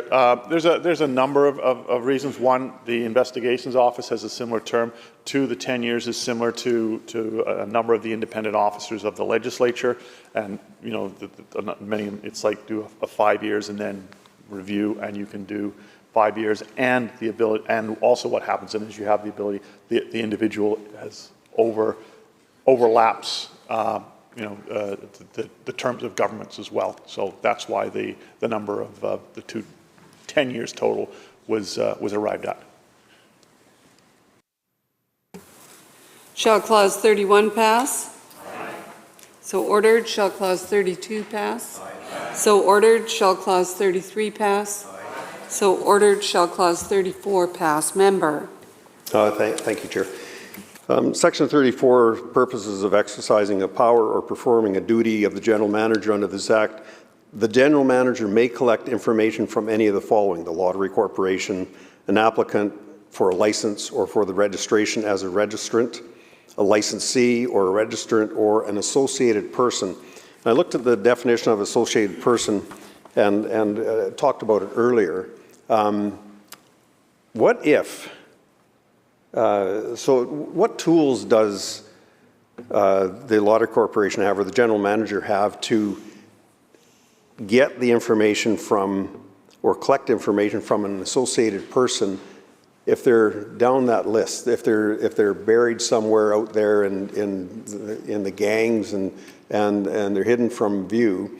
What process would the general manager undertake and the investigators undertake in order to get that information?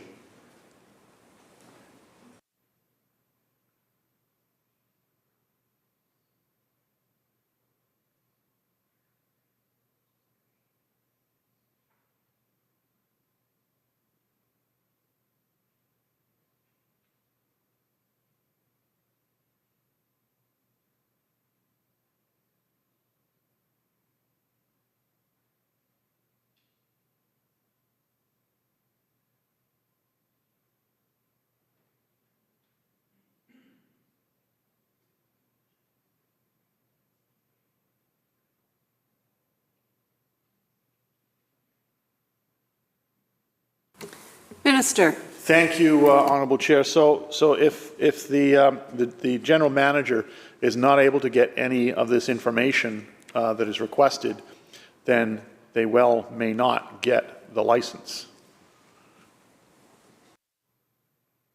Member.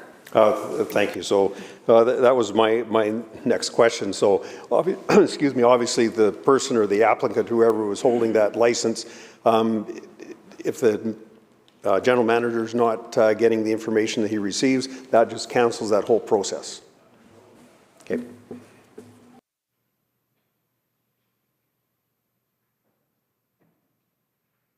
Shall Clause 34 pass?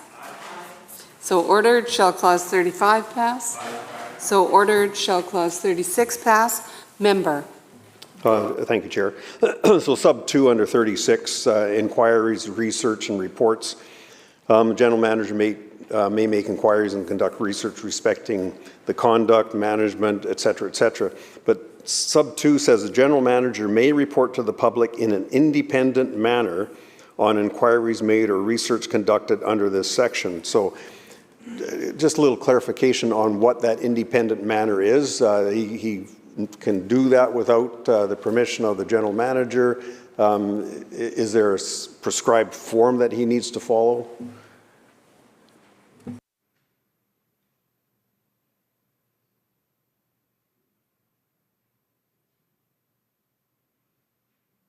Minister. Thank you, Honourable Chair, and I thank the member for the question. So basically what it means is if the general manager has done inquiries or conduct research and feels that there's an issue that he needs to make public or she needs to make public, they can do so without having to ask my permission to make it public. Member. No, I appreciate that. Oftentimes, perhaps, some of those investigations or the research might reveal, it might have some sensitive information in it. Is that vetted and a vetted copy is made public, or is that particular report not made public at all?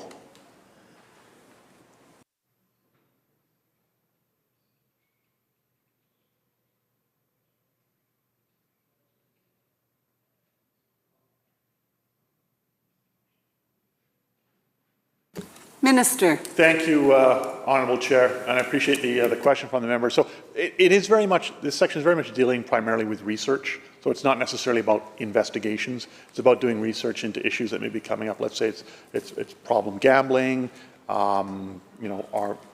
things of that nature. That's kind of the expectation here. Shall Clause 36 pass? Aye. So ordered. Shall Clause 37 pass? So ordered. Shall Clause 38 to 43 pass inclusive? So ordered. Shall Clause 44 pass? Member. Thank you, Chair. Prohibition against unauthorized sale of lottery tickets to any person. A person other than a lottery corporation must not do any of the following except as authorized seller offer or a lottery ticket, purchase a lottery ticket for sale. I guess the question I have, and I've heard some indication of this in the past, does the lottery corporation currently have authorized sales outside of Canada?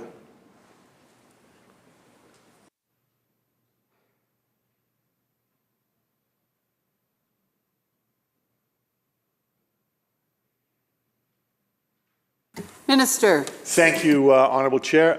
No. Member. And under the section, so just another question that arose when I was reading through this. If any lottery tickets are claimed outside of Canada, does the lottery corporation determine source and origin of the ticket prior to paying it out?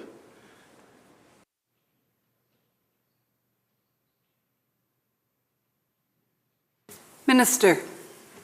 Thank you, Honourable Chair. Yes.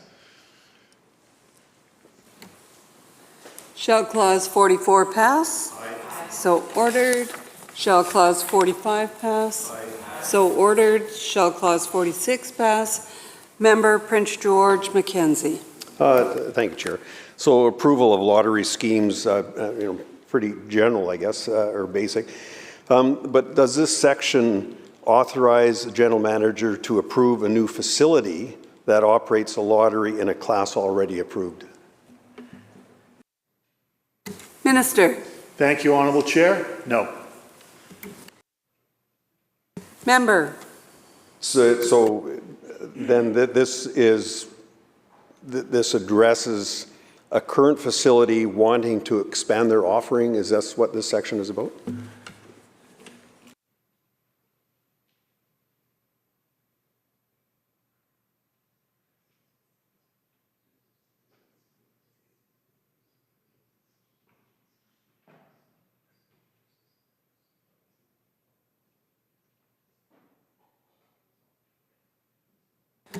Minister. Thank you, Honourable Chair. This is not about the facility. This is about the scheme, and by scheme, it could be like the slot machine or the game. That's what it's referring to. Member. Okay, so it's reserved for a facility that's already licensed, but they're going to expand their offerings within that facility. Is that, do I read that correctly?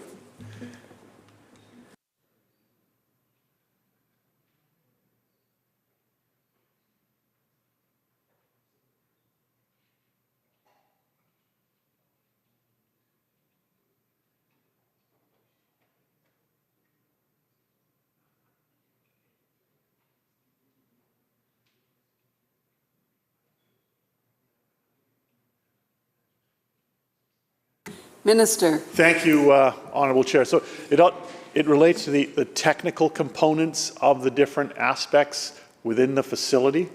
So like the bits and pieces that make up a machine, for example. Member. And my apologies to the minister. I was reading from the wrong set of notes on this particular one. So we will look at 47. So under 47, it talks about... Excuse me, member. We'll pass 46 first. Okay. Shall Clause 46 pass? Aye. So ordered. Shall Clause 47 pass? Member. Okay, Chair. Under 47, it says the lottery corporation must not make any of the following changes to a lottery scheme without first obtaining the general manager's written approval under section 48. A is a change to the rules of play that modifies the odds of winning the lottery. a change to the rules of play that modifies how a winner of the lottery scheme is determined, and C, a change in the type, make, model, or version of the gaming supplies used in the operation of the lottery scheme. Is there a criteria that the lottery corporation or the general manager has that allows him to, like, I'm sure we can't say we're going to get the odds so that, you know, the lottery corporation makes all kinds of money, but is there some written criteria somewhere, some metric somewhere that the general manager can access that guides him in his decision under this particular section?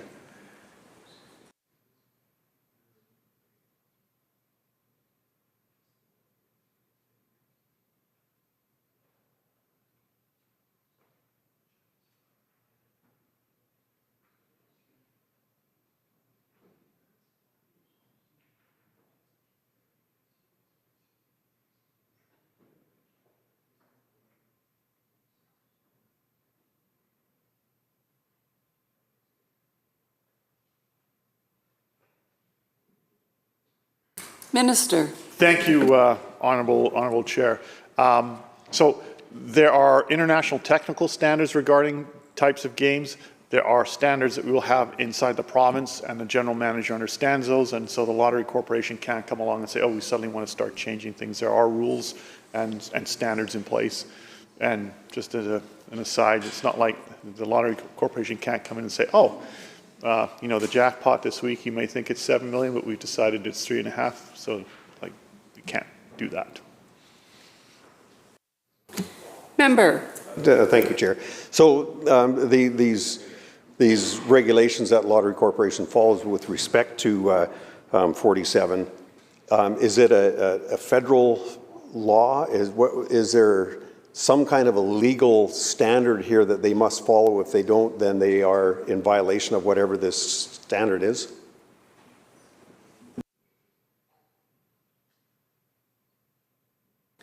Minister. Thank you, Honourable Chair. Yeah, there are technical international standards that are in place that's what we follow.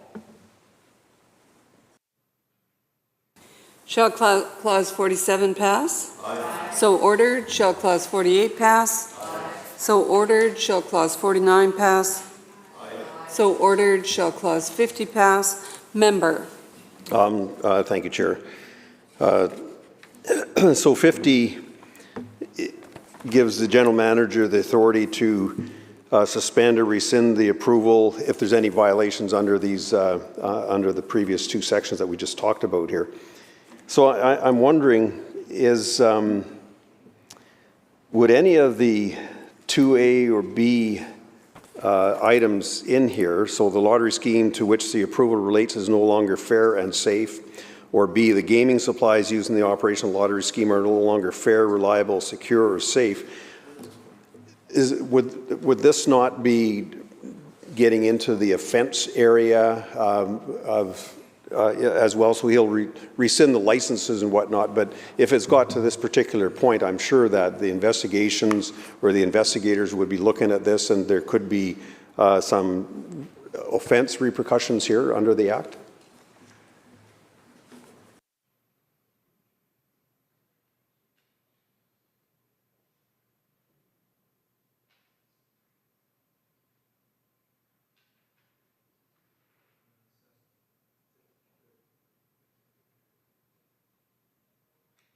Minister. Thank you, Honourable Chair. This section, it mainly is related to machines that are malfunctioning, for example, things of that nature.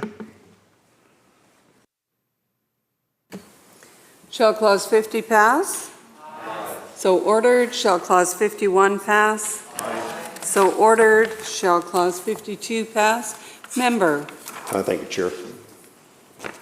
Measures to prevent and detect unlawful activities. The Lottery Corporation and operators of provincial gaming schemes must comply with the regulations of the General Manager respecting the prevention and detection of unlawful activities. Would the requirement to monitor or would this requirement mirror the rules that are outlined under Section 18? and the duty for operators and registered gaming workers to comply with those rules.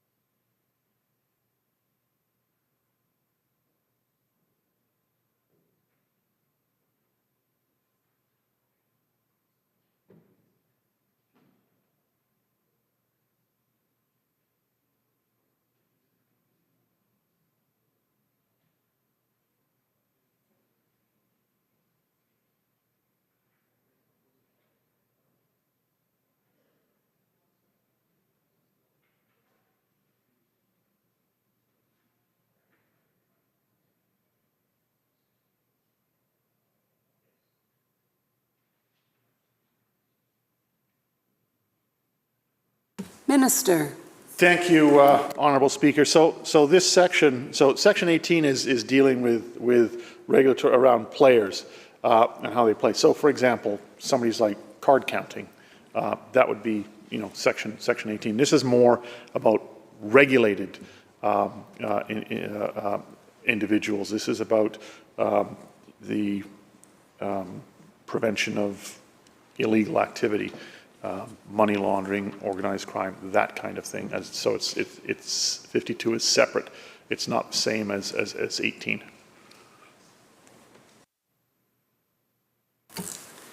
Shall Clause 52 pass?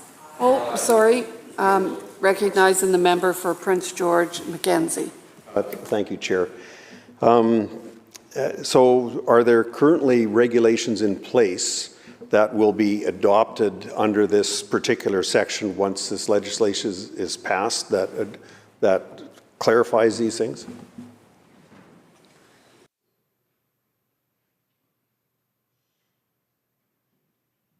Minister. Thank you, Honourable Chair. We will be developing regulations that will clarify this section.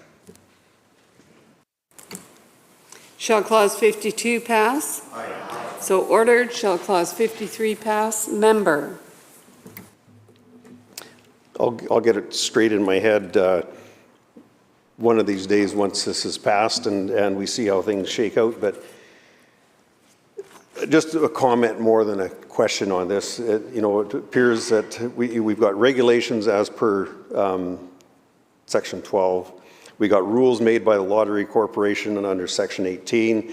We've got the Minister's directives to the General Manager, Section 35, and now we've got Sections 52 that refers to regulations by the GM. I think all the bases are covered here pretty good, and again, that's very complex, but very complete here. So.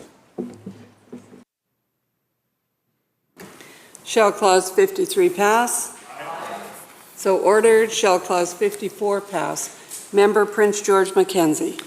Thank you, Chair.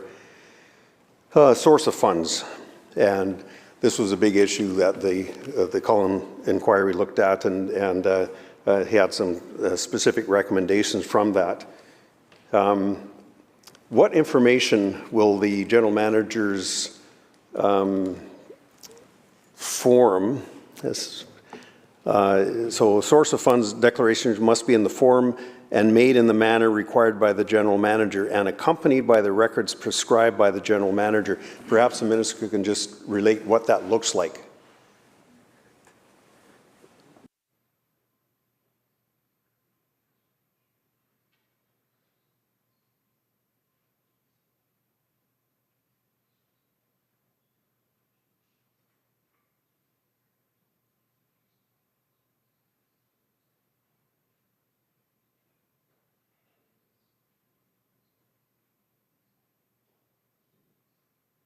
Minister.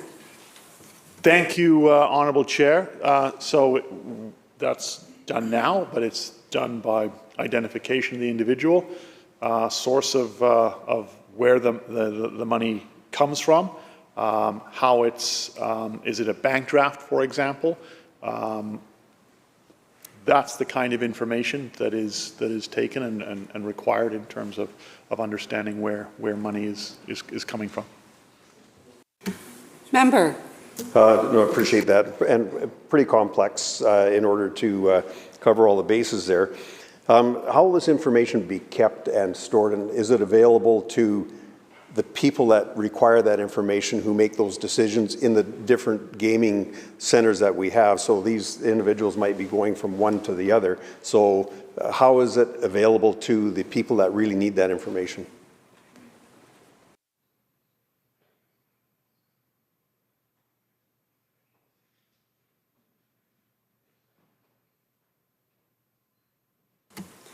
Minister. Thank you, Honourable Chair. So BC Lottery Corporation has the iTrack system where the information is fed into, and the appropriate people who are authorized to access it are able to do so.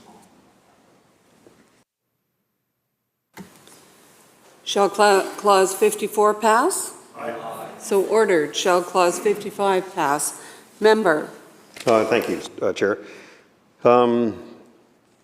Just trying to read my chicken scratch that was done late at night here. This requires a report on an offense to the general manager immediately. What steps would the general manager take once he or she has been notified?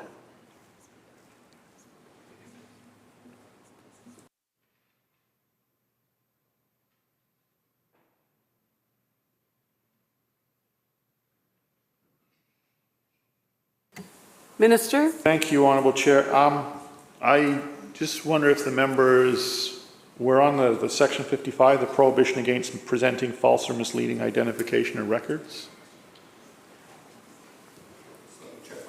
Okay.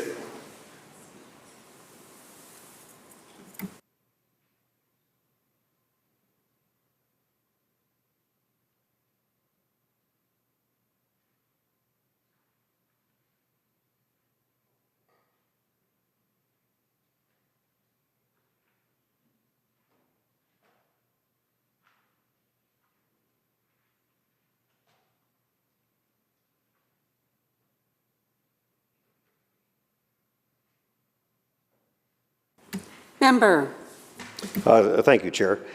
So I was cross-referencing Section 55, that a person must not provide false or misleading information in a source of funds declaration, and it's got a variety of things there, with Section 167, the duty to report the commission of offence to the general manager. So looking at that, I'm wondering how quickly that is transmitted to the general manager and what kinds of action would be taken in real time.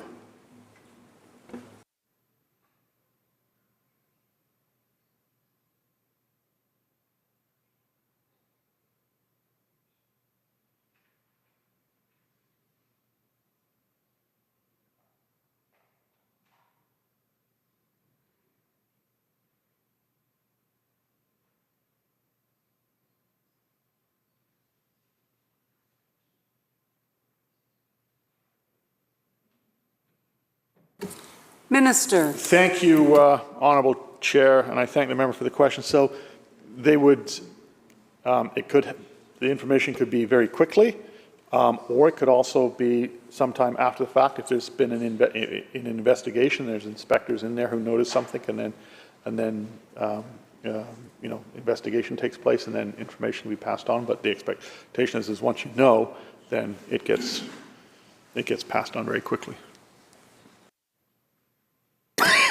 Member. Thank you, Chair.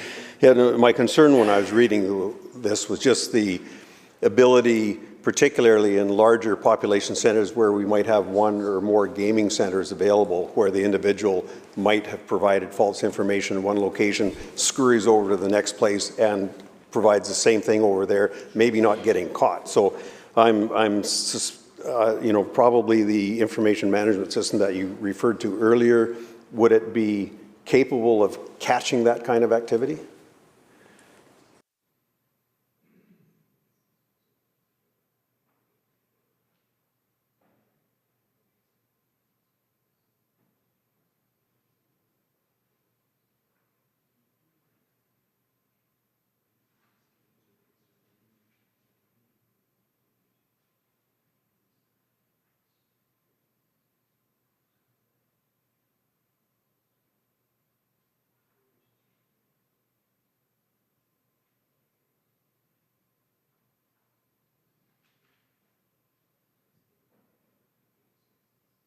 Minister. Thank you, Honourable Chair. I thank the member for the question. So, one, information does go into the system. At the same time, there are investigators, and especially in the Lower Mainland, given the proximity of different facilities, and those investigators do go from, facility to facility, so they're not all, they're not just stationed in a single facility. So there's the ability there to, if there's an issue at one and you become familiar, you can, oh, okay, there's what's going on here.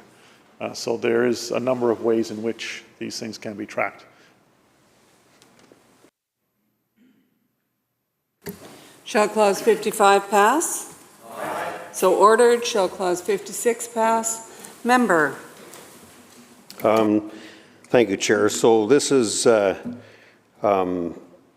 Lottery Corporation operators of provincial gaming schemes and gaming events must comply with the regulations of the General Manager respecting the detection, mitigation, and prevention of problem gambling. And I'm just wondering what provisions are in place now to comply with Section 56?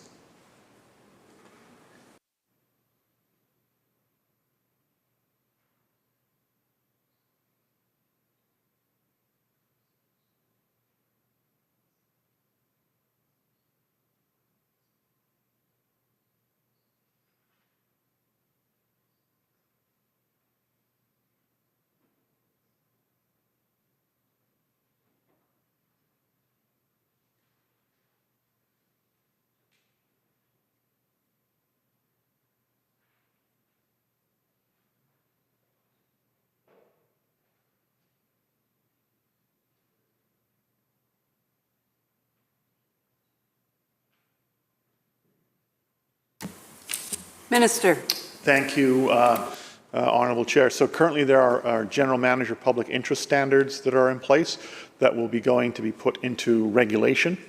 And then we also have the VSE program as well, but those standards that are there now will be put into regulation. Member. I'm good with 57. Yep. Shall Clause 56 pass? Aye. So ordered. Shall Clause 57 pass? Member. Sorry about that. Like I said, it's been a long day here. How does the Lottery Corporation currently enforce this program? And I know there's been a lot of discussion around this, but I'm just curious as to how you're approaching the enforcement of it now.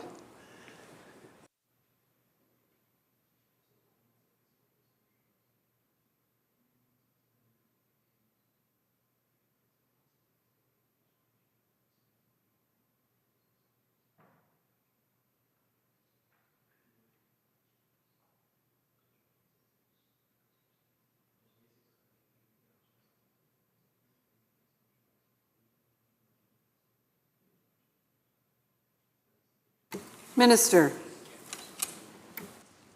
Thank you, Honourable Chair. There are a number of mechanisms from monitored cameras to the security in the facilities who, obviously become very familiar with people who are there on a regular basis. At the same time, they're also looking to moving and implementing electronic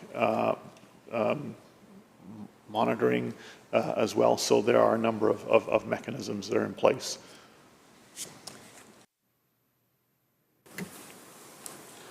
Shall Clause 57 pass? Aye. So ordered. Shall Clause 58 pass? Member. Thank you, Chair. Looking through the duties in relation to self-excluded individuals, that the Lottery Corporation must take reasonable steps to prevent a self-excluded individual from participating in an online gaming scheme contrary to an agreement. I guess I'm wondering, what's an example of reasonable steps on how they do this to prevent somebody from participating contrary to this particular section? And there's a lot of people out there that have a serious addiction issue with gambling and will do a lot of things to try and circumvent that. So can they take themselves off of this self-exclusion list and just carry on gambling without this section applying to them?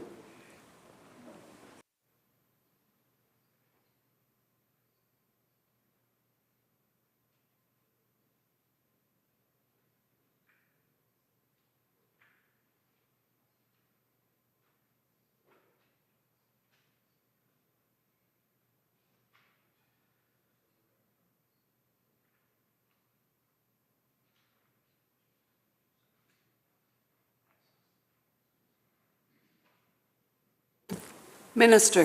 Thank you, Honourable Chair. So when you're on the VSE program, that there are timelines that you're on for. The minimum timeline that you can be on for is 6 months, and you don't get to change that. Shall Clause 58 pass? So ordered. Shall Clause 59 pass?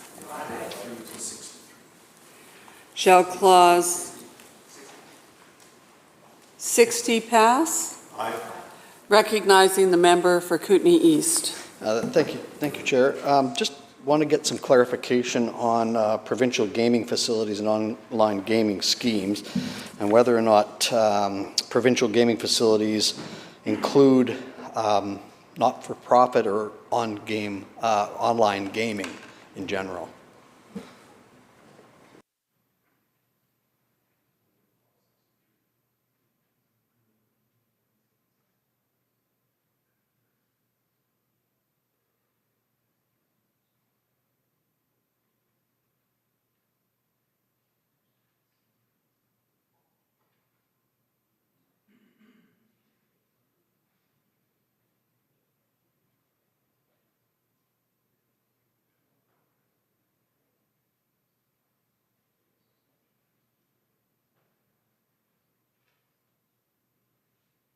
Minister.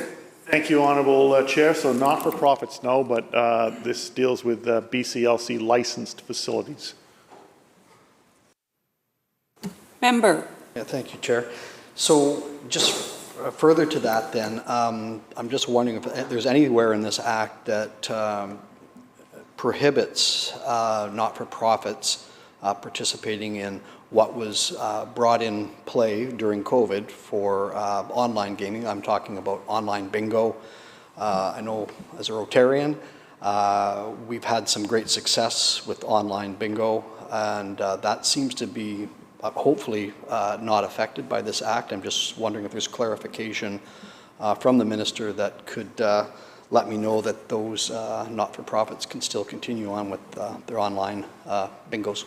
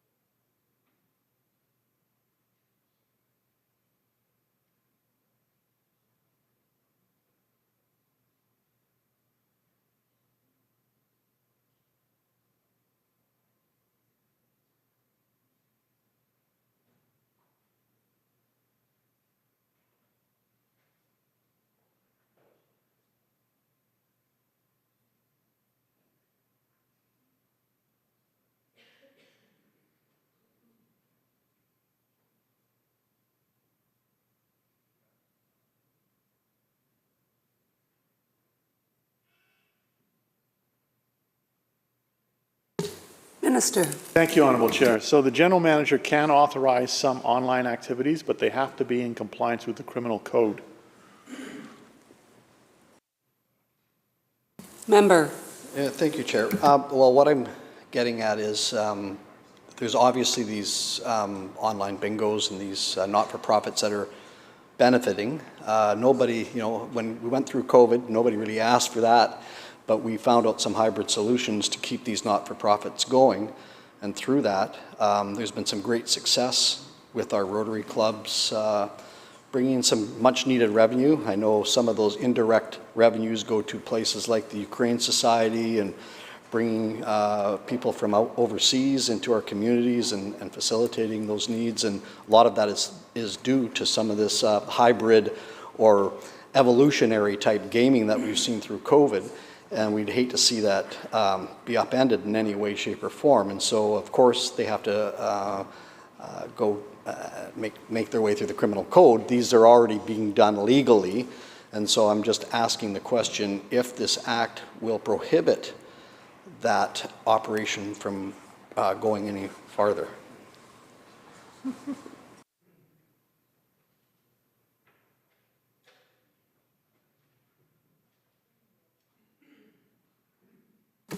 Minister. Thank you, Honourable Chair. No, it doesn't. But I want to stress it has to be in compliance with the criminal code.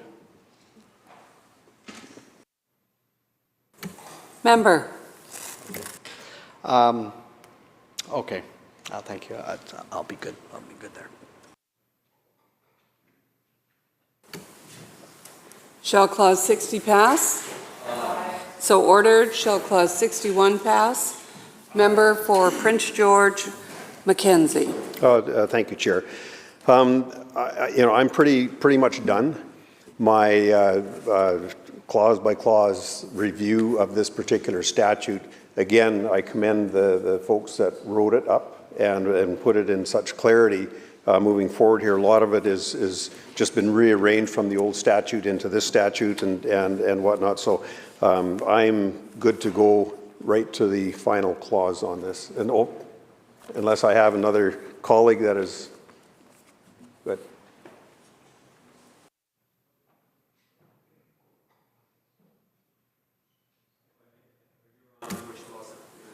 We're on Clause 61. Shall Clause 61 pass? Aye. So ordered. Shall Clause 62 pass? Aye.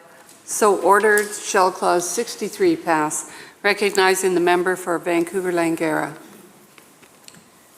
Thank you, Madam Chair. I just wanted to follow on the questioning on this division which relates to online gaming schemes, and I appreciate the Minister's responses earlier.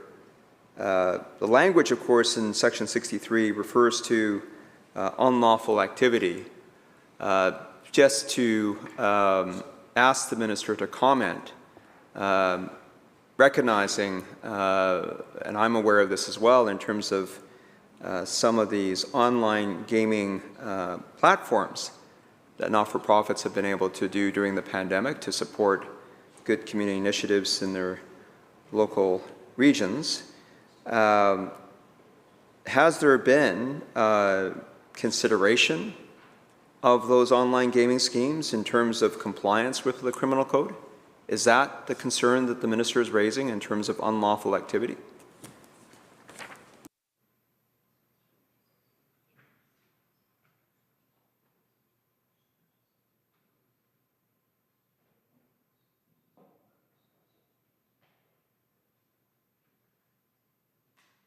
Minister. Thank you, Honourable Chair. So in this section, online gaming is defined as BCLC's platform.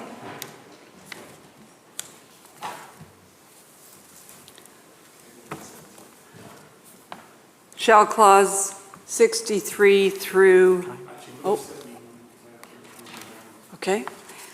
Shall Clause 63 to 78 pass? So ordered. Shall Clause 79 pass? Minister. Thank you, Honourable Chair. I move the amendment in my name, Clause 79.2, by adding the underlined text as shown. If the General Manager makes a change under this section, the General Manager must give notice of the change to each of the affected registrants. Okay.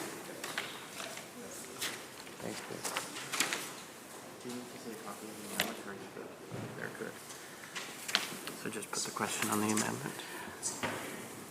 Shall the amendment pass? Shall the amendment to Clause 79 sub 2? The amendment to Clause 79 sub 2. Shall the amendment pass? All those in favor say aye. Aye. Opposed say nay. The amendment is carried. Shall Clause 79 as amended pass? Shall Clause 79 as amended pass? Aye. All those opposed? Clause 79 as amended, pass. Shall Clause 80 through 237 inclusive, pass? Opposed? Carry. So ordered. Shall the title pass? So ordered. And we, He's going to move the motion. okay, has he got it? He knows it. Minister. Thank you, Honourable Chair. I move the committee rise, report the bill complete with amendment. You've heard the question. All those in favor say aye. Aye. Opposed? Carried.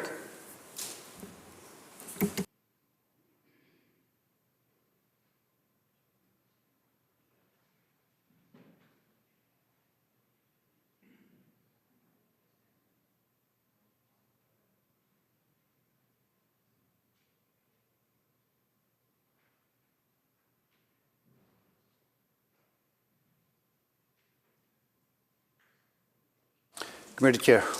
The Committee on Bill 32 reports the bill complete with amendment. When shall the bill be considered as reported, Minister? By leave now. Members, leave has been requested. If any member has any opposition to that leave, please indicate now. Leave has been granted. Minister? Thank you, Honourable Speaker. I move third reading. Members, third reading. No, I have to take this. Members, the question is third reading of the bill number 32, Gaming Control Act. Those participating remote, nobody's on remote. All right, that's fine. All those in favor indicate aye. Aye. Opposed? Carried. Bill number 32, Gaming Control Act has been read a third time and has passed. Minister. Thank you, Honourable Speaker. I move the House to now adjourn. Members, you heard the motion. All those in favor indicate aye. Opposed? Motion carried. This House stands adjourned until 1:30 p.m. tomorrow.